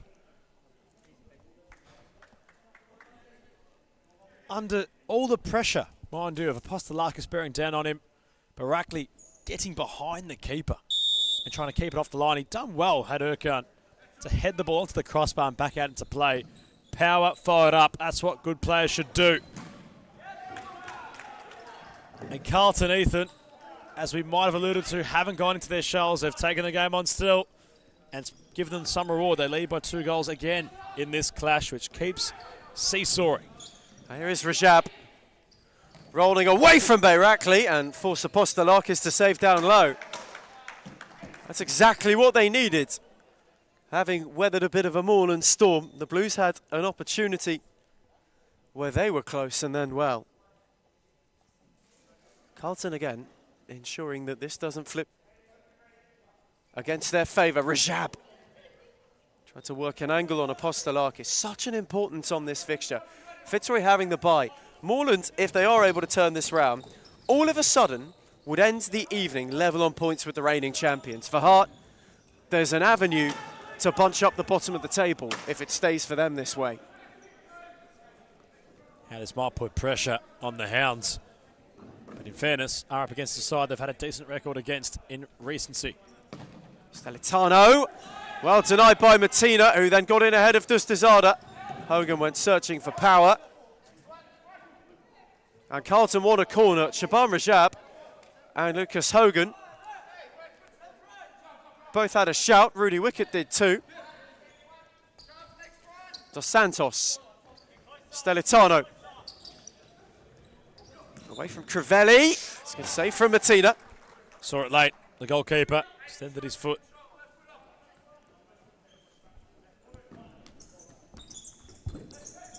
Hard re-emerges to Santos. Into Rajab. Power will claim it, come off KDS last.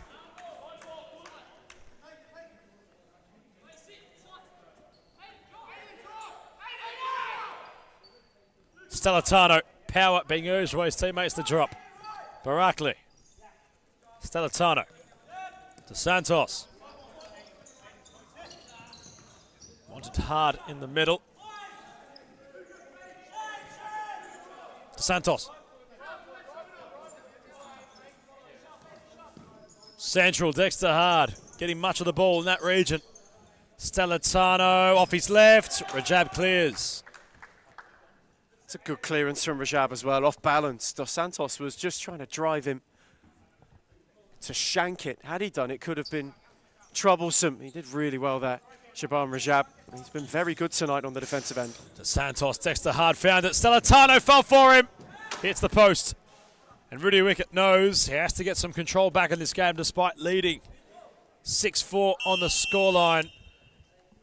It's quick to issue a timeout, which Rodrigo Salas awards to FC Carlton Hart.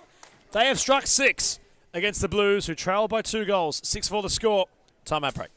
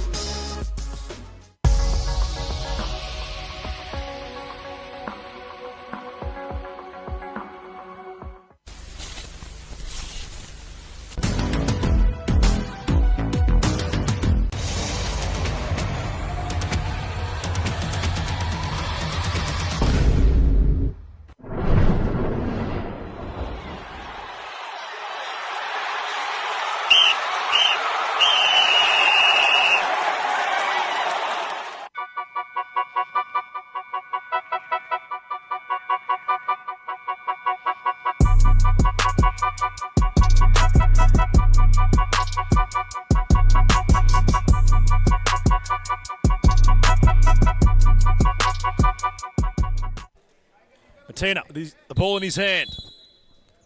Wickett re-emerges. He's okay, Seb. Has some concerns with his ankle following a hefty clash with Cooper at the end of the first half.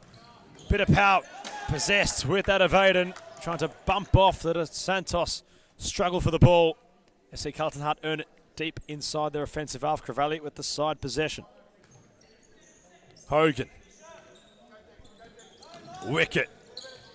Power try the 1-2. Stellatano backwards to go forwards to Santos. Here is Setebello. Stellatano spinning, not scoring, controlling. Gio still going somehow. It was going to take a world to stop him. So good from Stellatano, and that's the kind of confidence, it's the kind of adventure that Moreland need in this second half to get themselves back into this game. There's a real fearlessness and there's a real undying energy there from Stellatano, the best we've seen of him tonight. Dex hard, Stellatano, Wickett, last touch, Corner Blues.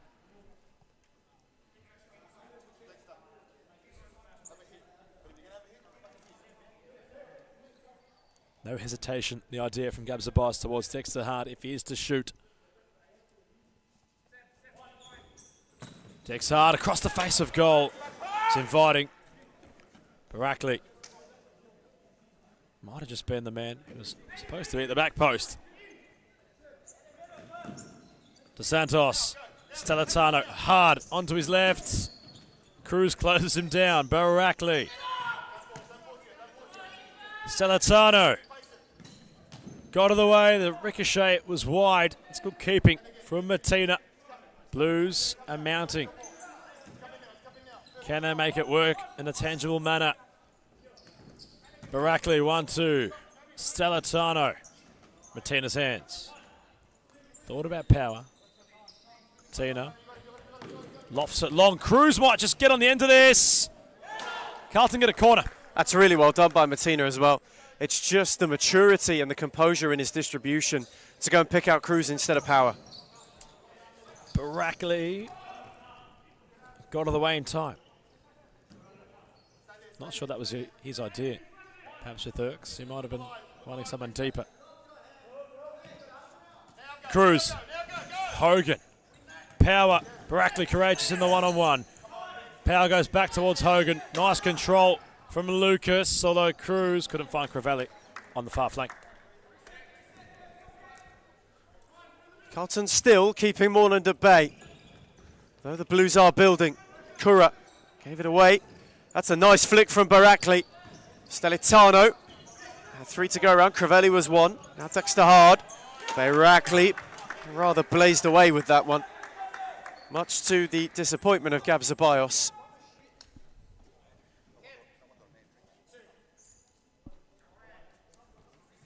It's Been an evening of frustration for the Blues boss. Shoving on. Threaded on for Dos Santos. Hogan got a poke on it. Dos Santos lost it. Kura went early. And Apostolakis had a good view and was able to make quite a comfy stop. Cooper. Hogan just standing him up, and Kura clipped in ahead of Stelitano. It's sat in for Hogan, who's got one up with him. Kura tried to steer it, and Apostolakis denied him. Dos Santos. Him and Hogan still battling, and Kevin Dos Santos just gave a bit of a drag to Lucas Hogan on that occasion. Flat-footed were the Blues. We're not going to hear that many times murmured from my mouth, but transparently, what happened there? Allowed Kura half a chance. He's inside the area now, Kura. Hogan always playing the option, which will maximise the chance of scoring. Kura's had a couple of looks as well. Rajab again tried to find Kura. Stelitano intervenes. Dos Santos. Cooper. That's rather rash from Adam Cooper. And then at the second time, gave it on to Arn. Stelitano peeling. He wanted Dos Santos on the overlap. Got away from Hogan. Arn went on his own and steered it just over. How's that superpower? Dazan, once he gets going, you blink and you don't know where he's gone. Could be anywhere. Dos Santos, Apostolakis. It was almost an awkward one for Cooper,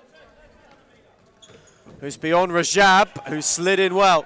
Cruz. Now Koan Kura. Couldn't get away from Dos Santos. Arn. Back for KDS. Stelitano. Threaded it. Matina did well, and it's a good read from him too. Rajab on for Cruz. His return.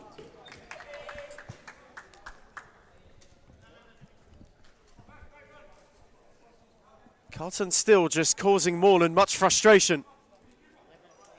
Blues have got plenty of time to get back into this game. Stelitano on for Arn. Dustizada was urging him to give it up. And now Cooper. To clip it on return, and again just split the two. Not quite on the same wavelength. Matina up and long. Lucas on the end of it. Hosseini, I'm sure looked a lot better in his head. That's a great run though from Hosseini, just to get away. A great find from Matina too. That's the threat they possess. They can go so direct. And again, Moreland defensively were just caught short. Cooper, nearly. 11 minutes and 14 seconds remain in this half. The clock has not really chewed up much. There's heaps of time left. Hosseini nearly away. Dustizada might have had a fair chunk of his shirt. They've been extra watchful of that as well. Bahar bench, they were not happy at all with how much Dustizada had of Hosseini. He's just becoming a bit of a menace. It's a menacing ball for Cruz. Wasn't sure where to go. Dustizada, the recipient, heads it on. Rajab had the awareness upon Stelitano. Hosseini got around Cooper, stepped inside. Dustizada rectifies. Arn had to go quickly. Had the composure. Stelitano back to Arn. The Blues have a chance. Matina has a slide. He follows up. They have to clear to Carlton Hart. Hogan, not nonchalantly around Cooper, but earns a side ball. And that's magnificent from Matina. It really is.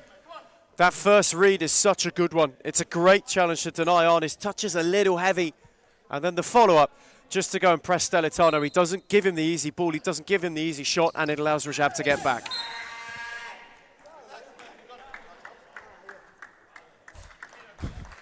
Shafee providing comedic relief in this one.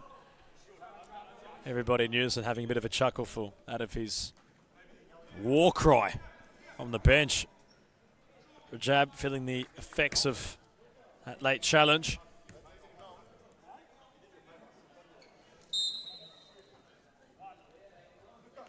Rajab and Cooper getting acquainted. They've had a lot of time spent against each other on the court. Two veterans battling in their, well, what is they, later stages of their careers, but certainly not the early ones either. Stellitano smashing, just Tizada nearly. Crivelli is all by himself if he can be found. Hosseini just keeps going. He never stops, does he? He's absolutely relentless. Sometimes to his benefit, sometimes to his detriment. You saw both there. The way that he was able to get in ahead of Arn, but then in with too much enthusiasm on Apostolakis. Cooper says, sit down, son, and Stellitano is one-on-one. Cleared off the line by Rajab, but Hosseini remains down. That was a heavy challenge. A heavy, heavy challenge. Hosseini's wearing the full effects of that. He's grabbing the back of his head as well, so it means it wasn't just the initial contact, but the way that he hit the floor was one that was quite forceful as well. A couple of concerned faces on that Carlton bench.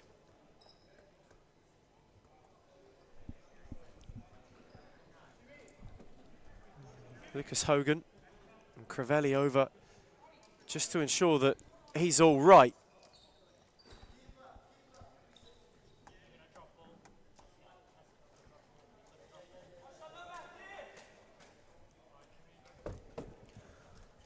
So Hosseini, who has been quite the bundle of energy, makes his way off. Hearts, for the time being, are still playing the blues. There's Cooper. Can't clip for Stellitano. Rajab, who has been really impenetrable in this second half so far. Again with another important intervention. Bayrakli for Cooper.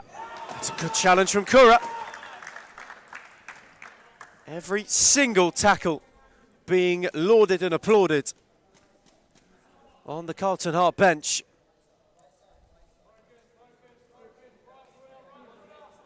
Cooper on for Stellitano.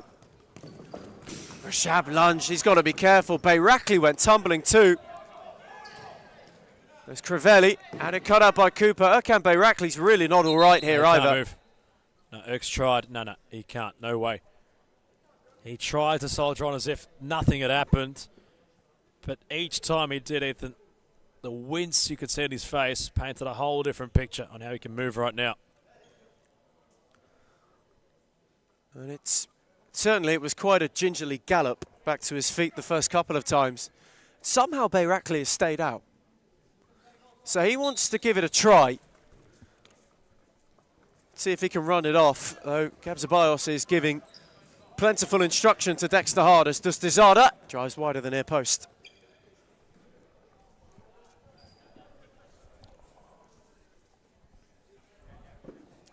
Nine and a half minutes. We're under that. It's been probably Carlton Hart's best 30 minutes of futsal we've seen in recent years. Hogan goes down. And they'll have a free kick. Bayrakli can't quite believe it. He felt as though Hogan made the most of that. There was certainly contact. He did the right thing, Lucas Hogan. Put himself in a position where he forced the decision to be made. It's a well-timed run. Hard have got a free kick. This is a great opportunity to have a look at Apostolakis. They haven't done so for a couple of minutes now. So they get to revert some of that pressure back onto Moreland.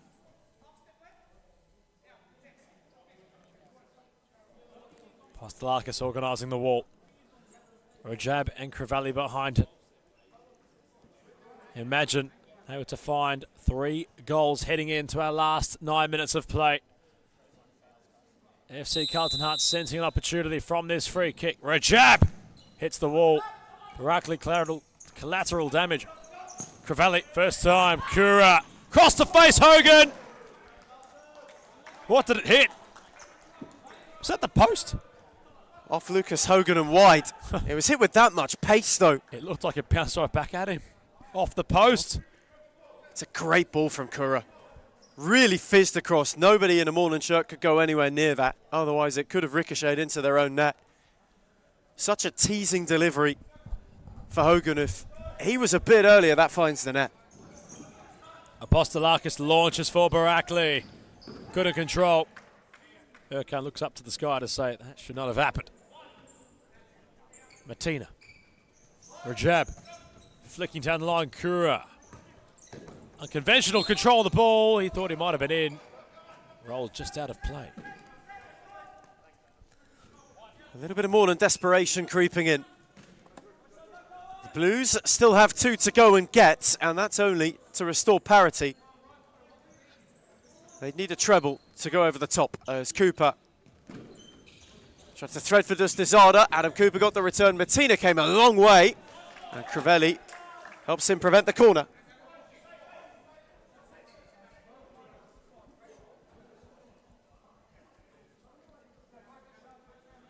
Cooper's take.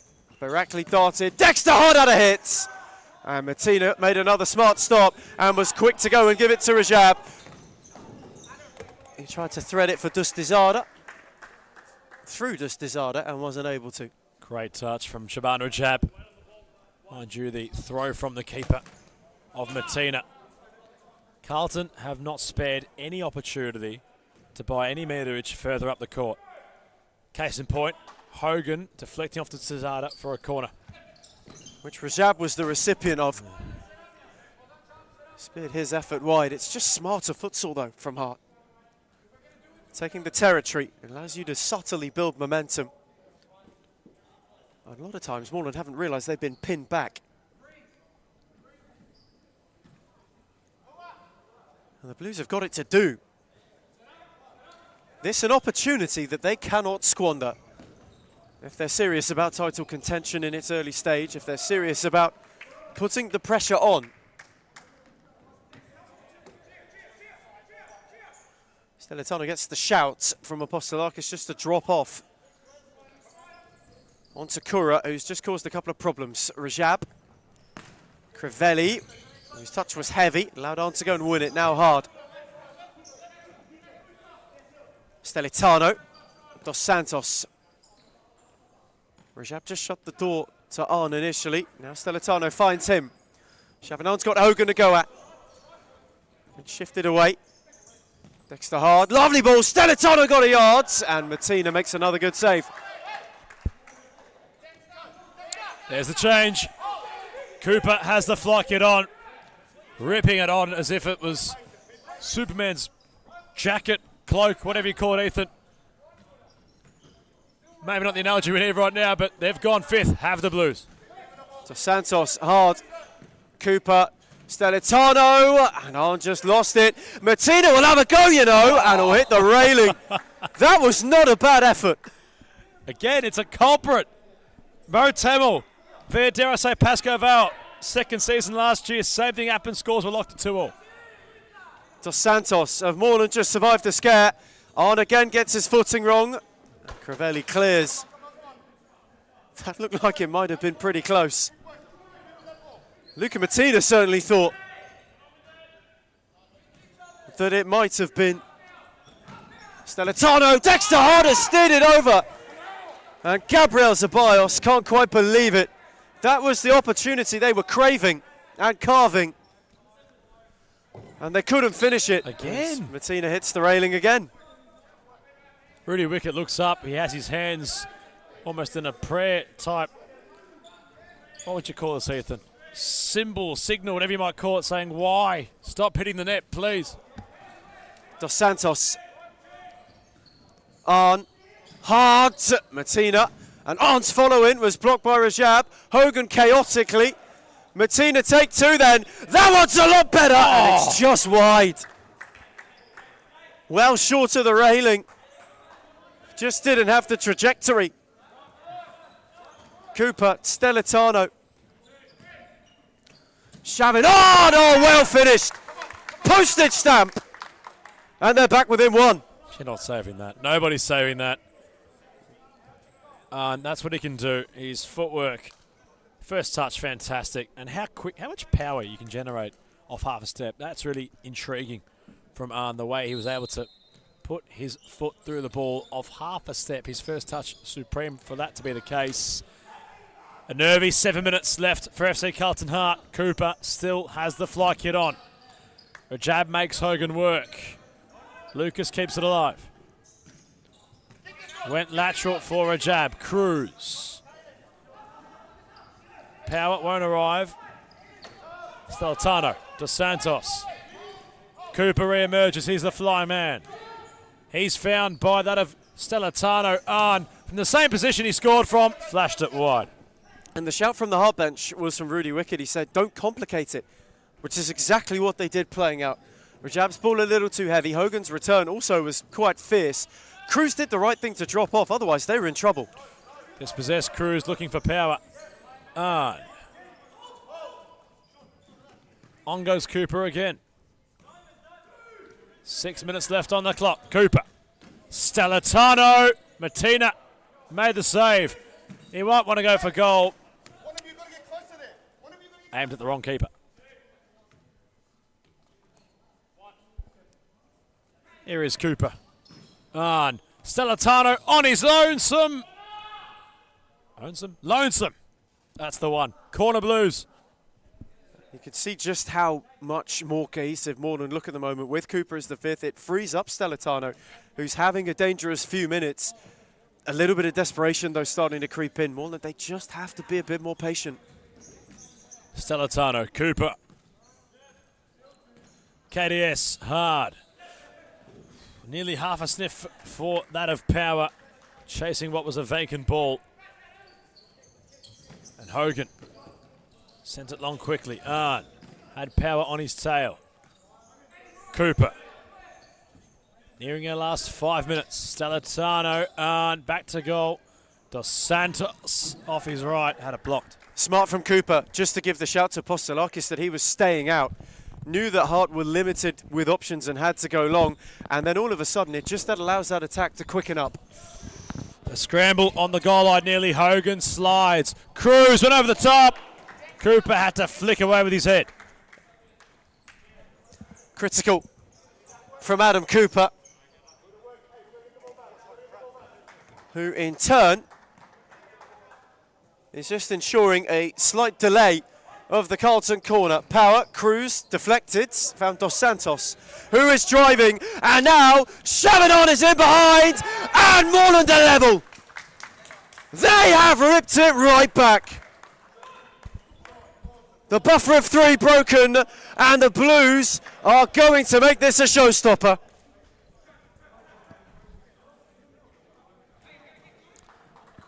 Reminds me a lot of the Pascoe Vale Carlton Hart clash we witnessed a couple of weeks ago. They can't drop their heads, Carlton Hart. They've been very good in this match. But again, the strength, the character, and ultimately the power of the Blues started to come on display, but KDS had a brain fade. Cooper couldn't touch the ball. Hogan. Stellatano takes charge. 3v2 for the Blues. Arn stepping inside. Martina spilling out for a corner. Inches as well for Chavinon. Martina was really watchful, made his decision late. Didn't want to overcommit and maybe give away an unnecessary corner, but that was a needed touch. Dos Santos. Stellatano, this match's complexion turned on its head. The Blues looking for a goal to put them in front. Dos Santos. Cooper. Arn nearly lost the ball. Cooper to Santos. Stellatano. Left to right. Dispossessed. Rajab. It's in. Mourns make their mistake with no one home in between the two sticks. Shaban Rajab has had a game of his recent career tonight. He rolls it home and Carlton are back in front. It's poor from Morelands. Hart accept a gift, and you could see just how much that meant in desperation for Gab Zeballos as well. He was furious at the concession of that goal. They'd worked so hard to get level, and to give it away in that fashion, it's a killer. It's a real killer. Bullin, though, are looking for an immediate response. Cooper. Stellitano. Cooper. Got to find a way. Hearts sitting deeper, just becoming more compact.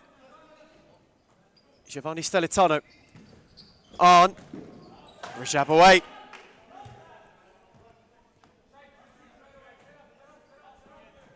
The Blues have got to pick themselves up again. Cooper. Dos Santos. Dustizada. It's a good foot from Cruz. Rajab had another go. And that one was less successful than the first take. Adam Cooper, though, denying any opportunity of coming into the pits momentarily. He's staying out. Dos Santos on. Rajab was lunging. Moreland will keep it. 3:30 left on the clock. Stellitano trying to get things moving. Cooper remaining that fixture as the fifth man, Martina.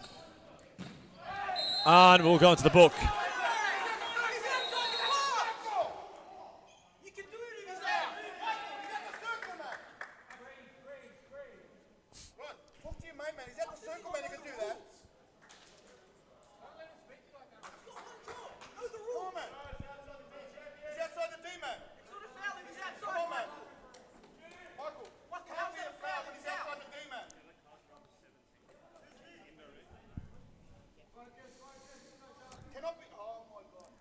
Gabriel Zeballos and Lachlan Maliaros making the point that Chavanon was stationed outside the area, so he's not technically impeding the keeper in his own zone.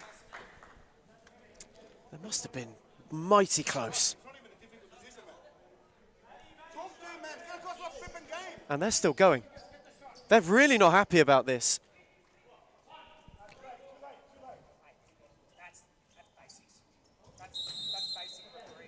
Power took too long, but there's another story developing here right now. Christos Apostolakis is acting as diplomat. Stellitano flicks it on with his head. It's 7 goals apiece scored by Moreland's number 7. Sette Bello, you might coin him as. Stellitano with the equaliser. It's really well done as well. That direct route to Stellitano, it's not the first time they've utilised it this season. It's a really, really fruitful one for Moreland. He's someone, great athleticism. It's a good leap and a tidy flick. He just got up before Martina could commit. Keeper was short-sighted, and Stellitano has really reeled Moreland back. Over the top, Rajab hunting for power. Apostolakis back in between the sticks. 3 minutes left on the clock. Dustizada searching Rajab. That's nifty. Well done from the veteran. Hogan can now go down the centre of the court. He releases power. Apostolakis was nimble to put his leg out and make the save cat-like. Really good drive from Hogan as well.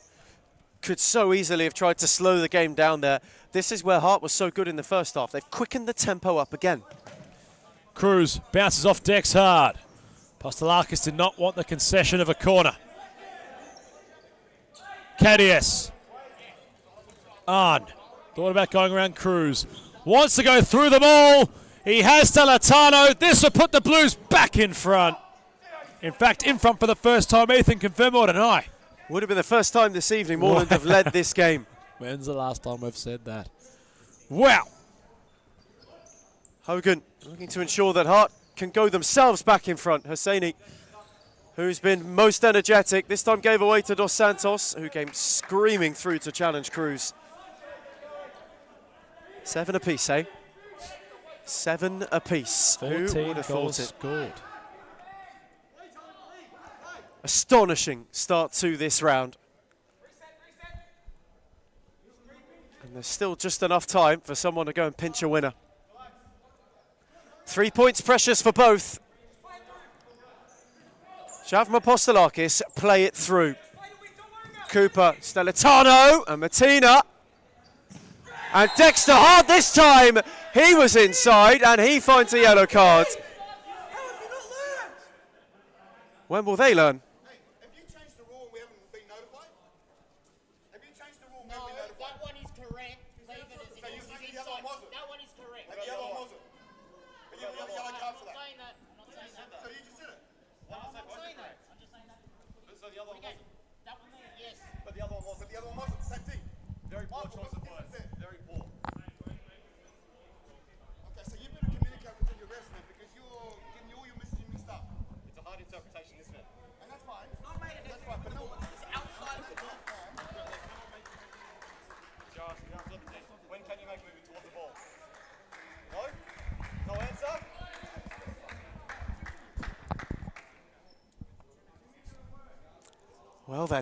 Well then, not for the first time this evening.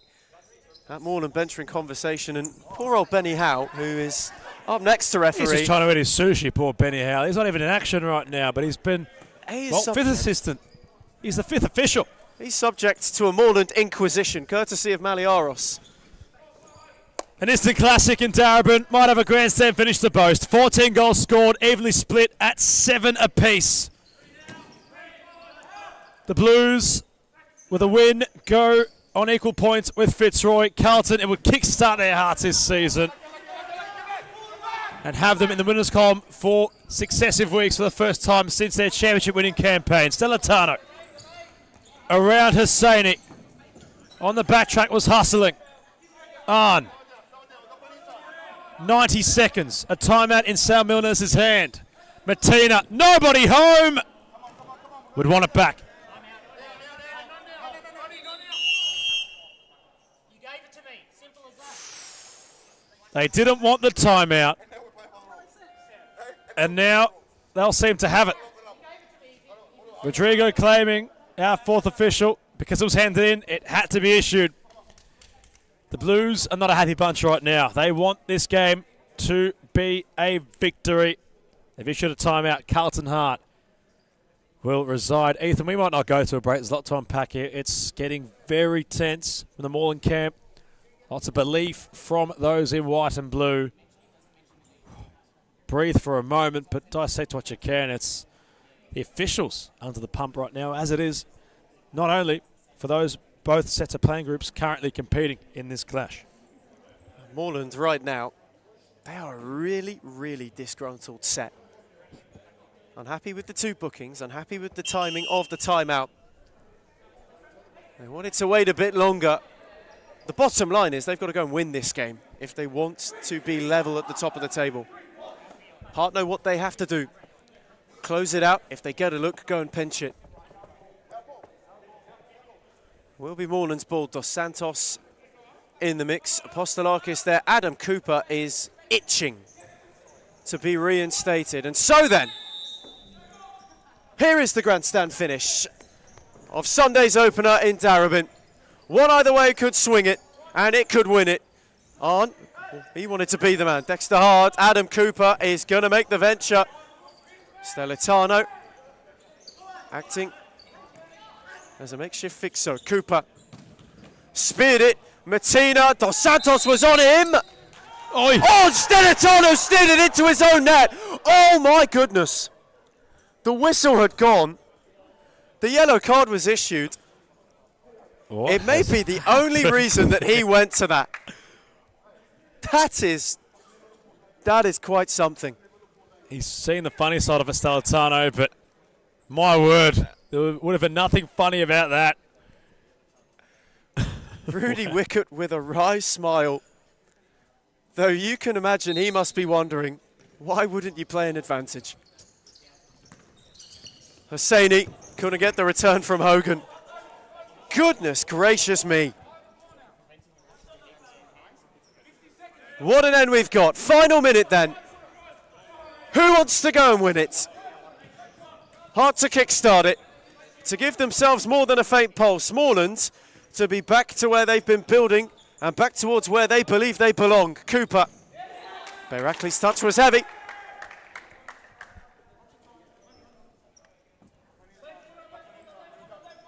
The shout from Gabzabios. They have got plenty of time. Cooper on. Rajab. Every inch contested. Dexter Hart gave it a drive. Stellatano got a foot. Moreland corner. Oh, the margins are getting finer. The margins and moments are getting so much finer.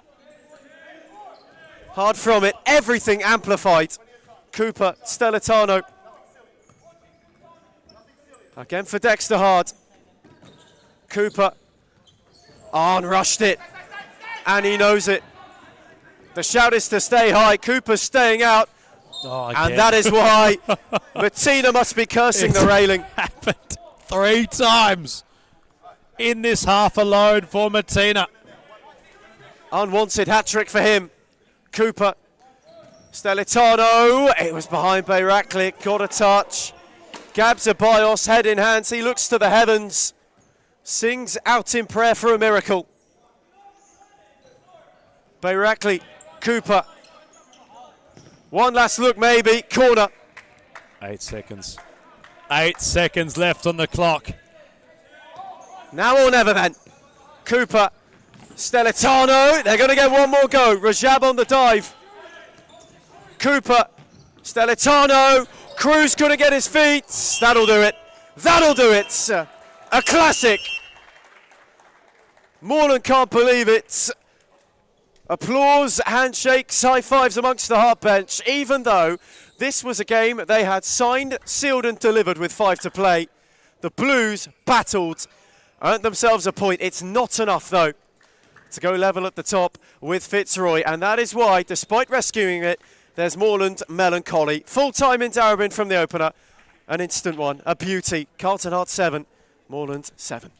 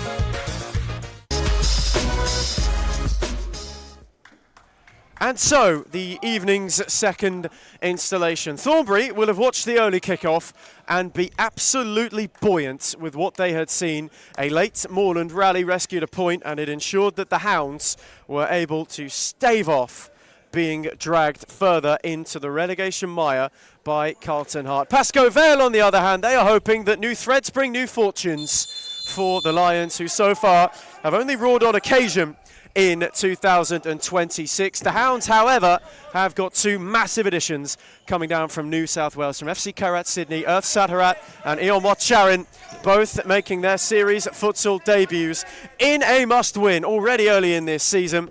These two, who have quite a history, are locking horns, and Kevin Lamb is charging. Skopelidis was central and had to be denied quickly by Ferracci. So, Adam Palombi, Thornbury will be hoping they can give another upset to Pascoe Vale.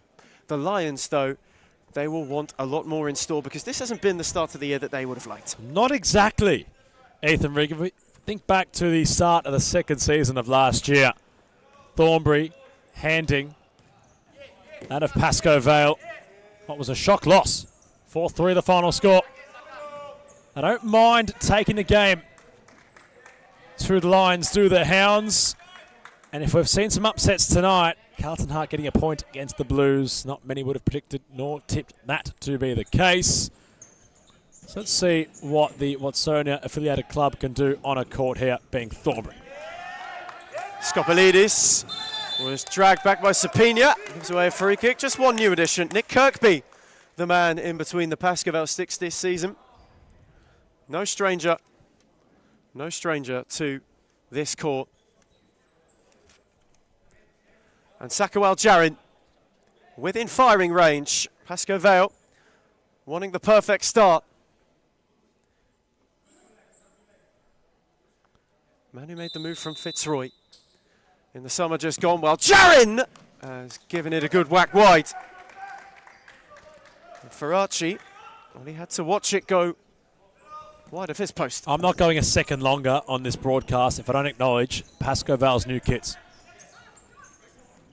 Where to begin? They are beautiful. Genuinely beautiful. So much style, so much future nostalgia about how the Lions are donning themselves on the court these days. Has to be admired.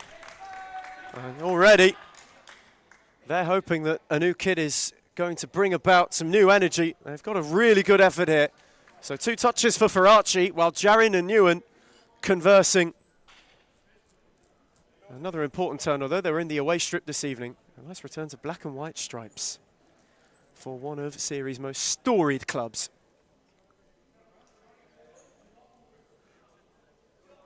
Adorned in more of a Milanese mix-up this evening. Newen set for Lamb, while Jarin! Oh. It's a good lunge and a good block from Saharat in the end. His first involvement, one where he had to be a bit more defensively diligent, while Jarin, Lamb, Michael Newen steered it for Skopelidis. Sakawal Jarin then tiptoeing his way. Sapina picked his pocket though. And the Spaniards forced back for Pauli. The other way for Saharat, who was happy to return for Pauli. Thornbury calmed things down. Those two wanting to make an introduction. Saharat 1-2 with Pauli, while Charin was lurking more centrally, although neither could be found. Romario Bajo has certainly tried to get the Lions, well, tamed with the Hounds, trying to do much of that. It's a big save made, and that's the man Romario Bajo's brought in to really stem that of Thornbury's goals against. Heavy tally start to the season. Ferracci coming across, and if you look at the score difference, -13 are Thornbury. They've conceded 25 goals, only 3 less than FC Carlton Heart, who hold that not so pleasant statistic of most goals conceded in the competition thus far. Jono Sapina has tools to work with tonight. He's been a man in recent weeks, Ethan. He's always providing something. Almagro, although We always see him at some stage shrug, sigh, not be overly happy with his body language after laying off a pass or giving the ball to one of his teammates, and for Sapina not doing what he'd hoped they would. But a fair amount of new players on court tonight for Thornbury. Maybe those fortunes might change for the Spaniard. Lamb working out of a phone box. Faraci is going to fetch the ball. No, he's not. Lamb to take no rush. Will bide his time and picking out how to use this corner. Nguyen's a short option. Evangelista wide. He's found. Here is Felipe. Evangelista. Nguyen. Oh, Jaron wide. Evangelista deepest. Nick Kirkby in between the sticks tonight. The man with the mustache comes from WA. He's gotten really well acquainted with life here at SFV following the 2025 Nationals played at Parkville. Good to see Kirkby's traded out of the black and white of Hume for Pascoe Vale. No stranger to this league. He's not the only man out west who'll be in action this evening. Luke Ross in the building for the Black Army when they close out the show, but a well-accredited shot stopper. Maybe someone who Aidan Charchi will be hoping continues to keep up the good performances. Slug in towards Pauli. He's got a fresh haircut and a fresh outlook on futsal life. Lunged, forced to save, and here's a corner. He takes it. Let's give it back to Evangelista. 2 against 2 for the Lions. Lamb in support. His effort skyward. It's good energy so far from Thornbury's new additions. Charin on that occasion charged down Kevin Lamb and just put him off. They're really giving some new life to the Hounds. There is Charin. Rolled it on for Sapina, whose return was a good one. Evangelista did well, and now Jarin takes over. Options left and right. Sakawal Jarin couldn't evade Jono Sapina. Spaniard just about dropped off and did enough. Michael Nguyen.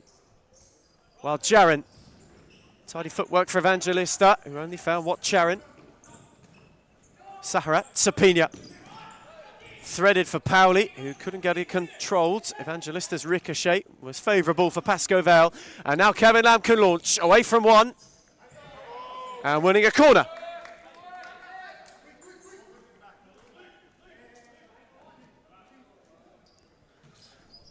A lot more purpose about the way the line's moving. Evangelista forces a good save from Faraci. And Felipe's happy to take the sting out of all of it. Settle the flow right down. Evangelista threaded. Lamb. Off Saharat and out for a corner. Quite the bench available for Aidan Charchi this evening. Many a player named as Michael Nguyen flashed his effort across the face. Thornbury making their first alteration. Jarbo coming on. Wagner Marrero also on the bench. Cordero too. So a plethora of options at the disposal of Romario Bajo and Adam Nash. Jarbo searching superbly. What a save that is from Kirkby. Pauli peeled round the back and looked as though he'd placed it beyond him. But the man with the moustache makes a top save. Corner squandered, but that is the first real look for Thornbury to show some bite.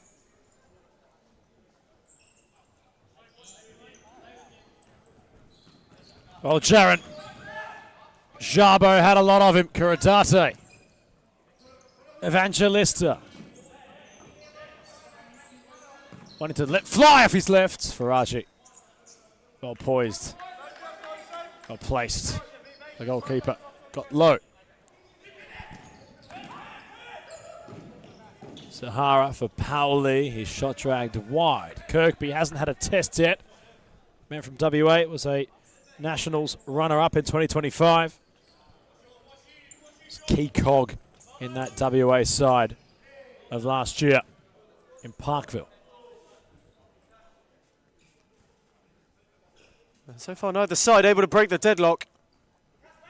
A real tenseness, a real caginess around both's approach. Here's Sapina, returned well for Saharat. Kuradate lunged in.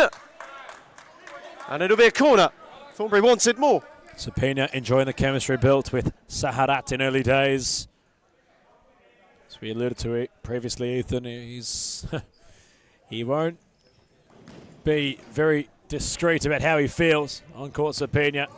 Well, Jaron. He's got the Moen stubble going. Saka. It's blonde, so you might not catch it on the live stream, but there's such a different feel about Pascoval. I can't put my finger on it. I know Andre Caro hasn't emerged in a couple of weeks. All considered, the Lions, with their new kits, might have a new lease on futsal life. They've needed a bit of, well, how do I describe it? They've needed something, not so much in terms of from a player personnel standpoint, but something to get them excited. I think perhaps a new look visually might be a little bit of a spark to hopefully ignite them this year.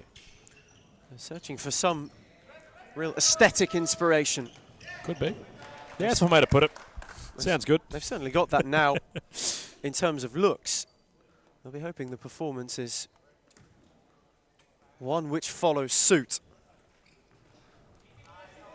Jabo crashes in to Sapina, who tracks back. It was Jaron who places the Spaniard to the tarmac. This game's moved a lot quicker than what the Carlton Mourned match had. Jabo's been defending a fair bit off the ball. Powley, deep Slingsby. Evangelista into Nanavoli's back. Ciaris says it's Kirkby's ball. Rolls it quick for Newitt. The captain has a glance. Chimese. Kuradate. 1, 2, 3, and 4. Sapina commands the space. Kuradate had possession earned. Chimese brought it backwards. Evangelista skillfully down the line. Kuradate. Jabo backtracks. 2 against 1 here for Thornbury. Newen got in the way. Jabo kept it going on his left. Slingsby in for Powley.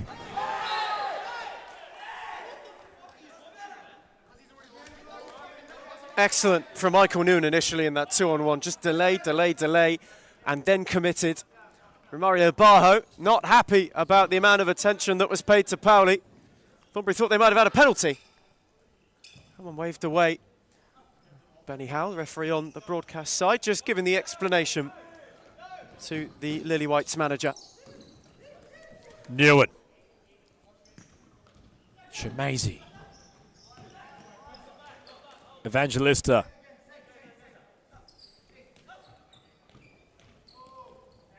Kuradate. Chimese. Pascoval trying to build some territory game, although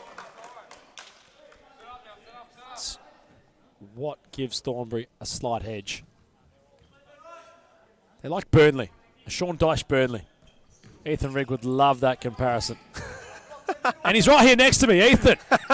It's not too far the stretch of an imagination. They set up nicely behind the ball to Thornbury, rely on their nifty and crafty players to make something happen when in the offense. Don't think it's too far of a stretch. It's about efficiency as well. Could see them turning Darabin to turf more whenever they take Don't their like the time out. Burgundy. No. No, it's a neutral venue. Unless they get their own club, they can go for it. But they would make it Lily White. More akin to the lane, maybe. Maybe. Now you're getting too pommy for me. Not that it's a bad thing. Or it could be, depends who you ask. Anyway, Newitt has the ball at his feet. Chimese settling behind the ball like Sean Dyche's men might are Thornbury at the minute.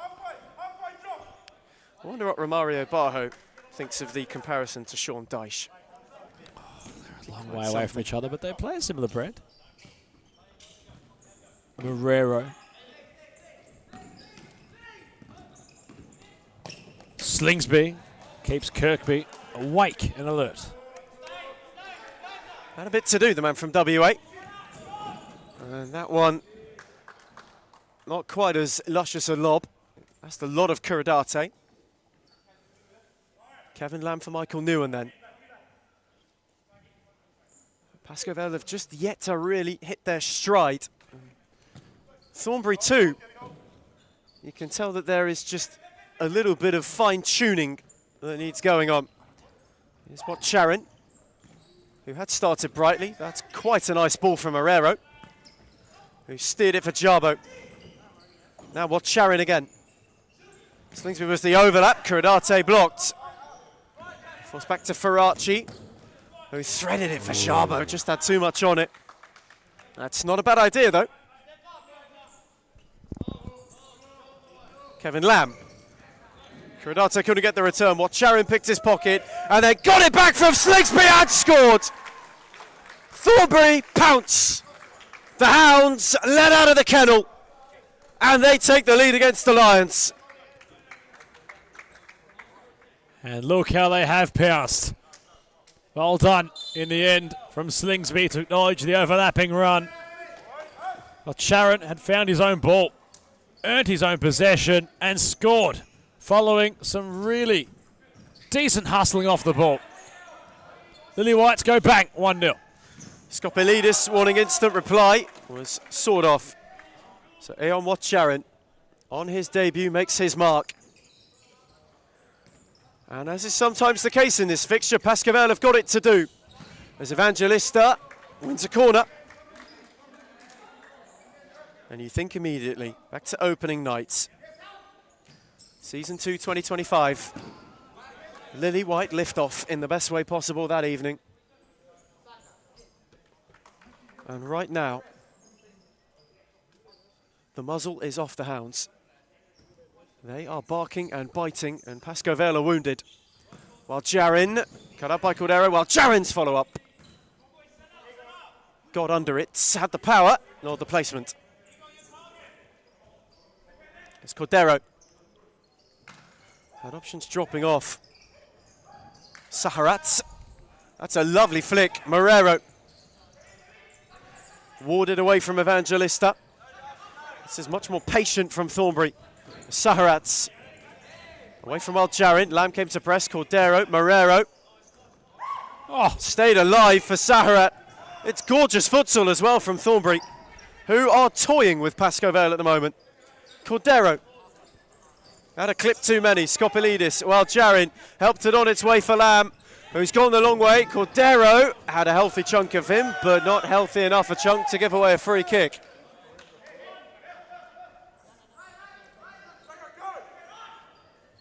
Saharat once again on for Schuster. Cordero, who was given a yard and scored a belter. A Cordero corker. Aidan Chachi wants timeout, and this already is unravelling for Pascoe Vale. Thornbury delighted. They all sat off him, and Cordero cracked it in.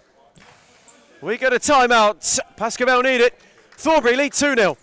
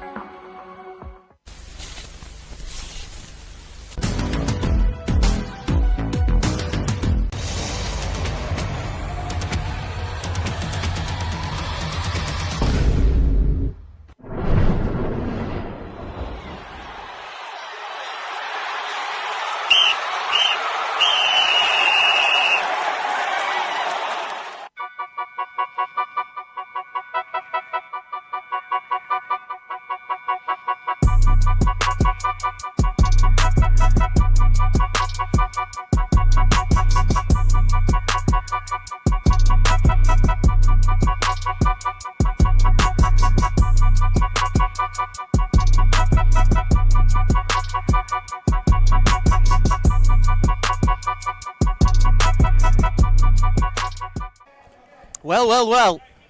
Two in quick succession, forcing the Pascoe Vale hand. Not the first time tonight. A quick 1-2 punch has resulted in timeout. The Lions need a lift! Oh! And we're nearly given one with immediacy. Having to claw their way back into this game. It was not a bad effort at all. Struck dangerously by Julien Vu, who was not a million miles from away back in. Marrero at the other end flashes his effort wide. They've got to get something going, Pascoe Vale, really, towards the end of this first half. If they can chip away by half-time, all of a sudden, things might just look a bit clearer for the Lions. I need something, and quickly. Kademi on court, he's at the back post. Lamb will have a chat to Ciaris. He's got a good reason to. Saharat had a lot of Kevin Lamb on that occasion. It's not the first time as well those two have become entangled, and Saharat has just taken a fair chunk. Even say at a moment like this, Emro Turgut, in my opinion, should come on and try to stem the bleeding. Faraci came a long way. Julien Vu was not going to be denied. Pascoe Vale scramble the goal back. And there's a lot of Thornbury discontent. Romario Barjo, Luke Powley were incensed that a foul was not given. They thought that the contact more than warranted a free kick from Skopolidis. Officials didn't see so, and Pascoe Vale, we said they needed something. They've got a stroke of fortune. Can that be that to ignite them, really?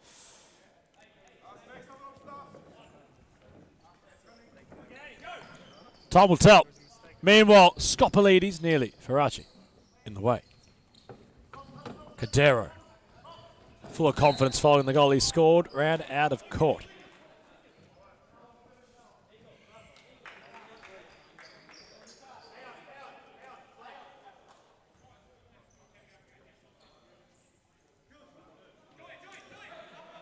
Pauli, Hugo Sustor, formerly of Western United. Haven't seen him in some time. On a serious Futsal Victoria court.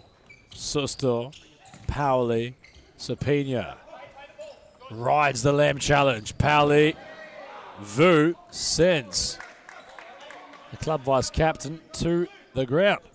The hip and shoulder. He's not afraid to get physical and has been not shy of a lot of contact so far, Julien Vu, since coming on. Sahara.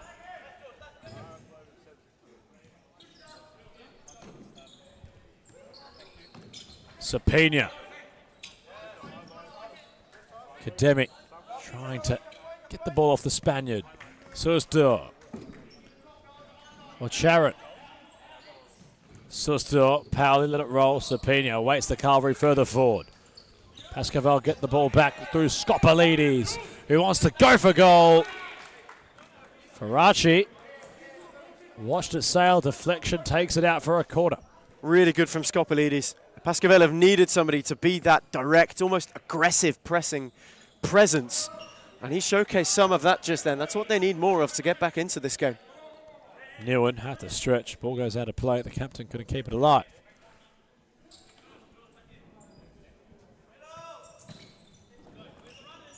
Sapina holds it up. Chance for Thornbury! And that's how you finish with Sharon with a plum into the bottom corner, beating Kirkby for pace. Thornbury re-extend out to a 2-goal margin. And it's a really well-worked goal. Sharon Times has run well. And the finish is crisp. Kirkby, no chance. Pascoe Vale, you can feel the pressure mounting on them. The Hounds at the moment, having got a couple of wins under their belt, you can just see a side brimming with confidence. And it's the opposite for Pascoe Vale.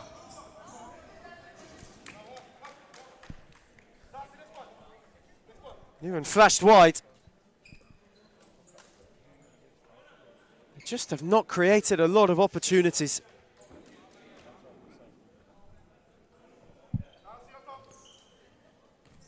But for both of them, for Saharat and Wat Sharon, what an impact they've made for Thornbury. They might have another chance here. The Hounds, Sapina nearly. He liked the idea from Pauli. They're all at sea. They are all at sea defensively, Pascoe Vale. there's not a lot of organisation, and the way that Thornbury are able to play through them, it's too easy. And Watchara might have a chance to score again. He's hit the crossbar. Sapina controls the ball. And Watchara will score upon the second time of asking. It's all sunshines, rainbows and celebrations from Thornbury. They've hit 4. And it's real doom and gloom for Pascoe Vale. A great press from Watcharan to win it back. He thunders it against the bar.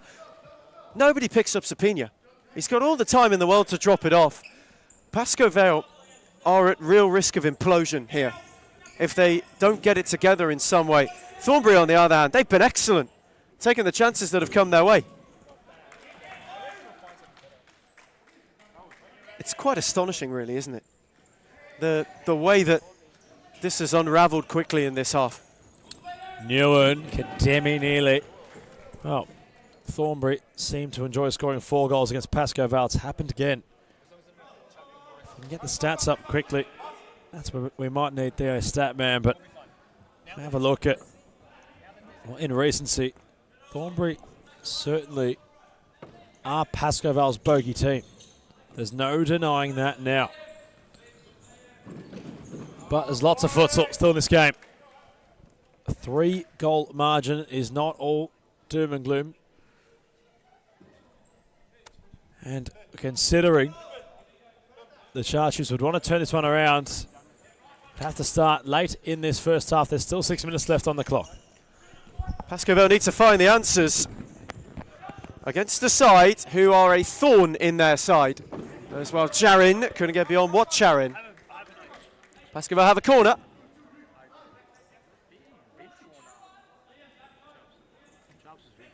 Needs some lift. There's Newen, blocked by Watcharan. Zacharias then went to steer it for Sapina, but couldn't quite. These games are always closely contested, though Thornbury right now are trying to make this a whitewash. We haven't stated this. Both sides are even on points. 1 win, 3 losses and a draw. That's their record. The Lions have conceded 7 less goals than Thornbury. Carlton Hart, once the ladder updates, will move up to 2 points earned this season, but although it's getting very sticky and tight in the bottom half of the ladder. Aku played tonight. They need to bounce back following a demolition job handed to them by Fitzroy against Hume. Who with a win will go on equal points to that. No, they won't. In fact, they go a point behind the Moreland Blues. Both of those two looking for a rebound later on. At the moment, Pascoe Vale have got to dig themselves out of a hole. If they were to lose tonight, they'd be 2 points off the bottom of the table. Wow. Which is quite something.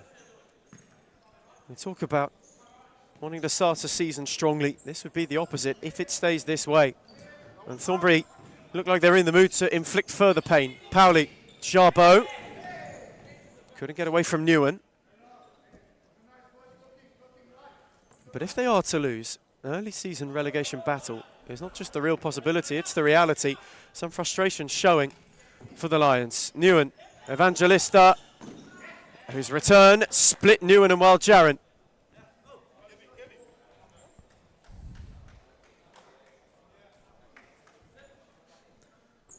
And if you just pick up a couple of snippets from that bench, there is only really disgruntlement is what you hear. In desperate need of some inspiration. Here's Powley. Slingsby. Away from Lamb. And out of room.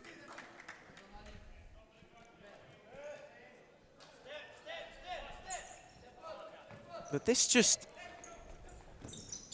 is, for Aidan Chachi, he would be hoping a horrible, horrible nightmare at the moment, from which they'll want to wake up from.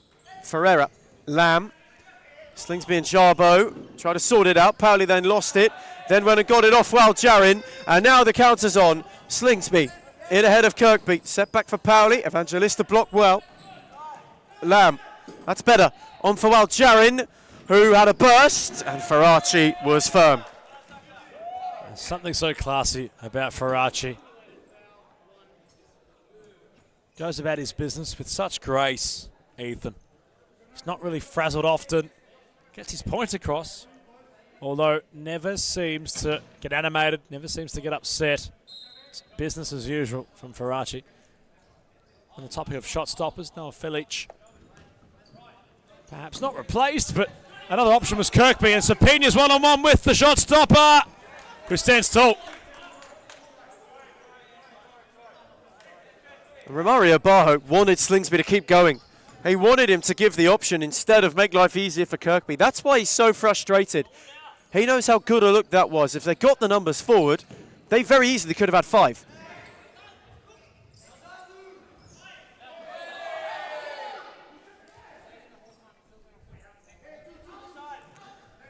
Pascavel shell-shocked. While Jarin on for Lamb. Around Sapina, and Evangelista squared it when maybe he should have shot. And now Pauli's on the charge and winning a free kick. And just as Evangelista squared, you saw the head drop of Aidan Chachi. He knows that Felipe should have had a go. Curadate getting readied. But Thornbury have got the Lions right where they want them. 3 on the dot to the break. 3-goal buffer for the Hounds. Pauli. Steering was Jarbo, and he went to corner.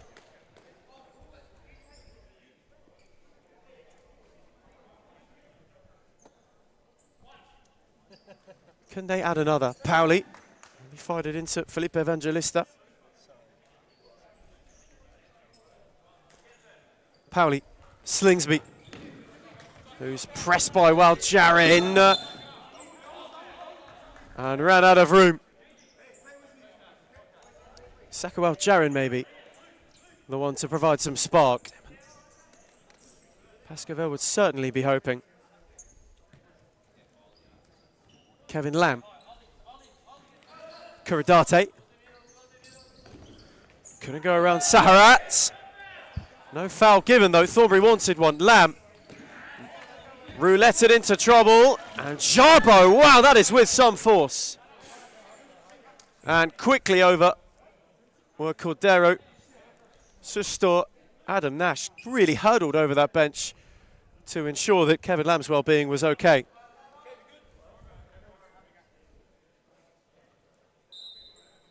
Good sportsmanship from the Lily Whites. Adam Nash has built a great culture at that club, hasn't he? It's a really great story, theirs as well. Testament to a side who have really built a cohesive unit, a strong unit, a well-drilled unit that right now is more than capable of just surviving. As it stands, they are thriving in the top flight.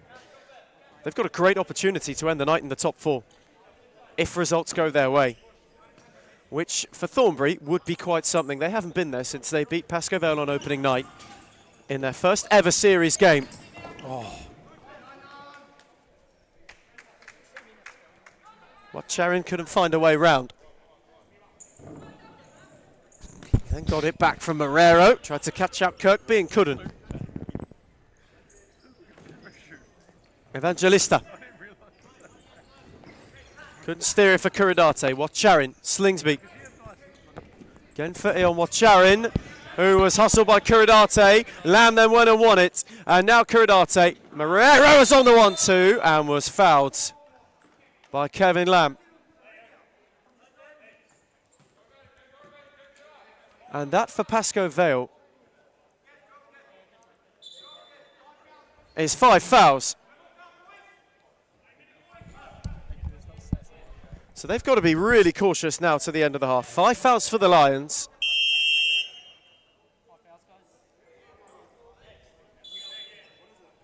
And that could compound a half that they will want to be over, a half they will want to forget. Adam Nash and Thornbury want timeouts.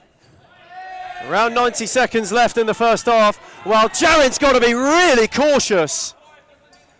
That is the tightrope if ever you've seen it. Romario Barjo's making the point that he had quite a bit of him. as is Moe Fatea on the bench, while Jarin's readjusting and now gets it and now charges. On for Evangelista, that's a really good save from Faraci.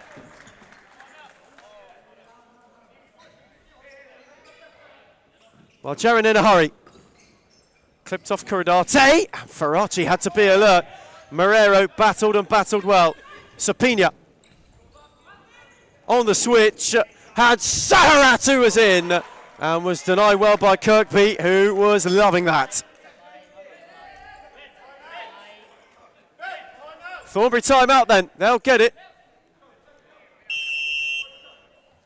And they are just over a minute from a first half that for them is near perfection.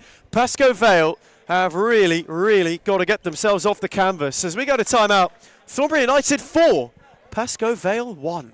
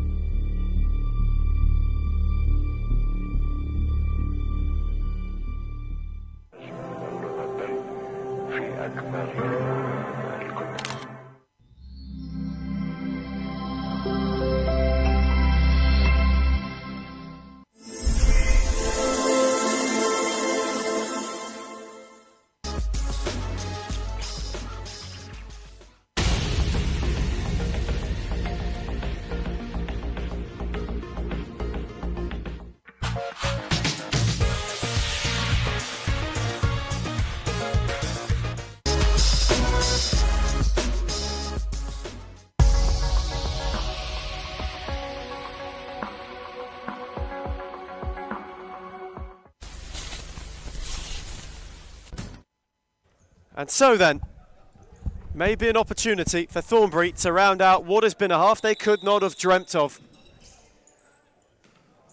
They have a corner. Watch Sharon's take. Out for Marrero.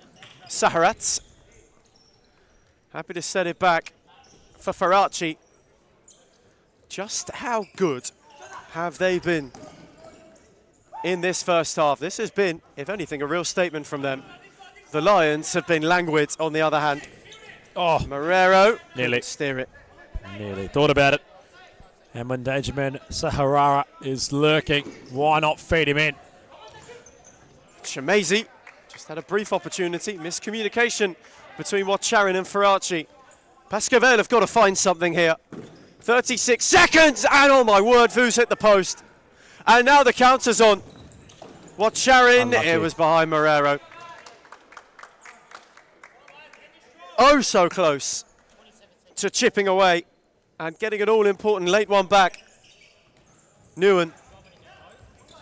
Marrero dived in, Vu took over. And Watcharin did wonderfully. He's been great so far. What a way to make your start here at SFV. How dangerous he's made Thornbury look early against the side currently on the ladder there, even with, although it might not be on paper, how he's somewhat lifted those in white around him. Saharat. Sapina just about kept it alive. He might try and soak up the time, or is there a look for one more? They're going to have a corner in the most dying of embers. 5 seconds for a potential Thornbury fifth. Sapina. The clock will beat them, but it will not matter. What a half from the Hounds. Beyond bark, beyond bite, beyond anything they could have imagined. For Pascoe Vale, though, this is perilous. Truly on the verge of implosion, on the verge of languishing even more in early season relegation mire. Half-time in Darebin. It's Thornbury 4, Pascoe Vale 1.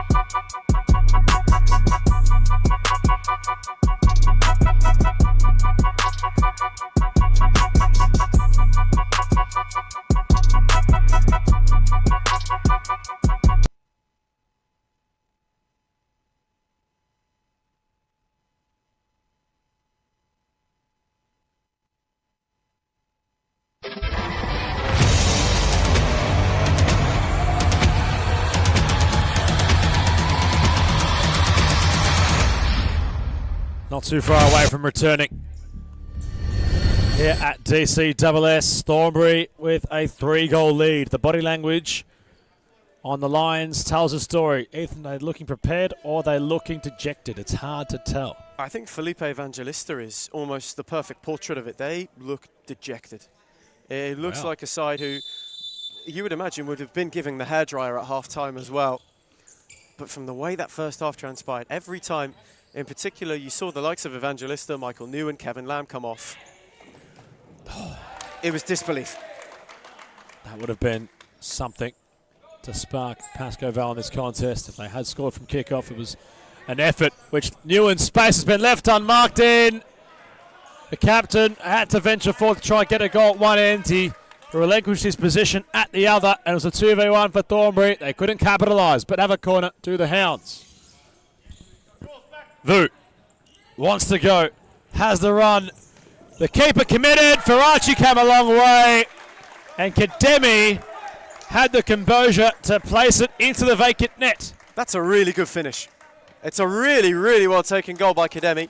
Faraci with his first real piece of misjudgment since he's arrived at Thornbury. Pascoe Val needed that. Created the first opportunity with Newen, then gave up a counter straight away. That could be the goal that sparks them. Evangelista. Newen. Vu. Evangelista gets it back. Kademi, the recent scorer, has the confidence. Jabo stings the ball into the palms of Faraci. Saharara.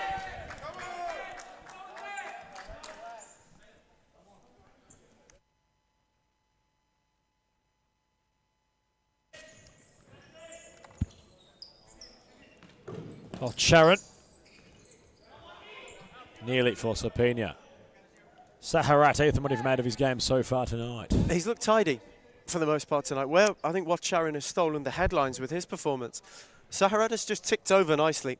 The way that those two link up has been fantastic. It's caused Pascoe Val a lot of headaches.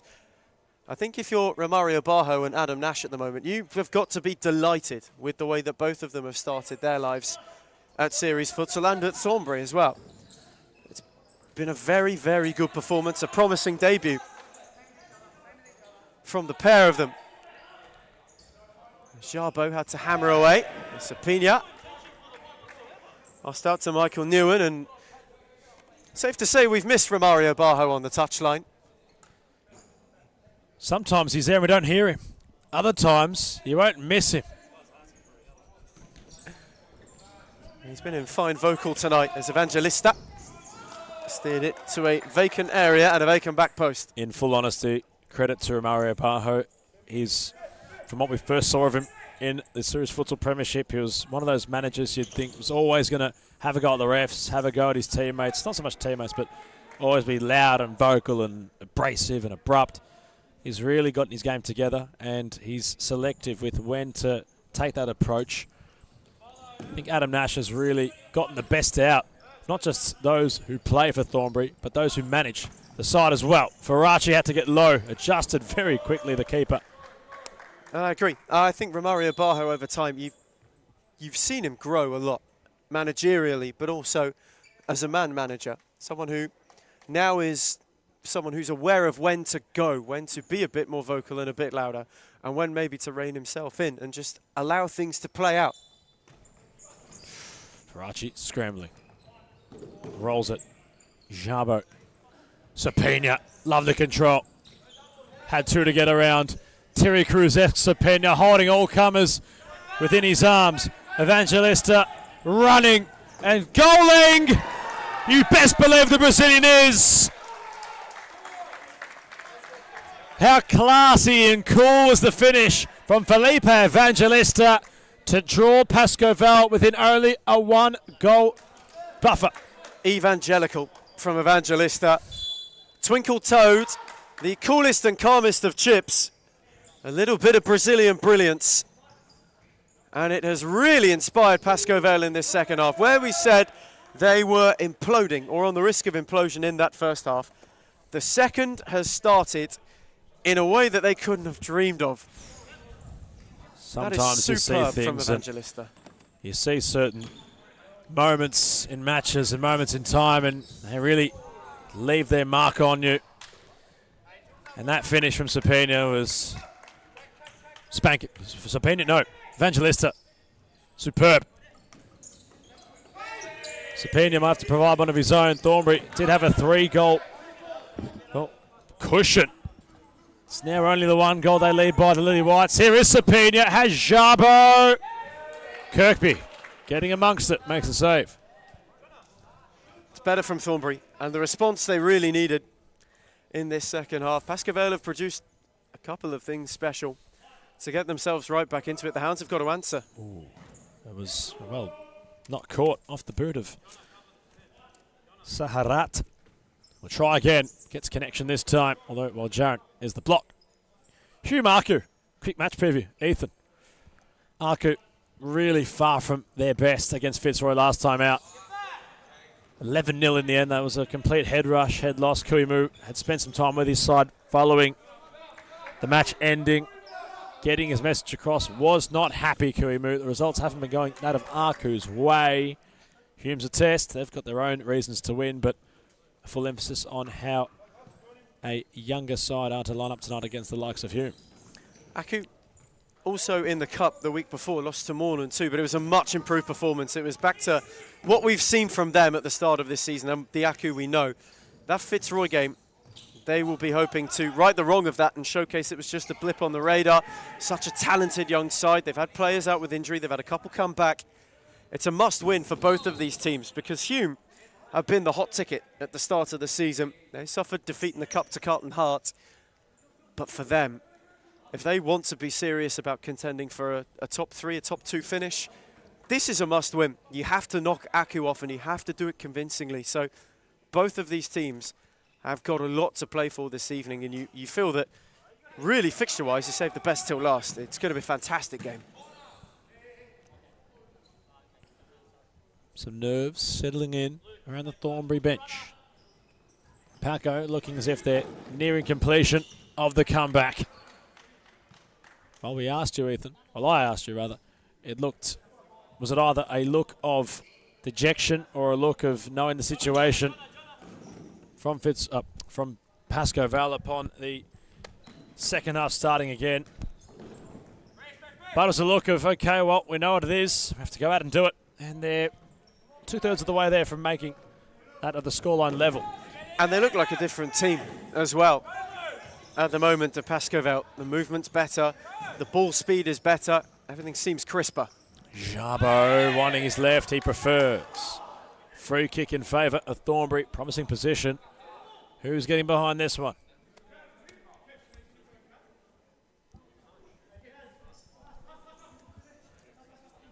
There's a brief lily-white conference. Jabo and Sapina having a couple of words. Romario Barjo having a conversation with Adam Nash and Oliver Slingsby. Now turning into Romario Bielsa with the way that he's crouched on the touchline.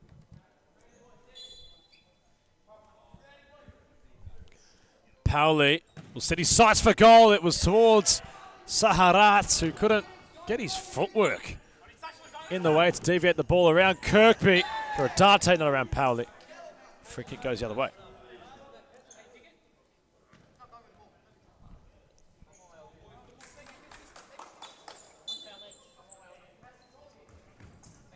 Sometimes in life, might not always be fair. Well, Jaron certainly thinking that upon the situation, which was in front of him. Sapina got back in time, prevented Jaron from going the flamboyant kind of finish required to score from that lofted ball. Saharat has Sapina. The Spaniard gives it back. The angle got tighter. Kirkby adjusted. Sapina could have had a go. Maybe should have had a go. And I think that's what Thornbury aren't happy about. They also wanted a penalty. It's such a good look for the Spaniard. Have a hit. Don't try and be unselfish in that situation. But you can see with Sapina, tonight in particular, because of the teammate, the quality of his teammates, he's decided to be a bit more unselfish. The body language is better. Shaba Maljaran taking out the boardage around DCSS. And this Thornbury bench is just starting to get less and less happy with the amount of contact that Pascavelo being allowed to. They seem like it's too liberal.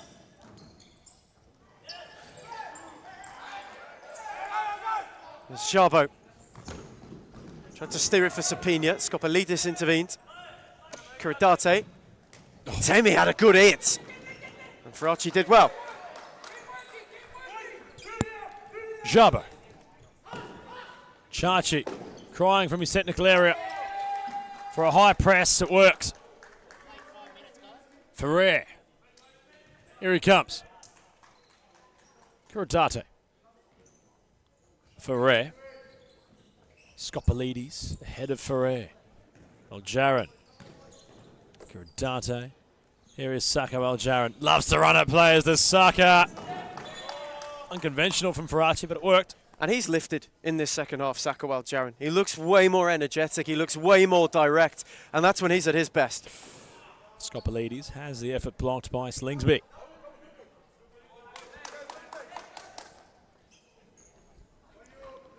We've gone now 7 hours of futsal in the second last game of today. For those that have joined us from the start, we really appreciate you being along the journey, along the ride. It's been up and down in the championship, 2 close games to start. A blowout from Braybrook. Got the job done against Northk in a one-sided result.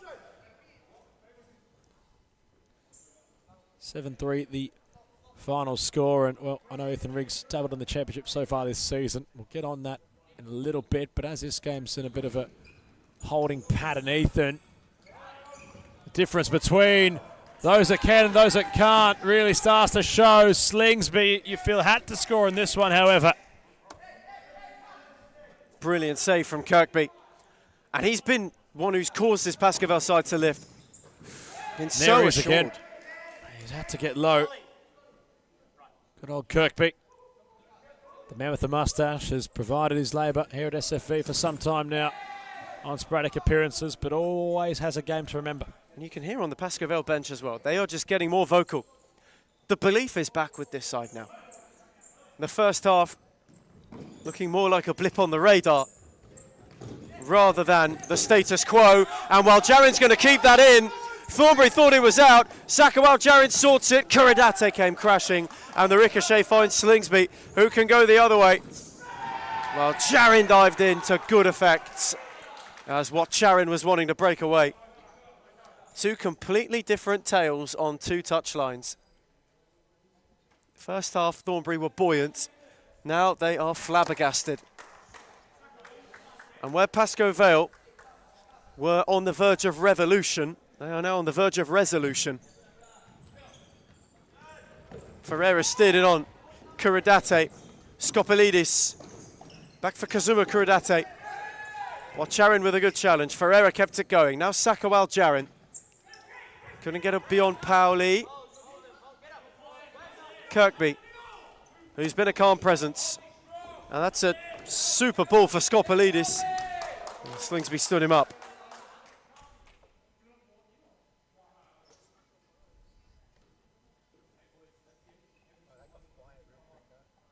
It did.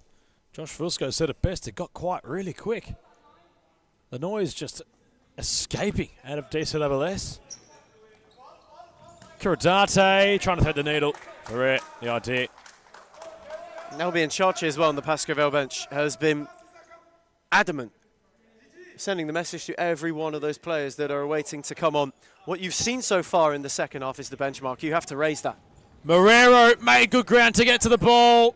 Ferrer tracked him all the way. Kuradate. Jarin. The rise of this man in 2 years is a real inspiration to people, Ethan. If you want to take the game of futsal seriously, it will take you seriously. It's exactly what's happened for Jarin. Applied his trade, playing on social courts at Thomastown and Brunswick. And now look at him, star boy for Fitzroy at one stage. Became Pasco Vale's man, a Nationals winner. And a man entrusted for the big moment too. He loves it. Does Sakawal Jarin. Adam Nash wants timeout, next available.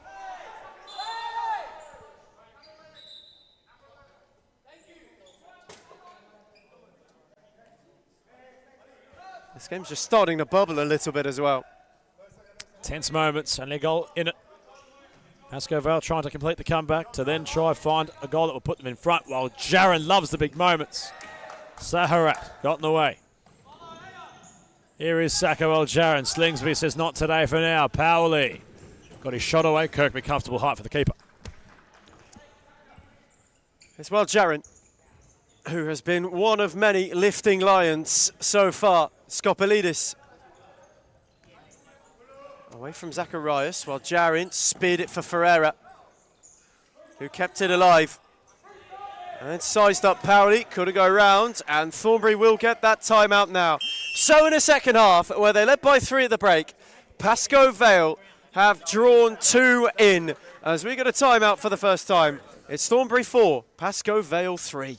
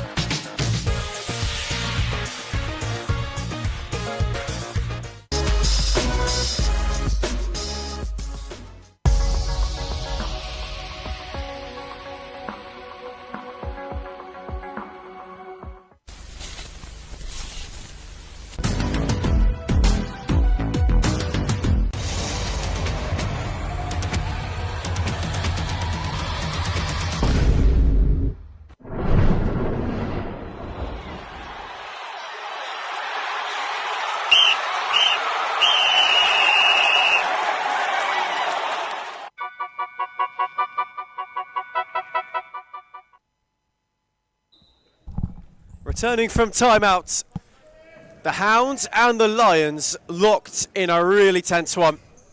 Pasco Vale are all but there, 2/3 of the way to a comeback that, if you watch the first half, seemed improbable. It is now overly possible. Thornbury are feeling the heat. This one they have to hold on to. Slingsby couldn't steer it for Saharat. Bodies are flying everywhere. Ollie Slingsby, Evangelista in the way.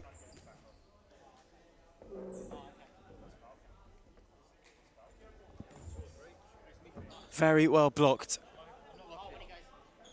by Felipe Evangelista. What Charin and Saharat wanting to link up. Turgut dropped it off for Julian Vu. Have a go. Wasn't able to find a finishing touch. Pauli. Saharat couldn't get beyond Lamb.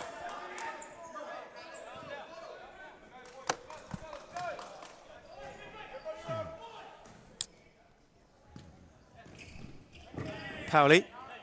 Turgut wasn't fouled, despite his appeals. This is what I like to see from Pascoe. Game sort of in the balance. In fact, is definitely in the balance. Emre Turgut. Fire. Genuine fire. Brings a real competitive nature to his game. Has that edge. Has to be careful.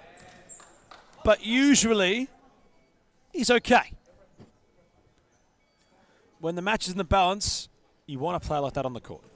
Aiden Chachi managing him, ensuring that not only he stays on the same wavelength as his teammates, but shows some of that fire. And here is Turgut. Got away from Saharat and forced Faraci into a save. Near post too.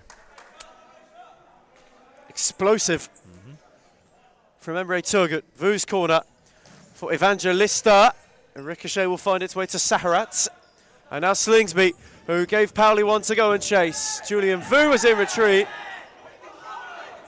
Aiden Chachi making the case that Vu was pushed. Lamb now through the legs of one, away from another. Going through is Kevin Lamb and blocked to a Slingsby. While Charin was then caught wandering by Turgut, but to no detriment. That would have been fantastic from Lamb. Lights out, went for a bit of a stroll. Pauli having a wrestle with that of Vu. Josh had a look upon the replay and the commissioner was nonchalant in, well, his facial expressions.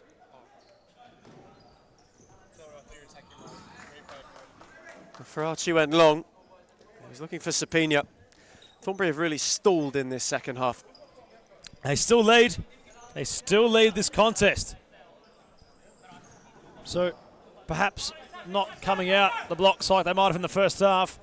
Still hold on. Vu and Pauli are getting intriguing. Had some hops, Vu. Bunny-esque. The way he kept his feet and, well, didn't face plant into the wall. Madera. Sapina.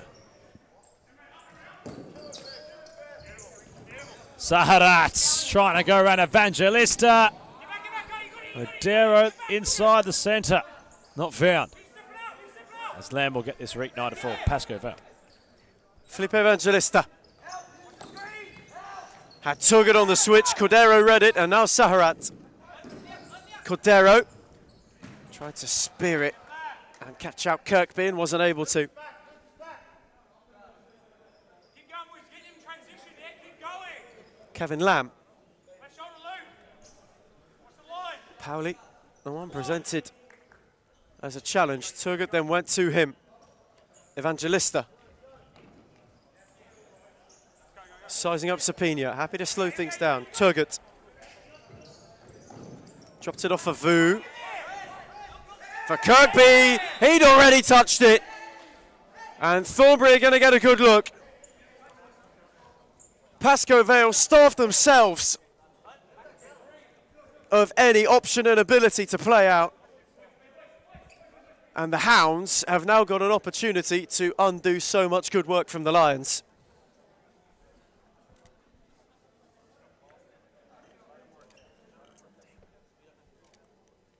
Quite the conference in congregation. Cordero leaves the conclave. He leaves Pauli and Sapina.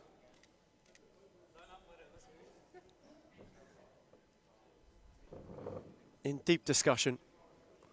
The vice skipper and the Spaniard. Sapina, Pauli, saved by Kirkby. Super denial at a crucial moment.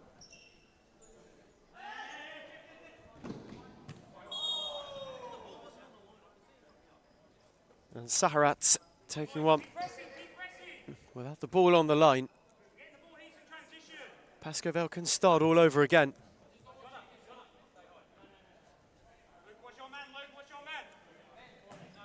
All the pressure they have placed on Thornbury.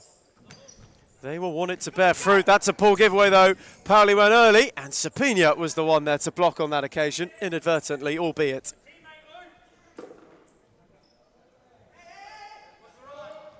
Kuridate. Not around Saharat. They're just starting to get a little bit desperate now, Pascavel. They're just starting to force things. Maybe they don't need to. As Turgut lost out this time, Sapina allowed to spin. Pauli, Cordero. Good challenge from Turgut. Lamb gave him a helping hand. And it's worked nicely for Kuridate. Switch for Kevin Lamb. Kuridate picked it off the feet of Vu. And again, Thornbury were able to clear.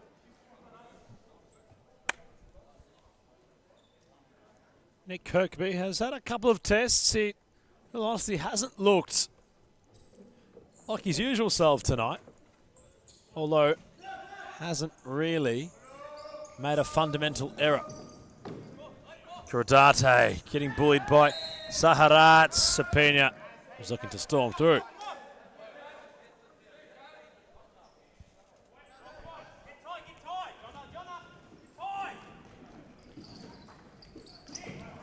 Turgut.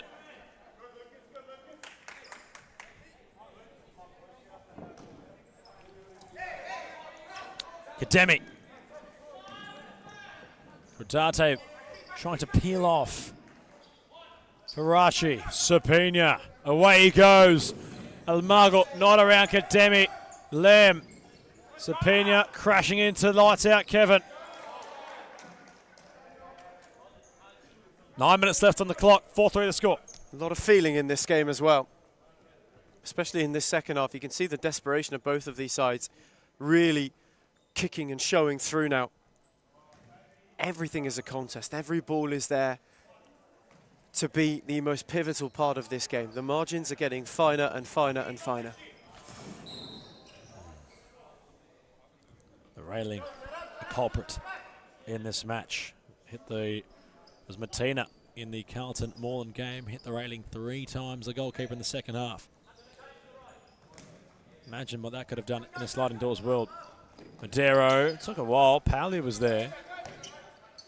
Wasn't sure where to go. Madero.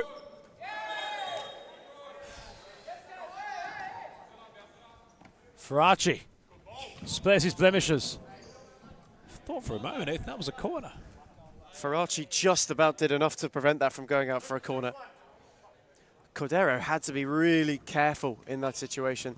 They can ill afford to play themselves into trouble like that. Where Thornbury was so slick in the first half, you can see it's a side that are just trying to hang on and grind this game out. Well, Jarrett nearly. Sapina has been doing a lot of backtracking tonight, the Spaniard. Here he is again, trying to clean things up.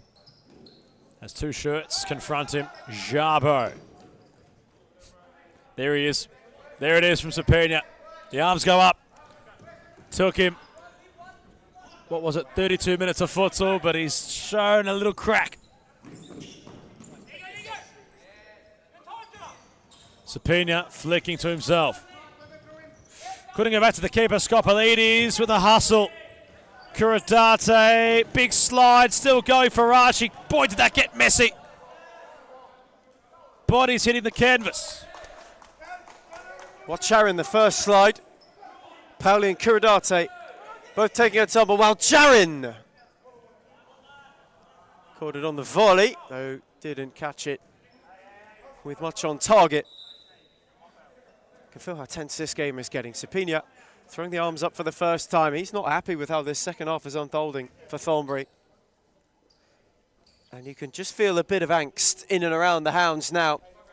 Oliver Slingsby nervous on the touchline. There's a bit of admission as well. As Faraci went searching. Sapina, oh, great challenge by Kademi. Romario Bajo, though, is most displeased with the Spaniard, who has been a bit trigger shy tonight. Corner taken for Pauli. Watch Sharon. Pauli. Sapina. Backed in by Kuridate. And now Sako Aljarin can lead the break the other way. Kademi's got the opportunity. Kuradate on the follow-in, and Sapinia's challenge was a good one, and it had to be.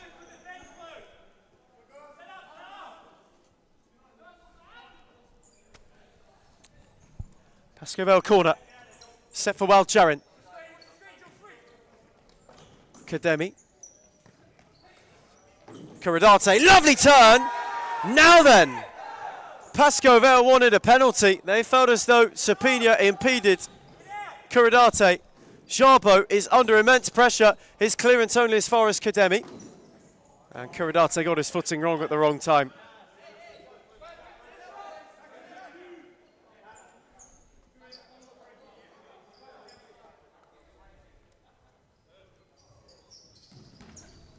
Faraci fired for Sapinia, who had two Lions waiting to pounce. Neither were able to.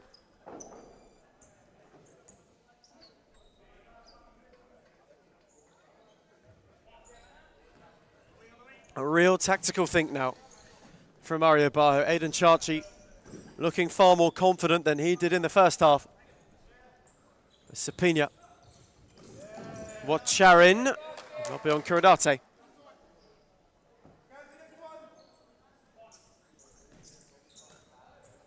Can either team find a way? Next goal is huge in this game. If Thornbury gets it, you don't ride it off, but it becomes a tall mountain. But for Pascovel, 4-1 down at half-time. If they were to get it back to 4-all, first, you wouldn't count them out. Second, you might get the opinion that fifth man would be activated, though Sapina has smashed his effort over, and what a look it was. Mario Bajo puts his hands on his head. He knows that could have been something. They might have needed to instill some security. Skopalides. Well, Jaron. 6.5 left on the clock. Saka thought about it. Held the gun in his holster. Skopalides deflecting ball for Archie. Loves a scramble as the goalkeeper, and he had to there to make sure nothing was an ill fortune. Well done by Faraci. Readjusted well from the deflection, got enough on it to steer it wide. Corner chipped while Jaron off the volley. Still has it controlled somehow. Saka. Jabo, no.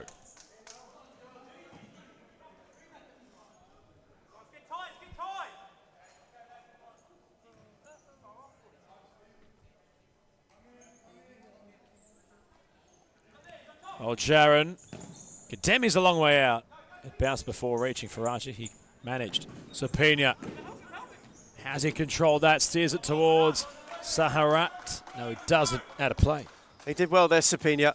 Kademi just came across to close the door. Shemezi was marshalling. It's probably the best case scenario for Thornbury there, that he was able to keep the ball, was able to win a side ball and just get them up the court. They've been camped in their defensive half for some time, trying to withstand the pressure that Pascovel are putting on them. That little bit of respite can be so important, even if it just takes 30 seconds off the clock.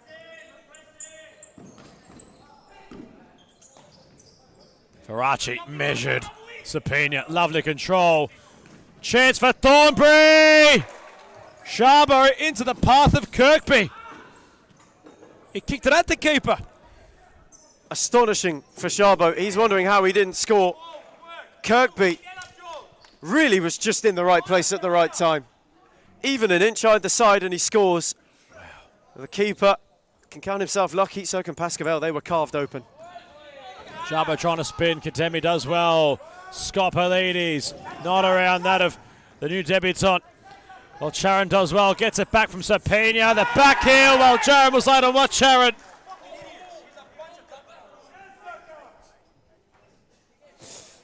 Not sure who might have said that, but wow, it's a big challenge from old Jaron. Jabo. Well, Jaron's time to go. Had the ball run behind him. Sapina has Saharat on for the pass. The Spaniard puts his effort wide. How did he miss? How on earth did he miss? The net was begging. Entirely vacant. Just waiting to be rippled. And the Spaniard fluffs his lines. A real collector's item.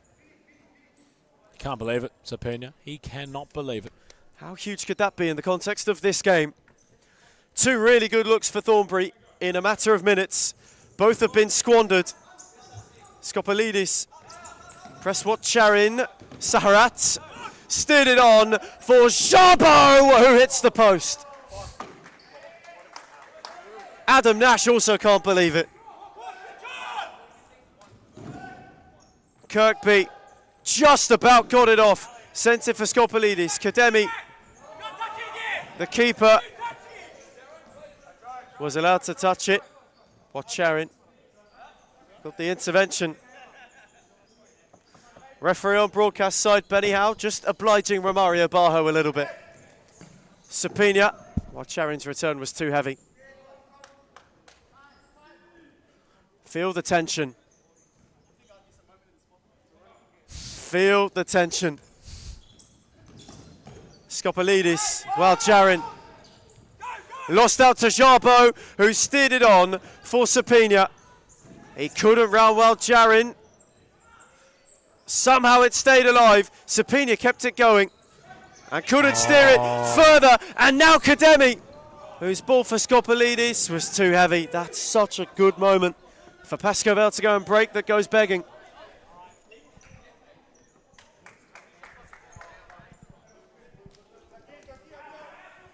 Thornbury aren't sure how they haven't scored again. Well, Jaron, Skopolidis. Chamazi. Slingsby might have closed the gates. Jabo never cleared properly. Chamazi kept going for Archie save. Sapina. If Thornbury are to score, the roar from their bench is going to be its own story in itself. Pascoval had the momentum shift back their way. It's back in favour of the side in front. Saharat!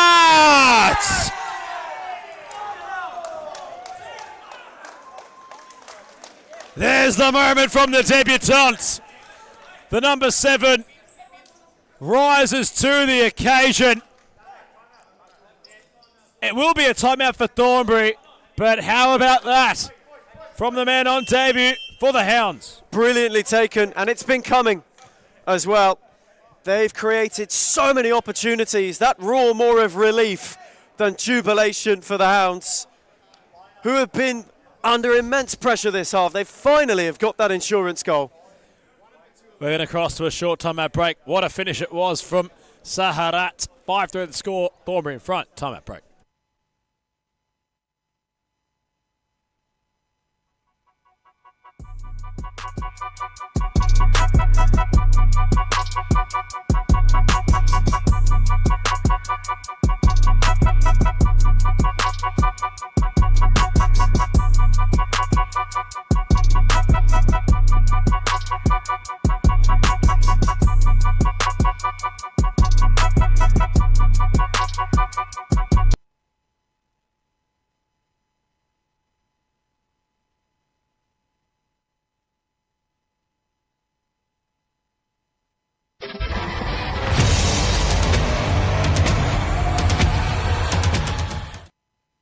And so we return from timeouts.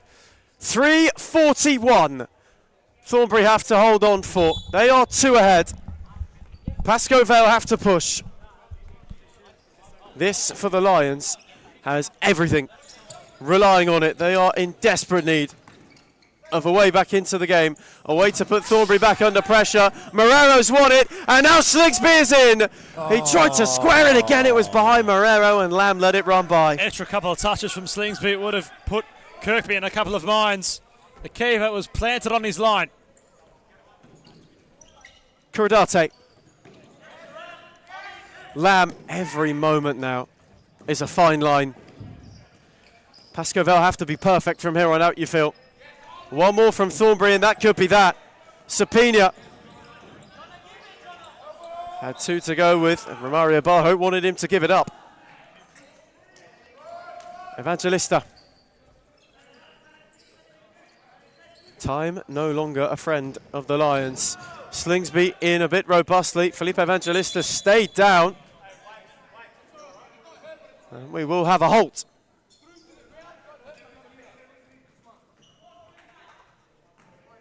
Michael Nguyen has not emerged in some time on the court. He's got the playing jersey on. You hope that's not injury related from Michael Nguyen. He's had his fair share of them in recent years.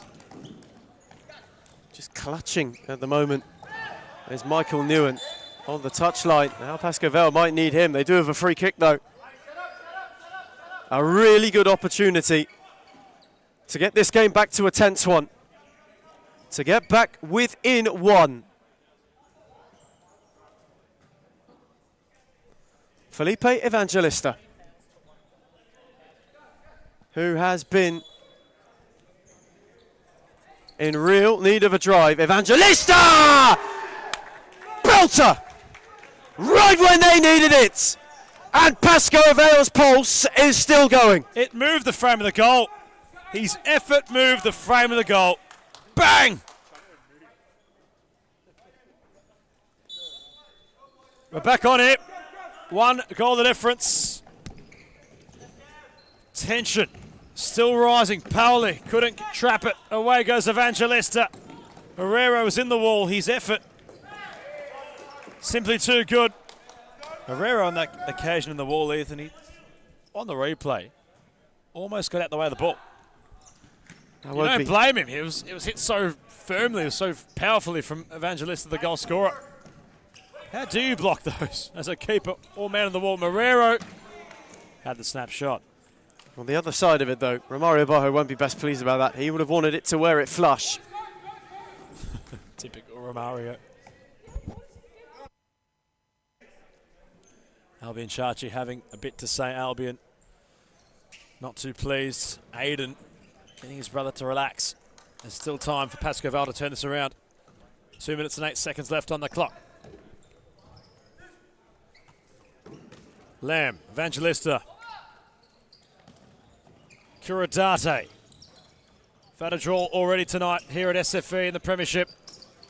Can Pascoe Val find the next goal, which would put the same predicament in this game? Sapina wasn't sure where the board gone. Slingsby not around Kuradate. A lot of his shirt.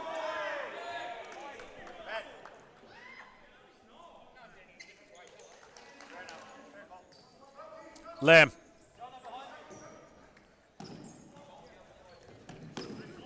Vu, lovely spin. Sapina blocks. Paoli, where's he going to go? Lots of pace in the ball for Marrero. Vu.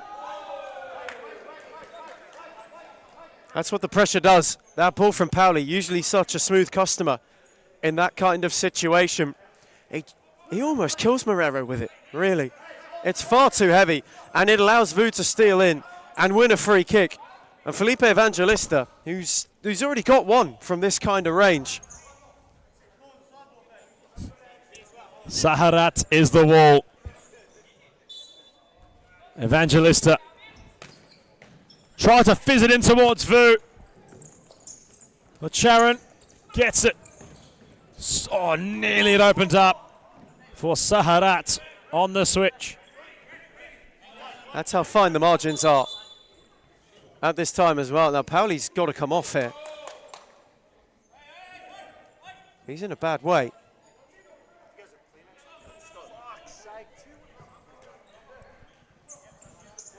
He's not best happy about it either.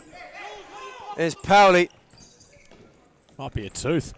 Meanwhile, Kuradate, big slide. Away went Saharat. Skopalidis never make connection with the ball. Don't overcomplicate it in that situation for Darcy Skopalidis. He gets himself in the perfect area. It's great from Kuradate. Just tuck it away in that position. Don't try and go the flick. Use your left, back yourself. Come onto it nicely and give Faraci something to think about. That's a golden opportunity squandered, and they can't afford to do that. Old Sharon, Lamb off the ball, goes down. And so does Saka. Sharpo taking no prisoners.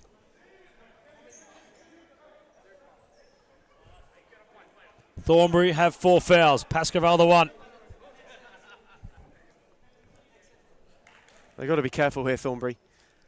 The last thing they would want is to go into that 5th and then go into the excess. We're still in junk time. Kademi on court while Jaron uses Kirkby. Kuradate confronted. Saharat pressing. Wins the ball back to number 7. Onto his right, might bide some time. Saharat! He went for the absolute roof raiser. It was well done as well by Saharat. He just leaned back a bit too far on the finish, but that movement to shield off Kuradate to go and win it, that relentlessness is so crucial at this point in time, and it created an opportunity for himself. Oh, Jaron, deepest. Gets around Jabo and Slingsby. No, he doesn't. And Sarka's not happy about it.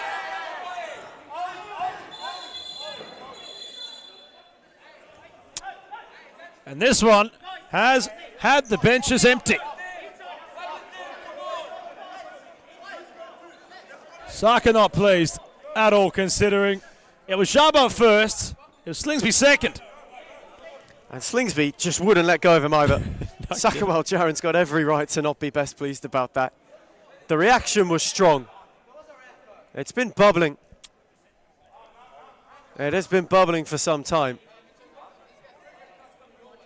And there's a conversation here for the officials to have, because the initial contact from Slingsby was probably worthy of a yellow, but the main talking point here will be, what do they deem Wild Jaron's reaction?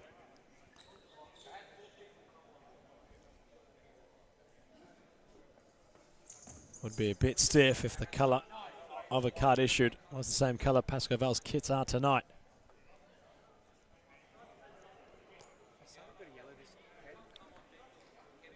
.46 seconds left. Tension. You can cut it. You can spread it on toast. You can do whatever you want with it. Considering how Sarka had drifted away from 2 lily whites. Sarka in the book. And well, Jaron will miss the next game through suspension. So he has the week off, considering he's accumulated a few yellows. Ciaris issuing a yellow for both Aiden Chachi and Romario Bajo on the technicality if you can't come on the court. Well then, 46 seconds left. 9 goals, 5-4 the score. Thornbury in front. Pascoval looking for an equalizer.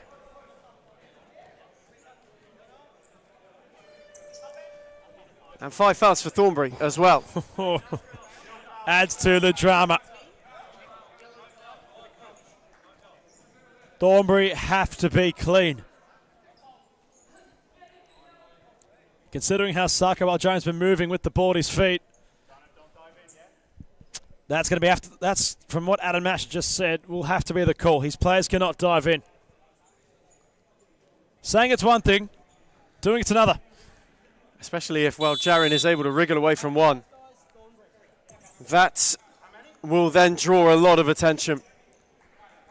So the Hounds are on the thinnest device, and it's cracking very quickly. Well, Jaron gets it back underway. Kuradate. Sapina went in. Kuradate kept going. Well, Jaron forces a corner. Well, Jaron peeling deepest. Kademi, no movement in the box bar. Skopolidis. Kademi receives. Skopolidis had to lunge to get there. It's gone wide of the pivot. And they're just doing enough right now, Thornbury. It isn't necessarily pretty, but they are doing enough to make life as hard for Pascoval as they can. Sapina goes down, gets a foul. If there's a player you want the ball to be had, sorry, if there's a player you'd want to have the ball at his feet, it's Jono Sapina in moments like these. That's unnecessary from Kademi as well. Sapina's backs to goal. It's the first go, and then the second as well. Even though he wins the ball, he goes through the man to get it. Bear in mind, the Sakawal Jaron yellow card has him suspended for Pascoval's clash against Morn confirmation, courtesy of Joshua Fusco, our commissioner.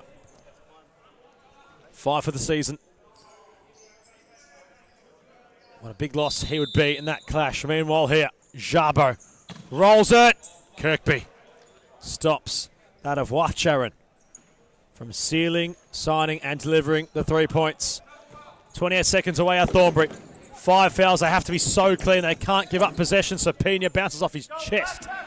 Paco have the ball. This might be their last look, Pascoval. Everything has to go in this passage. Kademi, Kuradate blocking the shot through the gates. Well, Charon, Sapina, a hop, a skip, the ball still his. A reversal from Benjamin Howe.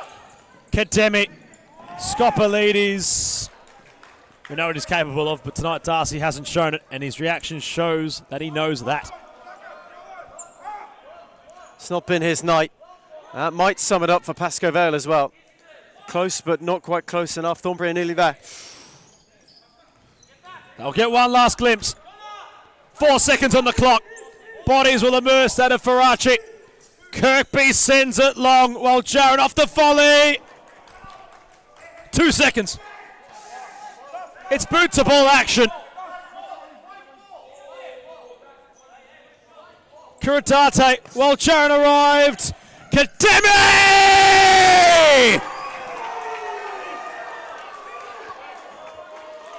Wow! The last kick of the game from Kademi is the equalising effort, which goes through Faraci. And Pascoe Vale, against their bogey kryptonite side, have salvaged the point. Astonishing.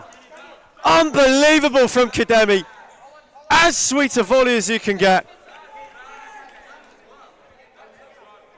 Unbelievable. A lot of Thornbury protest. Pascoe Vale have gone and pinched it. It can't come later than that. It can't come later than that. It perhaps deserved a draw considering how evenly balanced these sides were throughout the full 40 of stop clock futsal. Things being well, Jaron will have a chat off the ball. They're all good. Things are all okay. It was a real spirited contest, which ends 10 goals scored, evenly split at 5 goals apiece. Kademi of Pascoe Vale, the man to salvage a point for them tonight with the last kick of the game. Full time in Darabin. Pascoe Vale 5, Thornbury 95.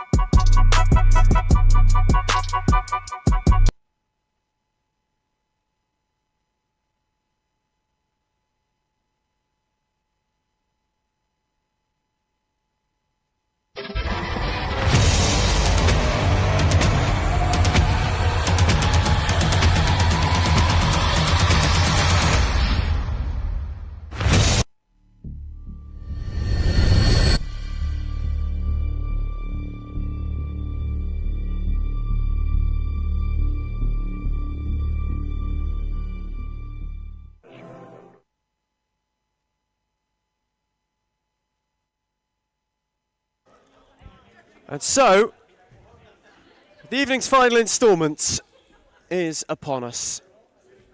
2 thrilling draws, 2 incredibly close games. One rescued right at the very last second. And the other, a thrilling, high-scoring 14 apiece split 7 opener. And now the final act, 2 teams who will be hoping to get themselves back on track after a little bit of a rough week or two. Hume tasted defeat against Hart in the Cup, which followed a defeat against Moreland in the league. For Melbourne, Aku, Fitzroy and Moreland, League and Cup respectively, back-to-back defeats for QEMU's side. They will want to make sure that they make amends and get themselves back to winning ways. Hume are hunting the top 2 still, and have been one of the stories, one of the narratives of this campaign so far. Fernando de Moraes and co have been very positive about what they've wanted to do in 2026. Melbourne, Aku flew under the radar momentarily, although QEMU's side in recent weeks, along with Joe Akon, will want to get themselves right back up to steam. And what better way than to close out the evening than with 3 points for either of these sides. Quite a lot on the line to keep early season momentum, to move themselves back up the table. Available for both sides as Armand Dawood goes long. No, Amar flicked it away. It fell for Luke Ross, who was happy to see it out. We'll get the starters going. Lucas Greig, the keeper for Aku. Both Mars, Colin Leong, as well as Nakano for Hume. Gab Murray finds himself back in between the sticks this evening. Luke Ross, Mohamed Telmo, Armand Dawood, and Luqman Ramadan all entrusted from the start. Toby Smith back on the bench for the Black Army, and he is adorned in ginger so far this evening, as Fernando de Moraes and co look to get themselves right back on track. There is certainly a bit of a Sideshow Bob element to it for one of Hume's bright young things. Great opportunity to go within a point of the top 2 for them tonight. For Melbourne, Aku, they can usurp the Black Army with a win in the table and ensure that a bright start to the season doesn't peter out. And here is Leong. On for Nakano. Threaded for Noah, who was pressed by Temmel. Mar did well to ward off. Now Francis Mar. Not around Ross, who did well.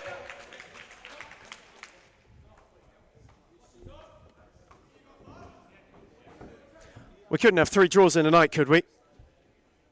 The first 2 high scoring. So far, we have seen 24 goals across 2 games. Kademi, late drama for Pascoe Vale. They rescued a point from 4-1 down against Thornbury. And for Carlton Hearts, they couldn't hold on against Moreland. The Blues surged late to snatch a point that, well, will still feel like a bit of a defeat for Gabriel Zeballos and co.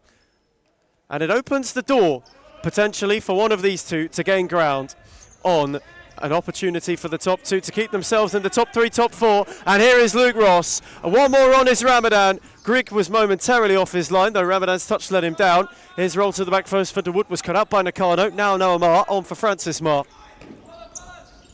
2 brothers linking up. Ramadan picked his pocket and steered it to a back post where there was no runner.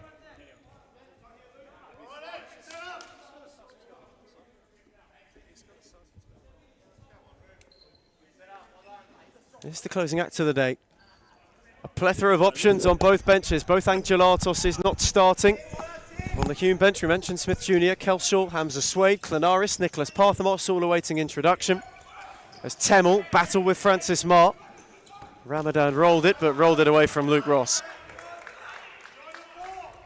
Either side able to get much of a grip in the opening minutes of the evening.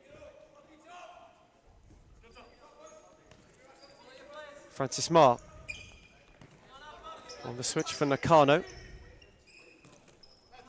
Noah Mar went with height. There was nobody home. Gab Murray will happily see it out of play. Look at Fernando de Moraes. I wish that vision was being picked up on the live stream. He has every player on the Hume bench huddled around his magnet board. If he's not coaching, he's certainly trying to teach those around him his philosophies. And what a better way to learn. You have a front row seat while a match is happening. Hey, you can not just learn about it, but put it into practice. Sue Muhammad and Nico Nadiadis control the match day duties right now, but Fernando turned teacher. And why not? When you're the exception to every futsal rule, you can do exactly what you please. No better to learn from as well, and the king himself. And all listening with complete eagerness. There's no Omar. Tried to get around Ramadan. Nakano. Leong. Went back for the package, who went searching for Nakano. That's a lovely take as well. Ross was in retreat. He couldn't spear it to the back post, and now Hume can counter. Luke Ross lost out. Leong was then deft enough to evade him. No Omar's got a yards! Lashed it just over. And Gab Murray got a fingertip.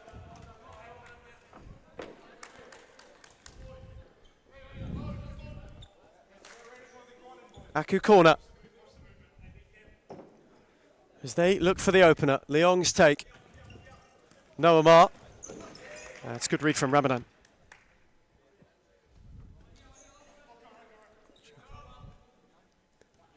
I mentioned both of these sides made a very hot start to the season. That momentum has just halted a little bit, really, in recent weeks. Had Hume, who lost to Moreland and then defeated by Hart in the Cup. Aku lost to the Blues in the Cup, and that real Fitzroy reality check in the last league outing. They both are in need of a bit of a boost as Murray forced into a good save. That's a very good effort from Francis Marr. Awkward for Murray. He saved it with the opposite side of his wrist. He was not too happy with himself, the man in blue. Marr's corner, one to another. Those two looking at a link up. Lower Marr swiveled sharply. And again fired wide. Another Aku opportunity that goes begging. Similar to Chavanon. Marr, fantastic at generating so much power. Loft off practically half a step. You noticed there he wasn't far from the corner. And considering he's so tall, it's pretty impressive how quickly he was able to get his shot away with power off half a step. Angus Angelatos brought on for Aku. Jerry also getting instruction from Kiwimu. Armand Dawood not necessarily in a hurry. Set it back for Temel, who got a yard on his right and fired it over and wide. But Hume wanting a bit of a retort to Melbourne Aku's pressure. Marr on for Angelatos. Now Leong. No, Marr. Angelatos. These two working well in combination. Marr went searching smashingly. Ramadan had a lot of Angelatos and it was waved away. Ross, Temel, Ramadan. He had a lot of him and it did so again. This time gives away a free kick and will get a yellow card for his troubles too.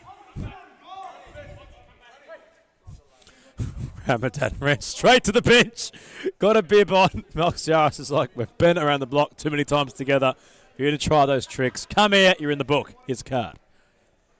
He'll have to walk the tightrope for some time.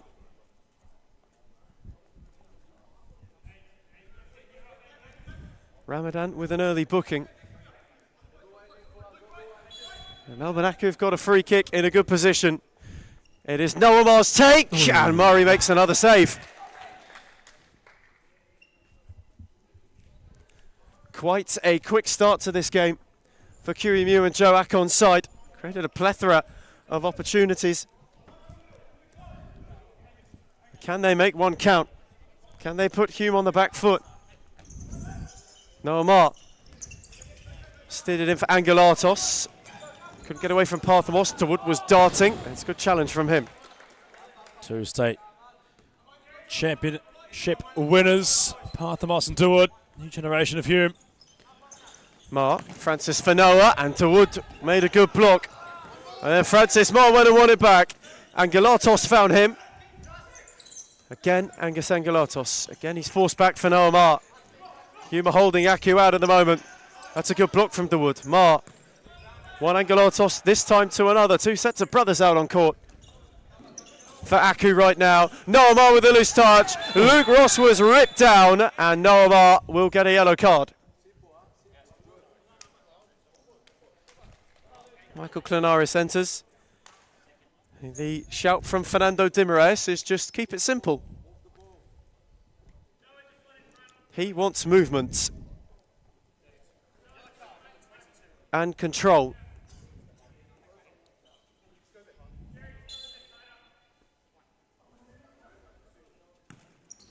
Ross for Temmel. Couldn't get it beyond Noamar once again.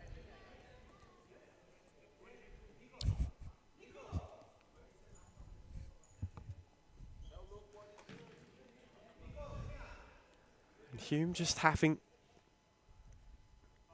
a good spell. Parthamos set for Clenaris, who had whip, but without much guile. Greek happy to watch it fly by. Angelatos. 1-2 another once more. Here's Jerry Angelatos. Steered it for Noamar, who just about kept it alive. Very tense opening 5 minutes of this game. Futsal's flowed relatively freely, but nobody's had a clean look at him. Not yet. Not yet. There's been a couple of cards being issued. Ma and Ramadan in the book. And Galatos has been busy. He's been doing a lot of running. Trying to make some space. Parthamos, not around Ma. Still kept it Nico. Backwards to go forwards won't work. Gets out of the situation nicely, does Nick Parthamos. Ross. Parthamos. Temmel. Luke Ross. Clenaris. Gave it away. Ma thought he'd try his luck, although it was not bothersome of anybody. It's good press from Aku though. They could so easily have dropped off and retreated when Parthamos smoothly broke that initial one, but they kept at it and they stayed high, which is what we didn't see last time from them against Fitzroy. They were way too eager to drop off. They didn't have enough sustained pressure or belief that they could sustain that pressure, but tonight it's a different outlook for them. They've started brightly.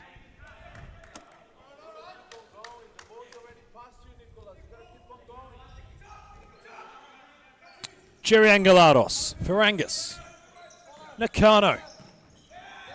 Cut off by Temmel. His touch was made into a pass. Parthamos, Temmel. Clenaris.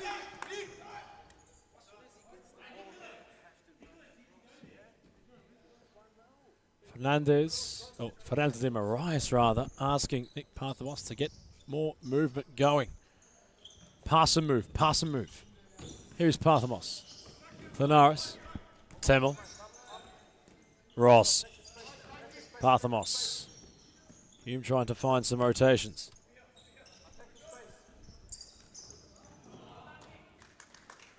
You can just see as well at the start of this game, they're trying to take control of it. Aku's pressure has been good, but Hume, for the most part, they lack a little bit of pace just in their movement. And you can see Fernando de Moraes is not best pleased about it. He wants the ball speed to increase. He wants the movement to increase. They're not been massively stagnant. You can just tell they're shaking off maybe a little bit of rust. Temmel. Nakano wasn't sure where the ball had gone. It vaulted at his feet. So Aku 2 Premiership rounds in succession have the graveyard shift. Considering how they might have gone against Fitzroy on their last time out, you'd really hope that they've got some caffeine running through their veins tonight.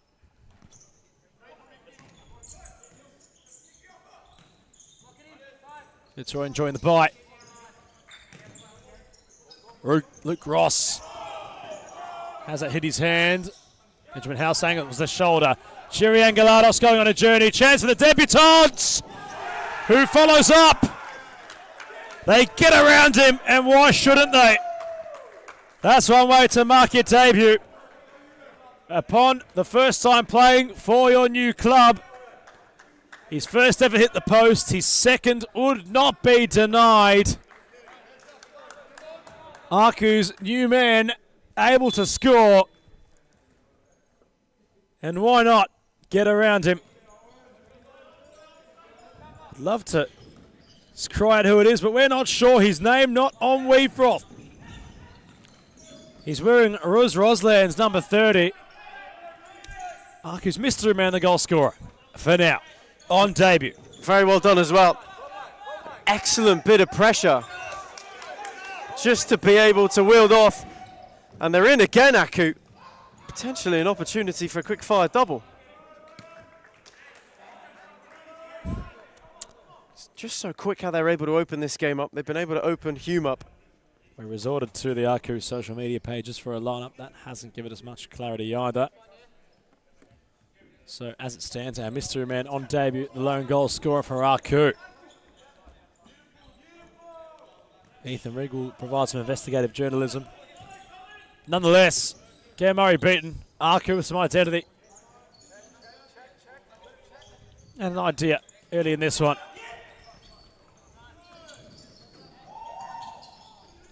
Temple got excited. He sent Nakano to the shops with a slide. Mystery man for Aku, confronted by Parthamos. Good use of his body, it was Nick. Ross back healing. Parthamos back to the boss of Luke Ross. Swayed. His first couple of touches. Fresh off of managerial duties with Hume. Instructing the youth on where to go in that recent championship win. Alan Kolak has been enjoying that victory. Has recapped it a fair amount on his social media pages.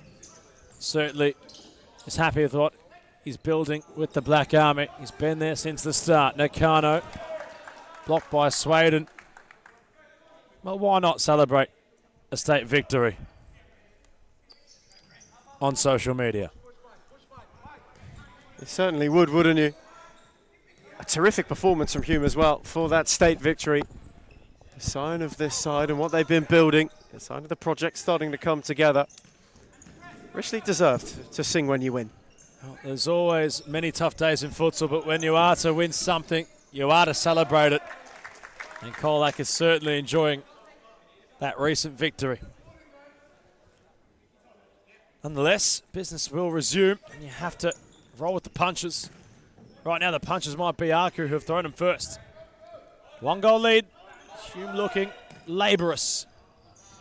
They're just passing that touch too heavy. They're rushing perhaps that play too much. They're taking not the unnecessary steps, but they're too quick to get to the destination. They're not enjoying the journey right now, are the Black Army on court currently. And they need to try and find some rhythm. And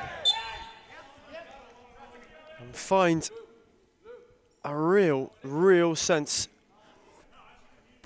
of invention and purpose at the moment. Hume. Fernando de Moraes not best pleased with what he's seeing. They haven't exactly been at their best so far in this first half. There's a lot of time to change that. Temmel clipped it off Nakano, fell for Francis Marr, who got away from one, had 2 to go through to Wood, went back for Murray, and Clenaris couldn't clip it round the corner. Halfway stage of this first half. And Hume, up to this point in time, have yet to make any real inroads. Lucas Grigg has been untested up till this point. Aku, on the other hand, have played the stuff we've been more akin to seeing from them, rather than what we saw last time out against Fitzroy. A side who have really become reborn with confidence.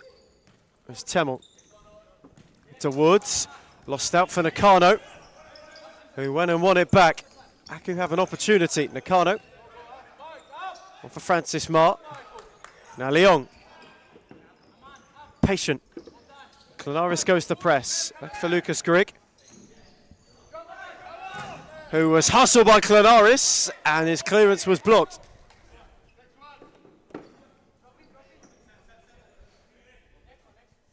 Aku's turn not to be able to get out.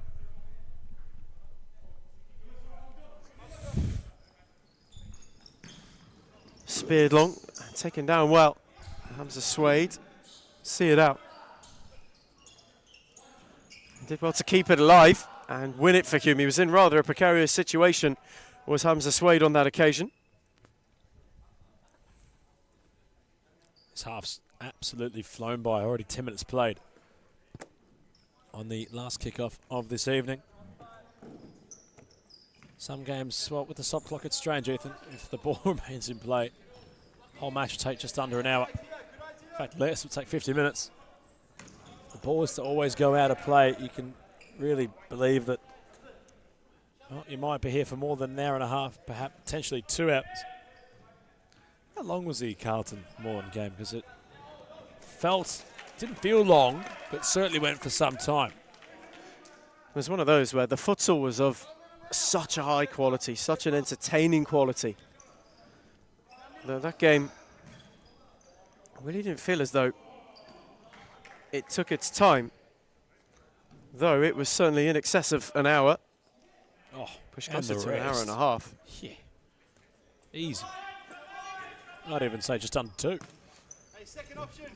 Every second worth it for a thriller, though. Time flies during games like that. We've had 2 of them tonight. We've been truly blessed in terms of the Premiership. Back-to-back draws, both high scoring, both dramatic. At the moment, Aku are going about business. Mar tiptoed his way round Suede. Francis Mar was going on a charge. The Wood did well to deny him. Suede now. Beyond Leong. Hamza Suede. Ramadan happy to set it back for Tamil. Who couldn't thread it through Francis Mar, but could keep it. Hamza Suede. And Leong had a bit of him. And then Suede gave it away. And now Mar is on the counter. Noah couldn't thread for Francis, and Tamil got the block in.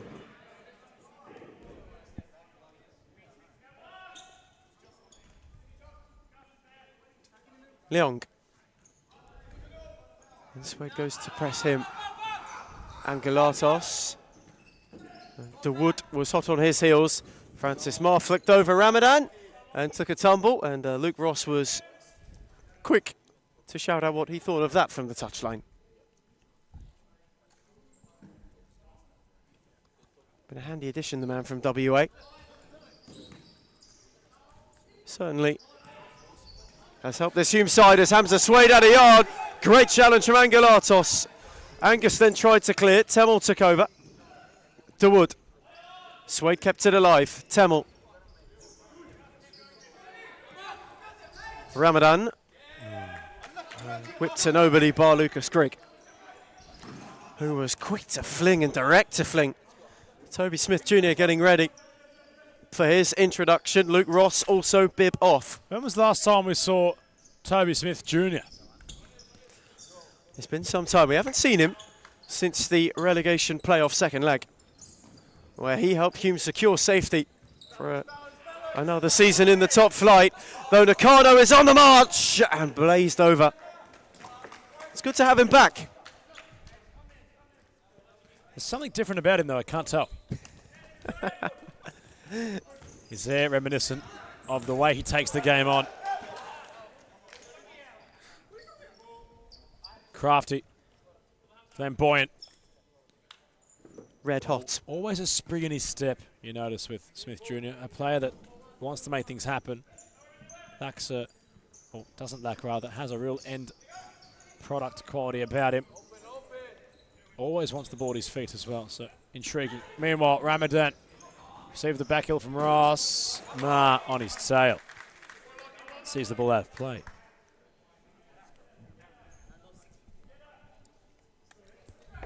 Luke Ross gets it moving again.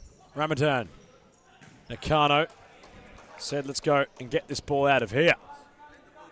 Defensively, they've been much more organised, Melbourne Aku, than they were against Fitzroy. You saw that come in the Cup against Moreland too. But for the most part, they've done well. Nakano!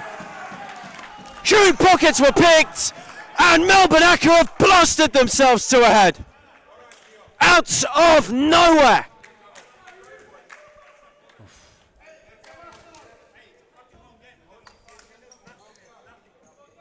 And what a finish it was. Nakano, player at the back end of last year, really set the competition alight. Showcased what he can do. Reminiscent to how Aku might be, always showing in glimpses their best, and so far they've really made life difficult for Hume. Kuimu tactically having the prowess to manage the game in its moments. Hume have looked a bit unsure out there, and Mar has dispossessed Smith Jr.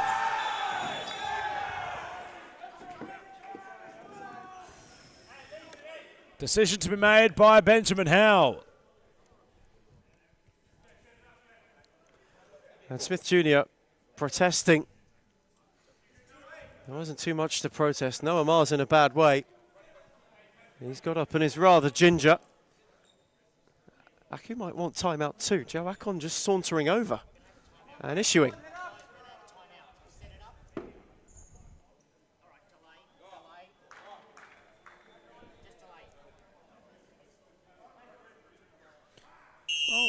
There it is, the timeout.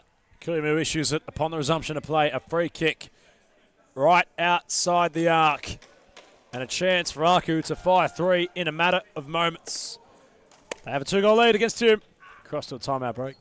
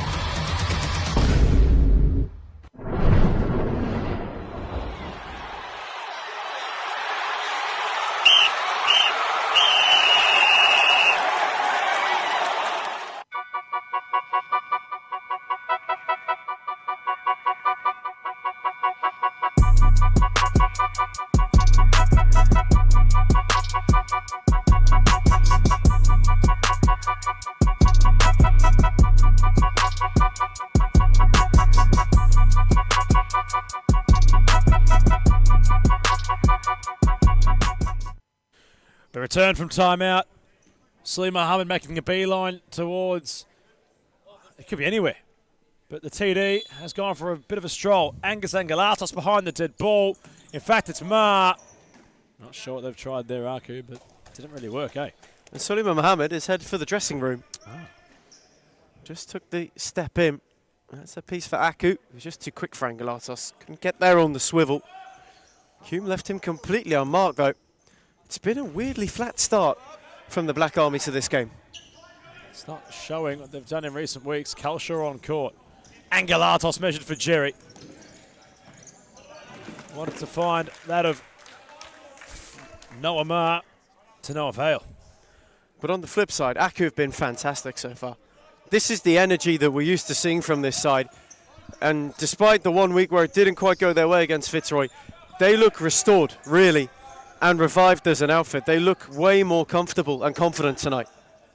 Ma inside the area. Nakano nearly, but not quite.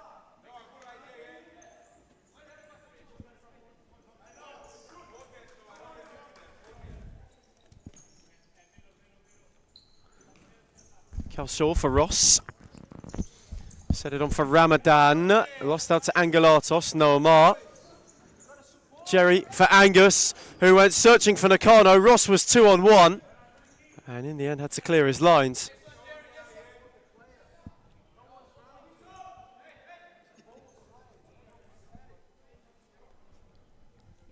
Been quite the start for Aku, who will want to close out the half in a flurry. Angelatos for Noah Ma. Steered it for Nakano, whose shin kept it alive, recycled it. Angus too heavy for Jerry.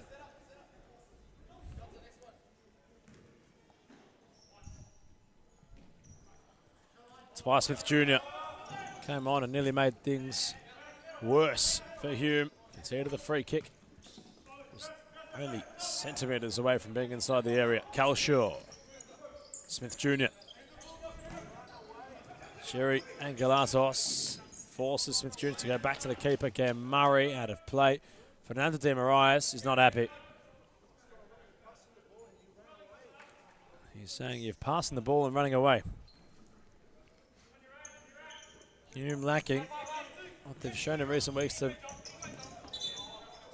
be it their best futsal, considering it has gotten points off of certain clubs in the competition at the top end. It's a real rarity to see Fernando de Moraes look so displeased, really, with what he's seeing. Hume haven't hit their best, though, so far this evening. Aku have marshalled them well, but at the same time, Hume haven't helped their own cause. The futsal is just starting to gather a little bit more speed and a bit more fluency, but it's not quite there yet. Ramadan turning, forcing Grigg into a save. Lucas Grigg has not really had anything to do so far tonight. A man in between the sticks for Aku. His first intervention. And he did well, he was alert. Sometimes you can switch off and get caught out at your near post. Lucas Grigg on that occasion was rock solid. Ma now, the lone soldier for Aku. Hume shirts get back in a hurry. Angelatos. Vu. Luong rather.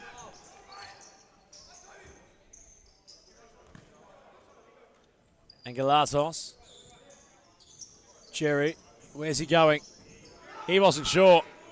Had to clear up the line. Gam Murray says, I've had enough, I'm going fifth. But he stops. Ross. No one at the back posts.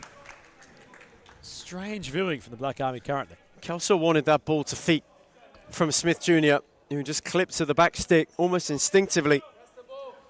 It is a side who are just feeling a little bit uncohesive right now. And Aku, on the flip side, are starting to look like a well-oiled machine as Ma wasn't able to steer it for Leong. But so far for Hume, it has been a half of real frustration. And you can feel that on that bench. Fernando de Moraes is cutting quite the frustrated figure at the moment. Hamza Suede also hands on hips. Smith Jr. Temel, too far ahead of Ross.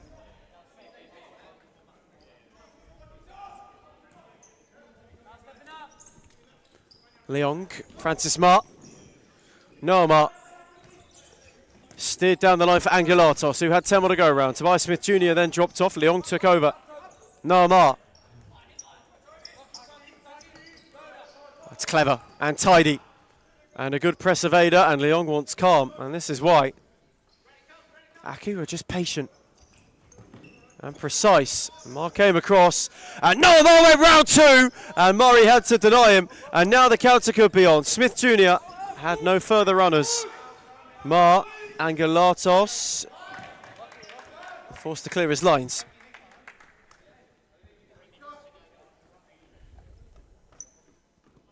Three to the break in Darabin. And so far, for Melbourne Aku, it is all going to plan. Hume cutting a really frustrated figure, though, wreathed in white this evening. There is a gloominess around the Black Army thus far.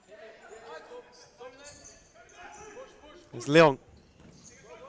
Angelatos got ahead of Smith Jr., and it took a flick off him.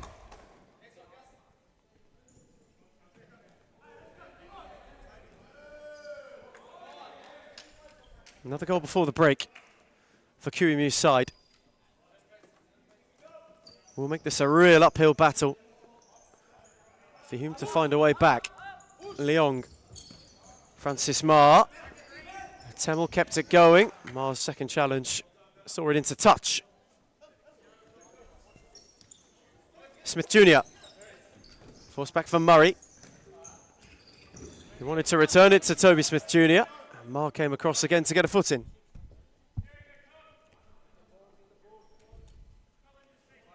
So Hume not able to get out of this rut they're in at the minute.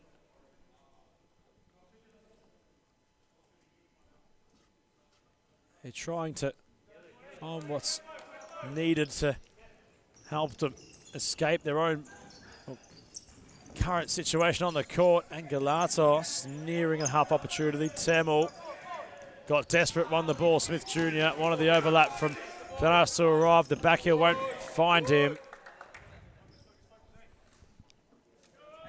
As the mystery man for Aki re-emerges.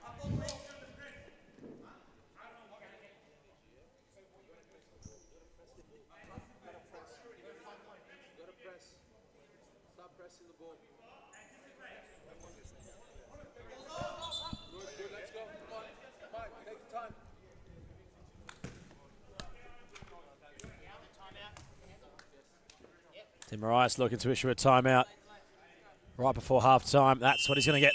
The King needs to tell his troops to get with it. Not out of this contest, but the way it's looking, Aku have them all planned out, have it all sorted out.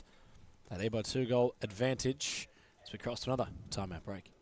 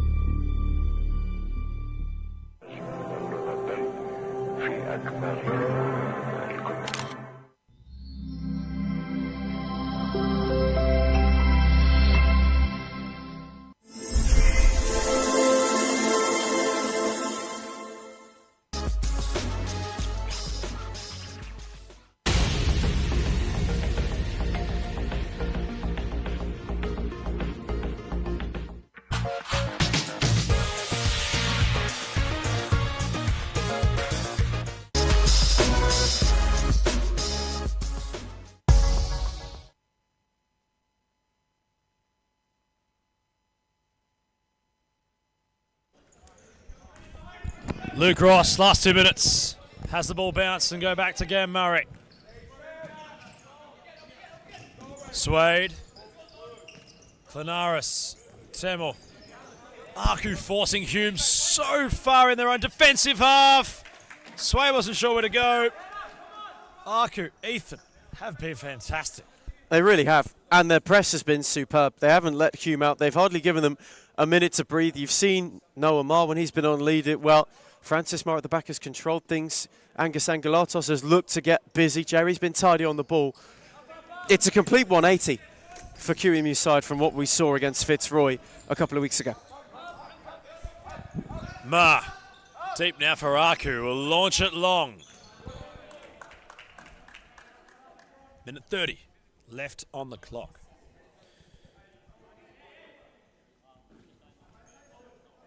Gam Murray going for a wonder. Ross. Gam Murray. Temel. Clanaris found some space. Easy pickings for Grigg. Temel heads away. Swade. Red at best. Swade to lay the ball for Clanaris. Wanted to go on his own. Arky winning the ball back. Swade got it back from Temel. Sidesteps his man nicely, Swade. Inside our last minute. Luke Ross. Got it still. Luke Ross. He gets clattered into. Hume free kick. Better from Hume. The movement was better. The pace of the ball was better. Suleiman Mohammed's re-emerged from the dressing room. Back on the touchline. A massive, massive improvement, though, in the way that they moved the ball in that passage. They just opened up the spaces, the little pockets that Aku have been so good at shutting down so far. And you can see what happens when you get it in a more dangerous area. You force players to commit, and it's excellent from Luke Ross just to take a gamble and to drive into that space. And here is Luke Ross. Gave it a real go. Had shape, had venom. Not the beating of Grigg. And Galatos under pressure. The mystery man of Aku nearly. Half-time, Ethan Rigg, your job's to find out number 30's name. Make a beeline for QEMU at the break. Temel. And Galatos. He's read the play so well today, has Jerry. Temel got the ball back. Nick Parthamos steered himself away from the goals and out of court. It's just a slight loose touch from Parthamos. And it really, that first touch was the one that set him away. If he gets that a bit cleaner, he's in. Swade had bundled. That's a goal.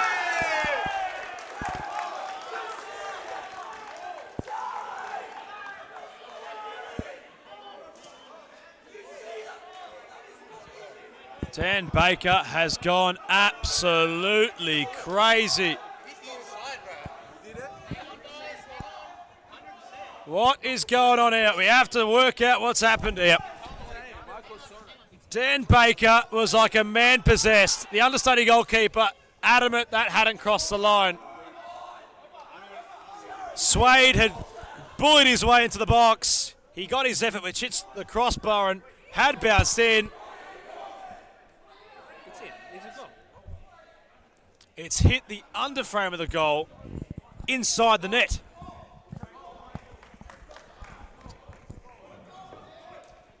Fernando Di Maria certainly knowing what he thinks.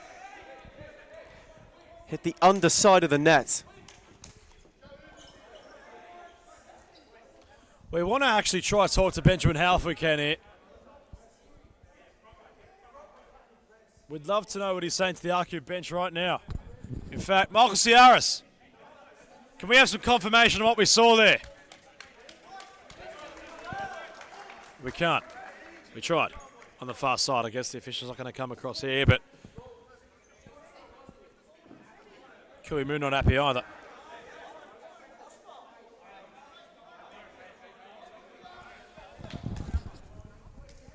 Hamza Swade, the goal scorer. In fact, no, number 18, Benjamin Howe got it right. What's going on there? Well, Hume find what they needed. They get a goal back. How might get them well and truly G'd up for the rest of this one. Swade, look at him go, Hamza. He's keen to play tonight. His attitude's been fantastic since coming back on, Hamza Swade. He's been superb in terms of just the press he's been able to bring, the physicality. And the finish was a good one too, despite the Aku protest. But Swade has really been able to get Hume some momentum and a grip on this game. Swade and Mudd go tussling for the ball. And Galatos had to clear. 2 seconds left. Hey, we saw it in the recent game. Pascaval equalised in the last kick of the game. But it won't happen this time for Hume. 2-1 Aku in front. Lot to unpack following that recent goal scored by Hamza Swade. That'll be half time. We turn for home upon the resumption of play. Aku in front by a goal.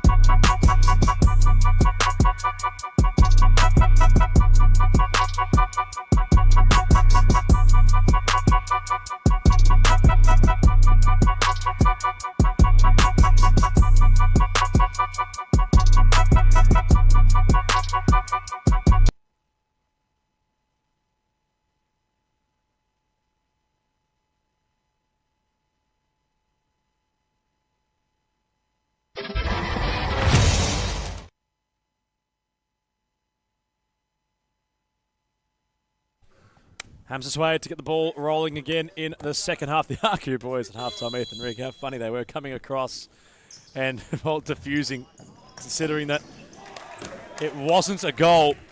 No, in fact, it was a goal Hamza Suede scored. They were adamant it wasn't. Dan Baker couldn't believe his eyes, and he saw the vision in time and realised, no, it was. Went right up to Michael Ciaris, shook his hand. The boys laughed it off. That's all the RQ boys had. They were convinced it wasn't a goal, but that certainly diffused them. And has Hume with a pulse in this game. The temperament has been pretty amicable, although 3 points are 3 points. They're up for grabs. Ross from kickoff testing Greg, who hasn't had much to do yet, the man in orange. And we have an update. Owen Cooper-Flynn is Melbourne's... No more mystery man. No more We've got a mystery man. name. Well done, Ethan. Made a beeline for QEMU at half-time before the boys made a beeline for us. Investigative journalism at its finest. Boots on the ground, some might say. Oh, ears to the floor, boots on the ground. You love it. Well done. Suede not around that of Luong. So, hang on. Flynn Cooper. Cooper Flynn. Cooper Flynn. Cooper Flynn. Owen Cooper-Flynn. Got it. Okay. Though it's the Irish spelling. Flinny. We'll name him, we'll nickname him, we'll call him as. Not a bad way to start your life at RQ in the Premiership. Luong. Want it back. Kicks it wide. David DeCube fetches the ball. He used to play for Hume and Western United. Perhaps injuries keeping him sidelined, but has rocked up week in, week out. He loves being amongst the club culture. Talking, conversing with the likes of Turkman and Kolak. Omo Tanker tonight. Usually he's here. This is what you call the real enthusiasts, the real frothers of the competition. Hang back for the graveyard shift. They watch along. Statman's here. Haskell's here. The Charchies are lurking about. Well, Jaron, I think, was also in the building at some stage, having a watch. That's all he can do following the Moreland. Pasco Valclash, he's on the sideline. Grigg, great goalkeeping. Ma put a foot in. Suede off his left. Rolled for Ross. Caught by Nakano. Excellent again from Hamza Suede. He's been really lively for Hume so far this evening. His presence, the energy, he's ever so quick on the press, and he wins a ball back there where Parthamos was denied, and it just allows that room to open up for Luke Ross on the far side. Roscoe puts the ball down. Tamil. Parthamos. Control with his chest. Ma. Confronted by Suede. He's having a game tonight, Hamza, isn't he? He's having a very good game. Got the goal to get Hume back in the game. Applied a lot of pressure. He's just allowed this team to get further up the court. And you can see when he goes, they all go. He's been very much the ignition to the press for Hume tonight. Tamil cuts off the long ball that was targeted for the danger man of Noah Ma. What a player he's become in recent years.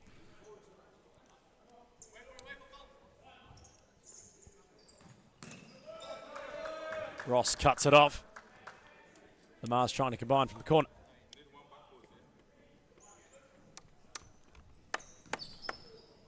Cam Murray, comfortable. Rolls short for Suede. Parthamos, the youngest in the trio. Ma steals the ball off Ross. Francis had it behind him. Captain, not pleased. And Noah Ma, you talk about the fact that Hamza Suede is having a game. Noah Ma's been influential all evening so far for Melbourne Accu. Had a fantastic first half.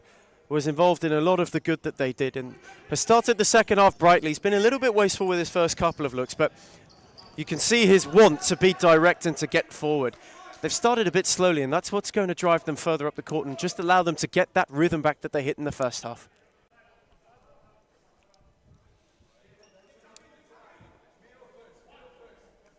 Angelatos. Ma. Ross, first time Tamil controls it. It was flighted the ball. Cam Murray itching ever so further away from his goal line. Parthamos asked a bit of Tamil. Nakano waiting to come on. Decent first half. Ma. Tamil will have the ball roll behind him. Might have a glimpse when we can of the fixtures to follow that of what we've seen here tonight across all competitions. Ethan Rigua across the Series Futsal Women's Premiership on Friday night. A couple of results which really turned attention of many watching and tuning in, but for the wrong reasons. There were some heavy results in favour of a couple of teams. Victoria Lions with a 10-0 win. They responded from defeat to Fitzroy in a massive game the week before in the perfect way possible.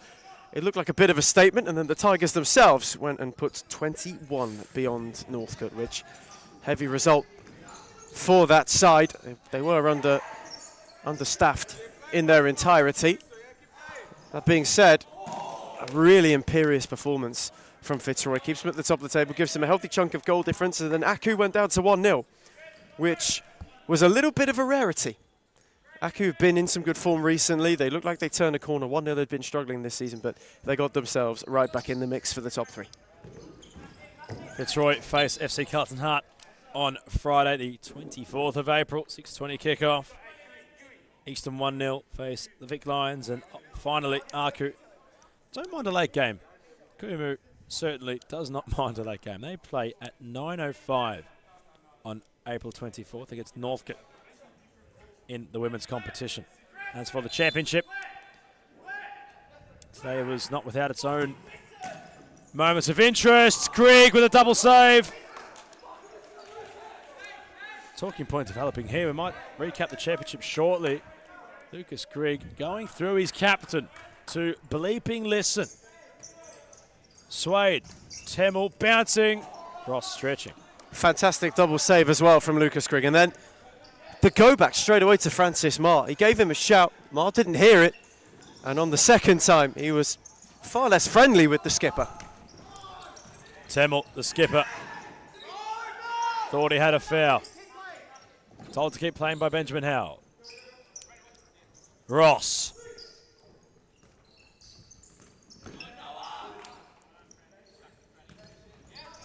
Tried to force two passes. Angus Angelatos had his feet planted. A recap on the championship round date coming up next week. 26th of April, we resort back to the original scheduling. Braybrook, Melbourne Arans, Footscray, RMIT, Northk, Bullin, FC. Murray. Gam goes for a flight to make the save. Terrific stop from Murray. It's really well worked, though, by Melbourne Aku. The space that was opened up for Angelatos was nicely done. He times his run to perfection. He catches it sweet. Murray gets a good sight of it and gets a strong hand as well. That is a big one for Hume. They just started to build momentum, so to have it taken out of them with what would have been a very well-worked goal, it's a crucial save. And considering Aku's next run of games, Ethan, they face Fitzroy to start round 8. They face Moreland to start round 9. Then face Hume again in round 10. Not to mention, they have Pascoe Vale after. That is probably the hardest of 4 weeks you can get in SFE. It's a really tricky month coming up for Aku, which is why 3 points is so important tonight. Because they face Hume again so closely in the follow-up, it just gives them that knowledge that they've got one over the Black Army this season. And they, with that win, it just rebolsters the fact that they're a side that can push for a top 3 finish this season. And that next month will be the next real test of that. It'll be a showcase of what this side is made of. Ma went for a bit of a journey. He found his brother. Now it's testing Gam Murray. Lovely run from Francis Marr. Terrific footwork just to evade them. Good strength to hold off as well. Noah Marr makes the good run. Murray was tidy at his near post. As for the Series Futsal Leagues Cup,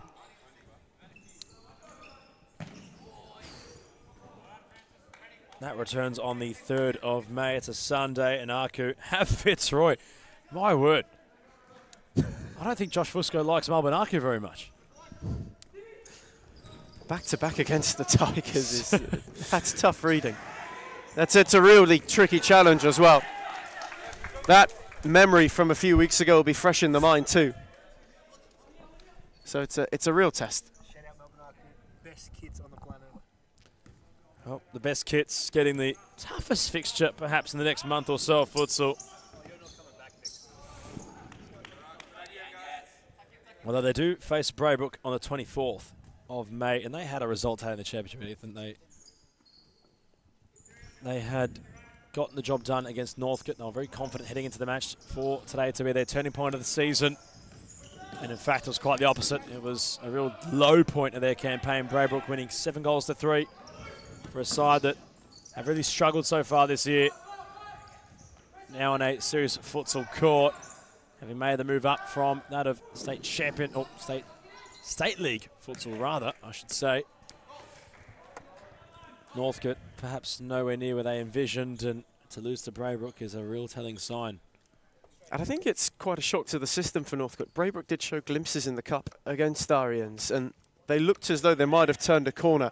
And I think today is, I guess, the fruition of that, really, the fruits of that labour for them. It's been a tricky start to the season, a tricky adjustment to championship life. But for Northk, who were in the playoffs last season, who was so close to a top flight berth this campaign, the start of this season's been nothing short of a disaster. And it's something they need to rectify quickly, otherwise they could be well and truly embroiled in a relegation battle before they know it. Well, 6 matches played, no points to speak of for Northk. They've had some spirited losses, although it remains a fact they're not anything more than that. And perhaps an identity crisis, trying to overcomplicate a pretty simple game. You noticed today, Ethan, if you were watching, I certainly did, where there was moments Northk would not shoot. Like, see, for example, there, Ramadan edging closer, got a shot away. Northk would instead restart the move and always look for a pass. I don't mind an unselfish game, but when you're rotating so many times, you're not testing the opponent's keeper, you're not putting any pressure on the opponent's defence. It's simply just moving the ball aimlessly. And that's what it became, not just so much today, but in recent weeks for Northk. And in honesty, overhearing some conversations had in their rooms following the match, I feel like some accountability and some honesty might need to start opening up, as it has for Ma. Here in this one, Kelshaw will try escape, not around Angelatos, but more on that Northk point. We'll wrap it up, Ethan. They're fortunate that this has happened now. They are. You'd rather get this out of the way at the start of the season because there's such a long time to go. It's the good thing about it being a calendar year. It can be a blessing and a curse. So the slow start's not what you need. Though, the performances of recent weeks and the performances at the start of the season are things they can learn from and improve from in quick time.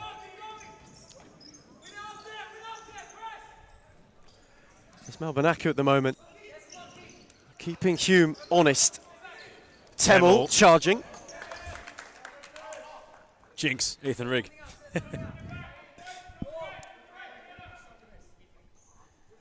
They're still in search of an equalizer.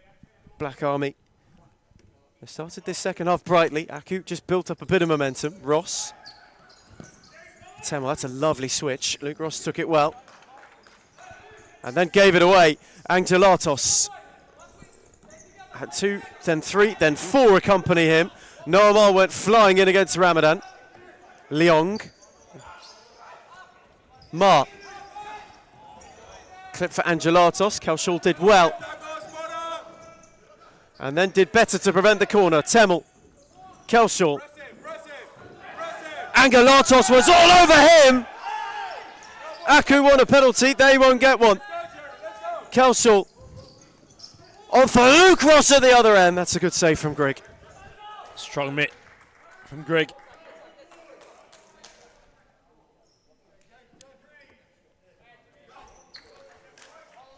Although the danger not averted yet. Hume wanting, sensing, craving equaliser. Temmel, Ross, up and over. And they've created a couple of good looks in this second half so far, Hume, but it's been that cutting edge. They've lacked it thus far, and they've lacked it a lot tonight. There's been an improvement in movement, and there's definitely been a sharpness in the way they've played in this second half. They need that goal, though. You appreciate the endeavour. Francis Marr looking to shift onto his left. His shot goes wide, but Cam Murray was certainly kept perked up.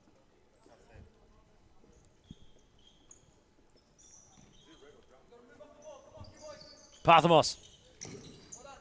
Smith Jr. Kelshaw tried the nonchalant flick, got it back somehow. Parthamos pumped away by Greg. That's a good strike from Parthamos. He just lost his footing as he went to hit it. Greg does well to beat it away at the near post. But that's better from you, and it's better from Smith Jr. He's been quiet tonight up until now, has Tobias. But that's easily the best spark we've seen from him. Smith Jr. Parthamos. Nakano loves running at defenders. Oh, he didn't that time around. He sent the ball back to Gam Murray.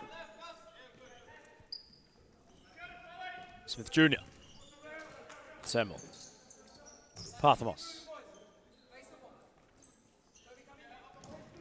Samuel. Smith Jr. Lovely sidestep. And a brilliant ball to Bose for Kelshaw. That's better from the number 8. Superb. Absolutely superb from Smith Jr. Just the way that he held off, drew the challenge, and then quickly turned out. It was a fantastic turn of pace. Kelshaw. Smith Jr. Nakano does well. And stops Smith Jr. from making any further inroads.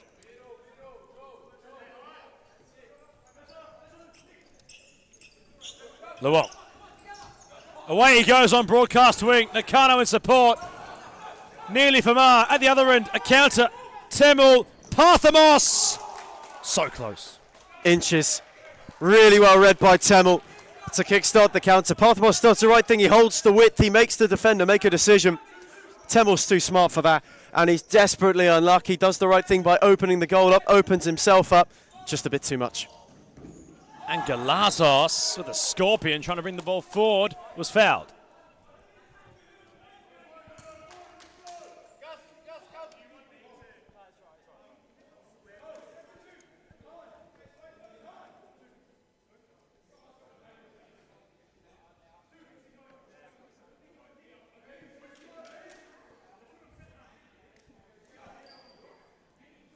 This is just a really good opportunity for Aku now to get right back to where they were in the first half. They've had to weather a bit of a Hume storm, but a goal from Noah Ma, or from this free kick,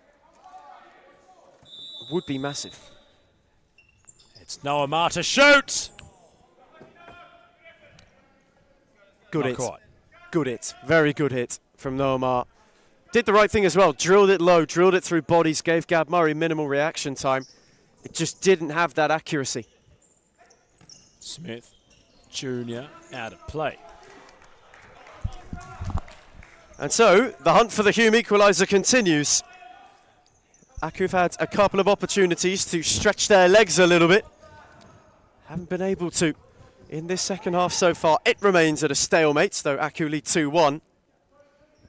Neither side able to really, really land one on the other. As Temel gave it away, Noah Ma is in! And Noah Ma has screamed it beyond Murray.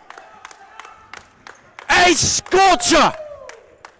And the package with same-day delivery gives them some breathing room. No keeper in the Southern Hemisphere is saving that. Complete power from the package. It's very pedestrian from human possession. They had no right to concede play in that part of the court. It really is a symbol of how they've been in this game. So close yet so far. Ma pressed by Temel. Couldn't turn himself out of danger. We're near the halfway stage of the second half. Hume have got it to do. 2 in a tick over 10 to rescue a point. We've had 2 draws already this evening. We couldn't be on for a hat-trick, could we?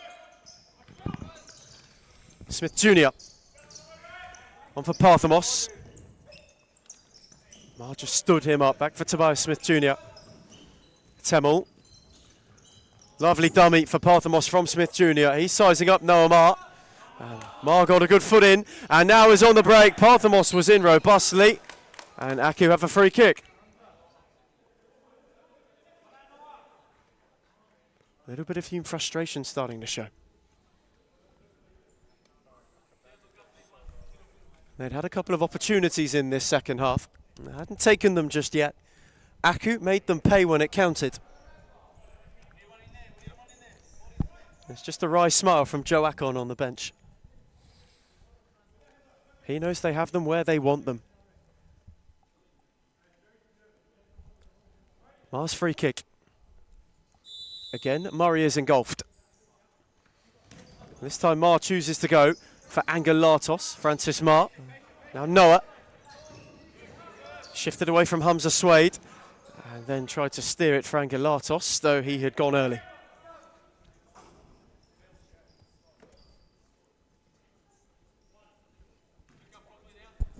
Murray. Game's intensity has slowed. The keeper not accurate with his passing. That's really what Hume's been tonight. Not accurate. Haven't pinged their passes. A reserved look appears on the face of Alan Kolak. Hume bench waiting for someone on the court to take the game on and make something change. Mar, Angelatos. Smith Jr. lets it roll out of play. Gam Murray. What can he do? Ethan, I wouldn't mind seeing Gam Murray push a bit further up the court. Maybe play fifth man. Try break this Aku force field around the ball, which they've really had mature for them in this contest. Smith Jr. tried the reverse pass. Calshaw, quick on the tail of Angelatos, who wanted the advantage. No, he didn't. Jerry will have the free kick. I think as well, when it comes to this second half, Gab Murray, we won't see it just yet, but possibly the final 5, he would go further forward and potentially play fifth man. He's very capable by foot. And if Hume are chasing the game still... They wouldn't mind having a look though, Hume, that's for sure.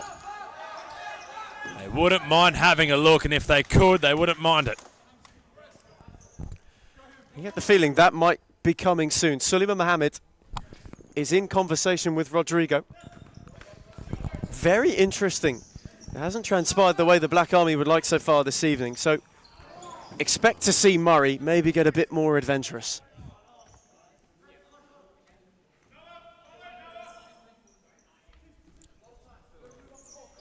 Smith Jr. Semel. Chemistry's lacked, hasn't it? Really has. There's been a real disconnect tonight between Hume, where you saw them as such a well-oiled machine for the first few weeks of this season. It's the first time they've looked a bit lackluster, really, and have been quite slow in possession. They haven't been on the same wavelength, and they've come up against an Aku side who not only have that cohesion, but have a point to prove too, and it hasn't helped them. It's meant that any opportunity they've had to be got at, Aku have really done so in double time too.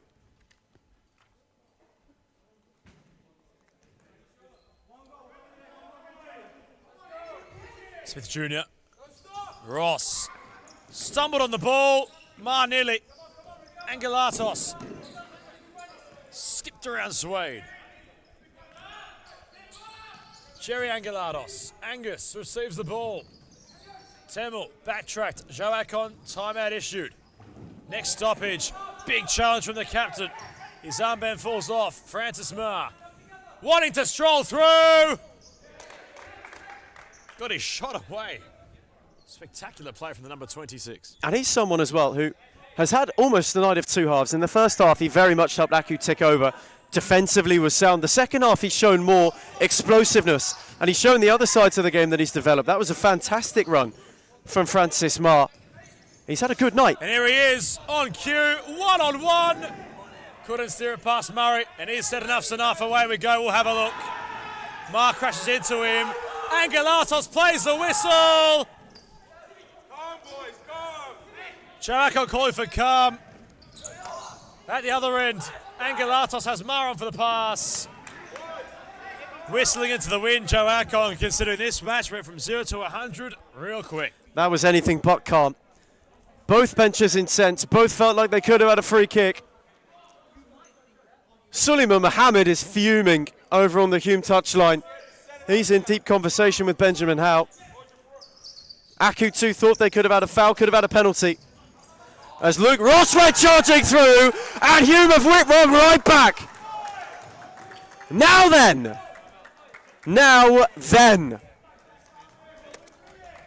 Ross went rolling through, scored with certainty, and Hume have got themselves back in the mix.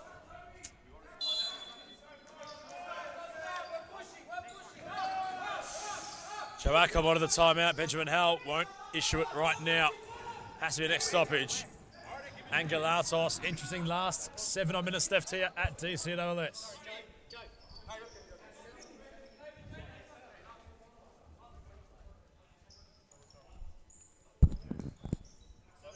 Murray.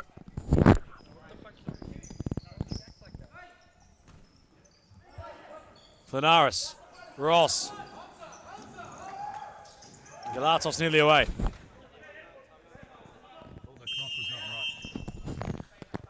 Timeout. Aku issued it. They had conceded before. In fact, made that after the timeout was handed in.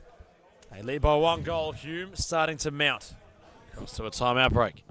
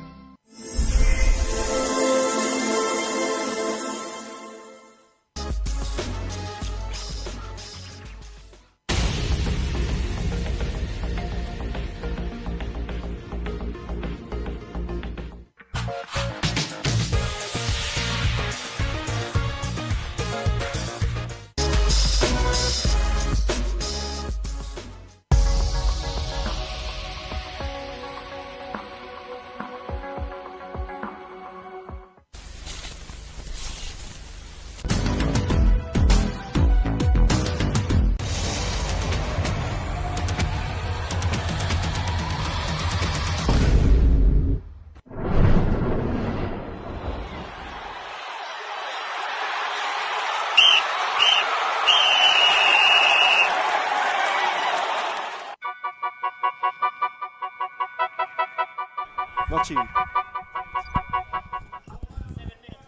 Nakano gets it rolling again.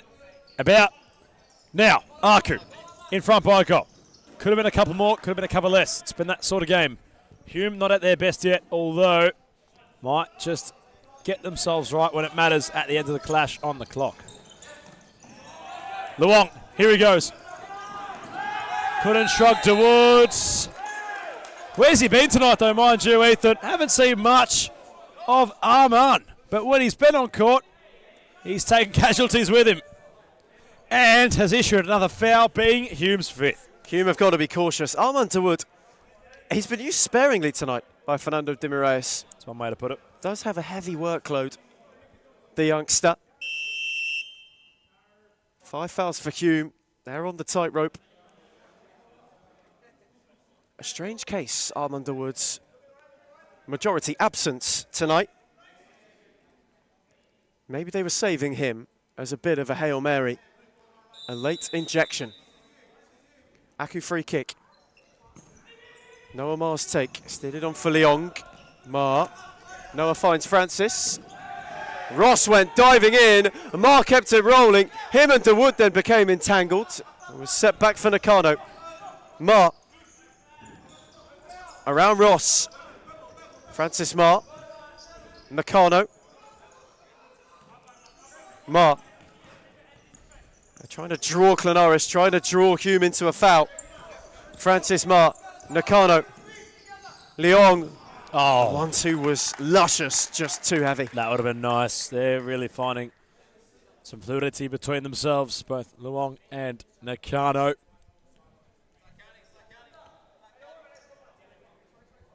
Although, running out of court. Ross, forced wide by Hume. Clanaris. Luke Ross. 5 fouls, Hume. They have to be careful off the ball. Dawood nearly had a sliding doors moment. Away goes Ma. Nakano by himself in the middle. Never found. Swayed.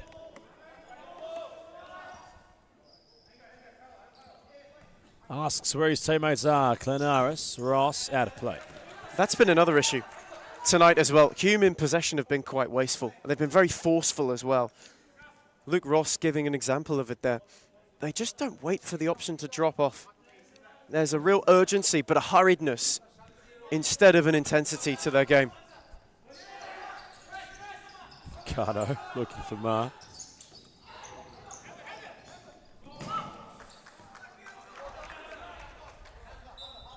Now Noah Ma is down behind play. He has worn one right where you don't want to wear one. Angus Angelatos in conversation with Benjamin Howe. Noah Ma jogs it off. He seems to be okay to continue. Aku will need him down the stretch, which we've entered. And he's found immediately by Grigg. Ross dangled a leg. DeWood then went and won it back with grit. Ross, Clanaris. DeWood, good win from Francis Ma. Angelatos given a tug. Ooh. And humour in excess.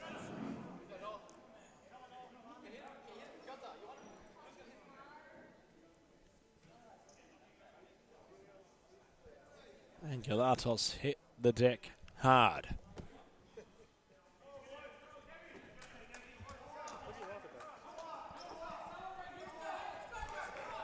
And now look at the opportunity which the package has. Ma doesn't mind a dead ball. This will put Aku 2 goals in front with just over 5 minutes left on the clock. A big, deep breath exhaled from the package. Important kick. About to be dispatched from his left boot. It's Noah Ma for Melbourne. Aku! It's a big save by Cam Murray. We haven't seen that passion or reaction from Hume or Murray often enough tonight. For a side who really feed off of that, they've been unusually quiet. Ma, well, that's gone back to Bullin North.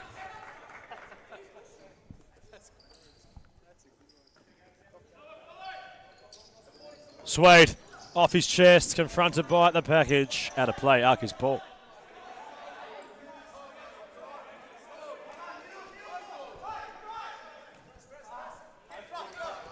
Angelatos. Ma. Angelatos went on the journey. Murray cut it out. Clanaris. Lateral, DeWood. Back to Clanaris. Angus Angelatos. What a cutout. DeWood on the deck. Ross. DeWood. Intensity upping each second in this contest. Ross. The back heel not through the gates in the Kano. Resetting. Murray. More precision on the passes from Hume with endeavour. Clanaris, one of the 1-2, got it back, cut out by Angelatos. Easily best Hume's passage of the night. That was fantastic. 2 really good bits of futsal as well. The first from Gab Murray and then the other from Angelatos. 2 very important reads to try and switch the momentum of it. But it's easily the best Hume have looked. The pace is there, the intensity's there. But the thing that's been lacking is the movement, and they finally got that. Clanaris, nearly. Tamil getting lots of instruction from Fernando de Moraes. King senses an equaliser to Wood. Will to get there. That's not the worst outcome. A corner. He did well to Wood. Knew he was off balance as he makes way once again. Tamil back on. Huge little passage. These next couple of minutes for Hume will make or break this game. Ross. Nakano cuts it off. Angus Angelatos making up a lot of ground. Nakano going around the world to get to that of the man making the journey. Last touch was off Angus Angelatos. Aku is so quick. Aku simply run at breakneck speed. Angelatos, both of them for that matter. Ma, Nakano. Too quick and slick. And even some of the players that haven't got in the side tonight. Tal Galpa's always got a fresh set of heels on him as well. It's a side than a bullet. Reliant on its pace and its movement in particular. That's what makes him such a threat. Ma given something from nothing. It was a turnover from Swade. Clanaris and Swade come off. Ramadan and Smith Jr. enter. Ma places the ball down. Corner. Last 4.5. Just under that. The Mars combined. Francis' effort blocked. Smith Jr. has the pace. Can he keep it alive? Nakano came across.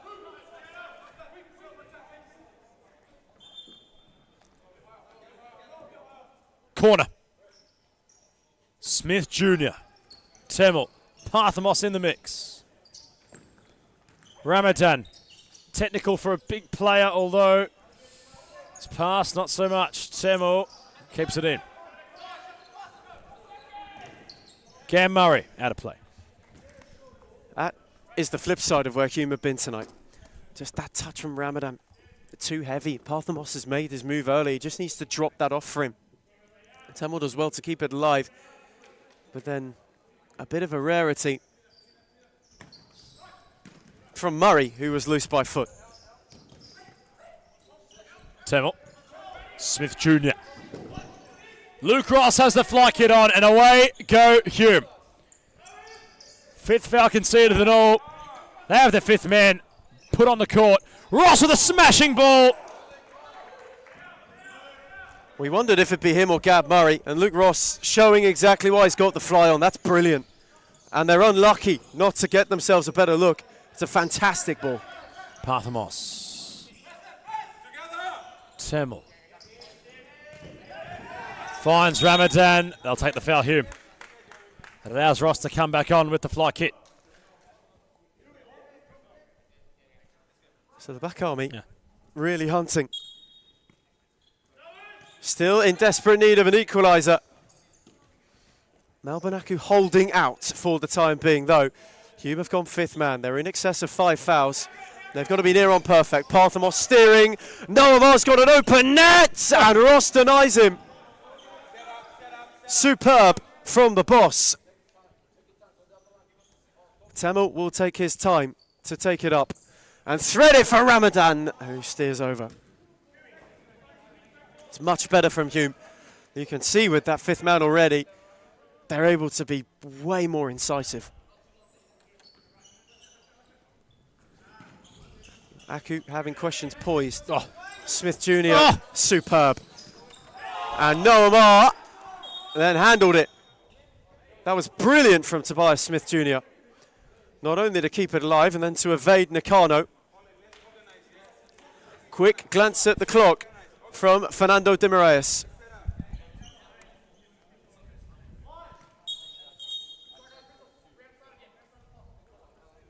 Benjamin Howe just ensuring that What a ref. What a bloke, what a ref.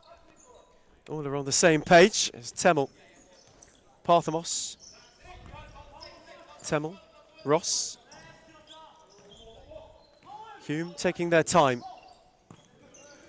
Wanting to move Aku around. You get the feeling, even if they get the equaliser, the fifth will stay. Temel's got a yard. Parthamos with space. Nakano did excellently. Now Suleiman Mohammed's turn to have a look at the clock. And the timeout slip is in hand. Not yet ready to be issued. Ross, loose touch from Smith Jr. And now Hume are going to issue timeout. Fernando de Moraes wants a word. Hume have gone fifth. They are chasing an equaliser. As we go to timeout for the final time tonight, Aku lead it by a goal.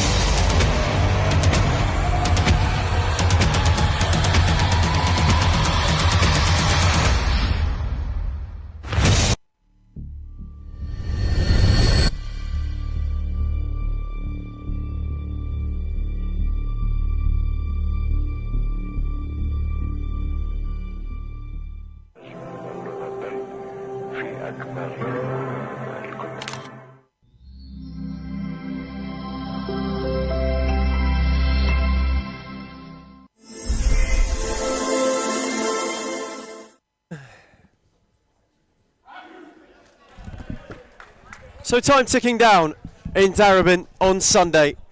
Hume are making a game of it. Fernando de Moraes wanted timeout. They have gone 5th man. Luke Ross is in the fly. Gab Murray is poised and ready on the touchline in case things go wrong. They are 1 away from getting themselves back on terms, to restoring parity and seeing if they could, instead of pinch 1, go for all 3. Aku hold those 3 at the moment. Ross, Temel, Smith Jr., Ramadan! There's your equaliser! In next to no time!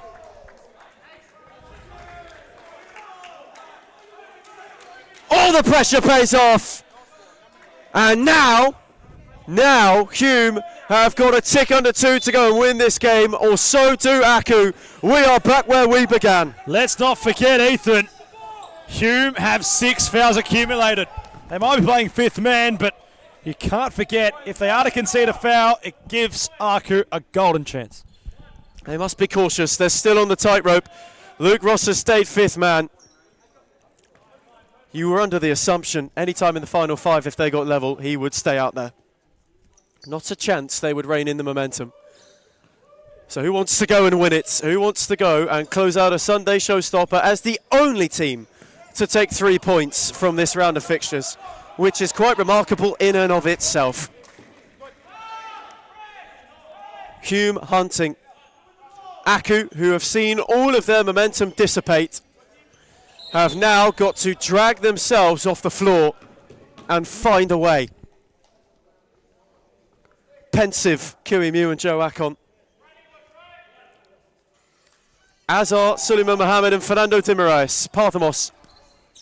Temel. Smith Jr. Good block by Francis Marr. Setback for Parthamos. Noah Marr was there. Incredibly risky. Parthamos somehow came away with it. And had a go himself. That's a brilliant save from Grigg. How has he done that? All of Aku are chasing him. All of Aku has swarmed the ball. Smith put Parthamos under pressure. Ross had his net vacant. Parthamos got around them all and took a shot on, which entered corner. Incredible from Nico. Returning from injury, Parthamos showing the sharpness. Temel. Oh, he'll find a way! Oh my goodness! Hume flipped it on its head! Melbourne Aku misfortune is cause for Black Army bedlam.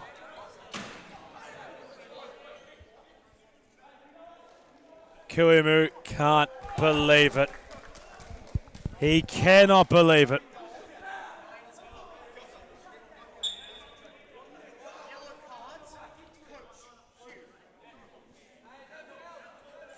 Timiraes in the book on a technicality for entering the court. Still time for Aku. Grigg's gone, 5th man. Gam Murray back in between the sticks. What a moment. They were trailing by 2 goals. They've gone and found 3 to put themselves in front for the first time tonight, Hume. Aku were playing near perfectly. Gam Murray, not going to work. Aku had nullified Hume's threats perfectly up until the last 5 minutes of stop clock futsal. Hume found the belief, and what's really impressive and worth noting might be that Hume are not at their best tonight. There's no denying that. They still managed, as it currently stands, to find a way, to find the means necessary to get themselves back in front. And they might have a chance to seal it. Grigg's a long way away from home. Nakano running hard still. And the thing is as well with them, they've got better as the game's gone on. They started very slowly. They've still not been at their best by the end, but you've seen improvements. So it's a side that can adapt to the situation as well as their own play style and their own rhythm and fluency. It's been an excellent performance from them in this second half in particular. Whereas for Kiwi Mew, so close yet so far for them, isn't it? For Kiwi Mew, it might be the one that got away. But it's happened time and time again this season for Aku. This isn't the first time we've been saying this. It was Thornbury late on. It was. Luke Powley in the last second. They were leading, I believe, 4-1 in that game. Futsal's a cruel sport at times. But how Hume are going to celebrate this. They had to come back from behind. There's so much relief running through the veins of the Black Army. They were trailing by 2 goals. They stormed home to finish with a victory, with the 4th being all but decisive. 7-goal split, with the final score here in Darebin. Hume FC 4, Malbanaku FC 3. That will be that for us this evening. We're signing off. Adam Plomby and Ethan Rigg to close out what's been quite the complete day of futsal, Ethan. Until next week, eh? Until next week. At the end of that game. What a way. Been a round to remember, that's for sure. We'll see you on Friday for the resumption of the Women's Premiership, the Men's Championship and Premiership on Sunday the week that follows. Thank you and good night.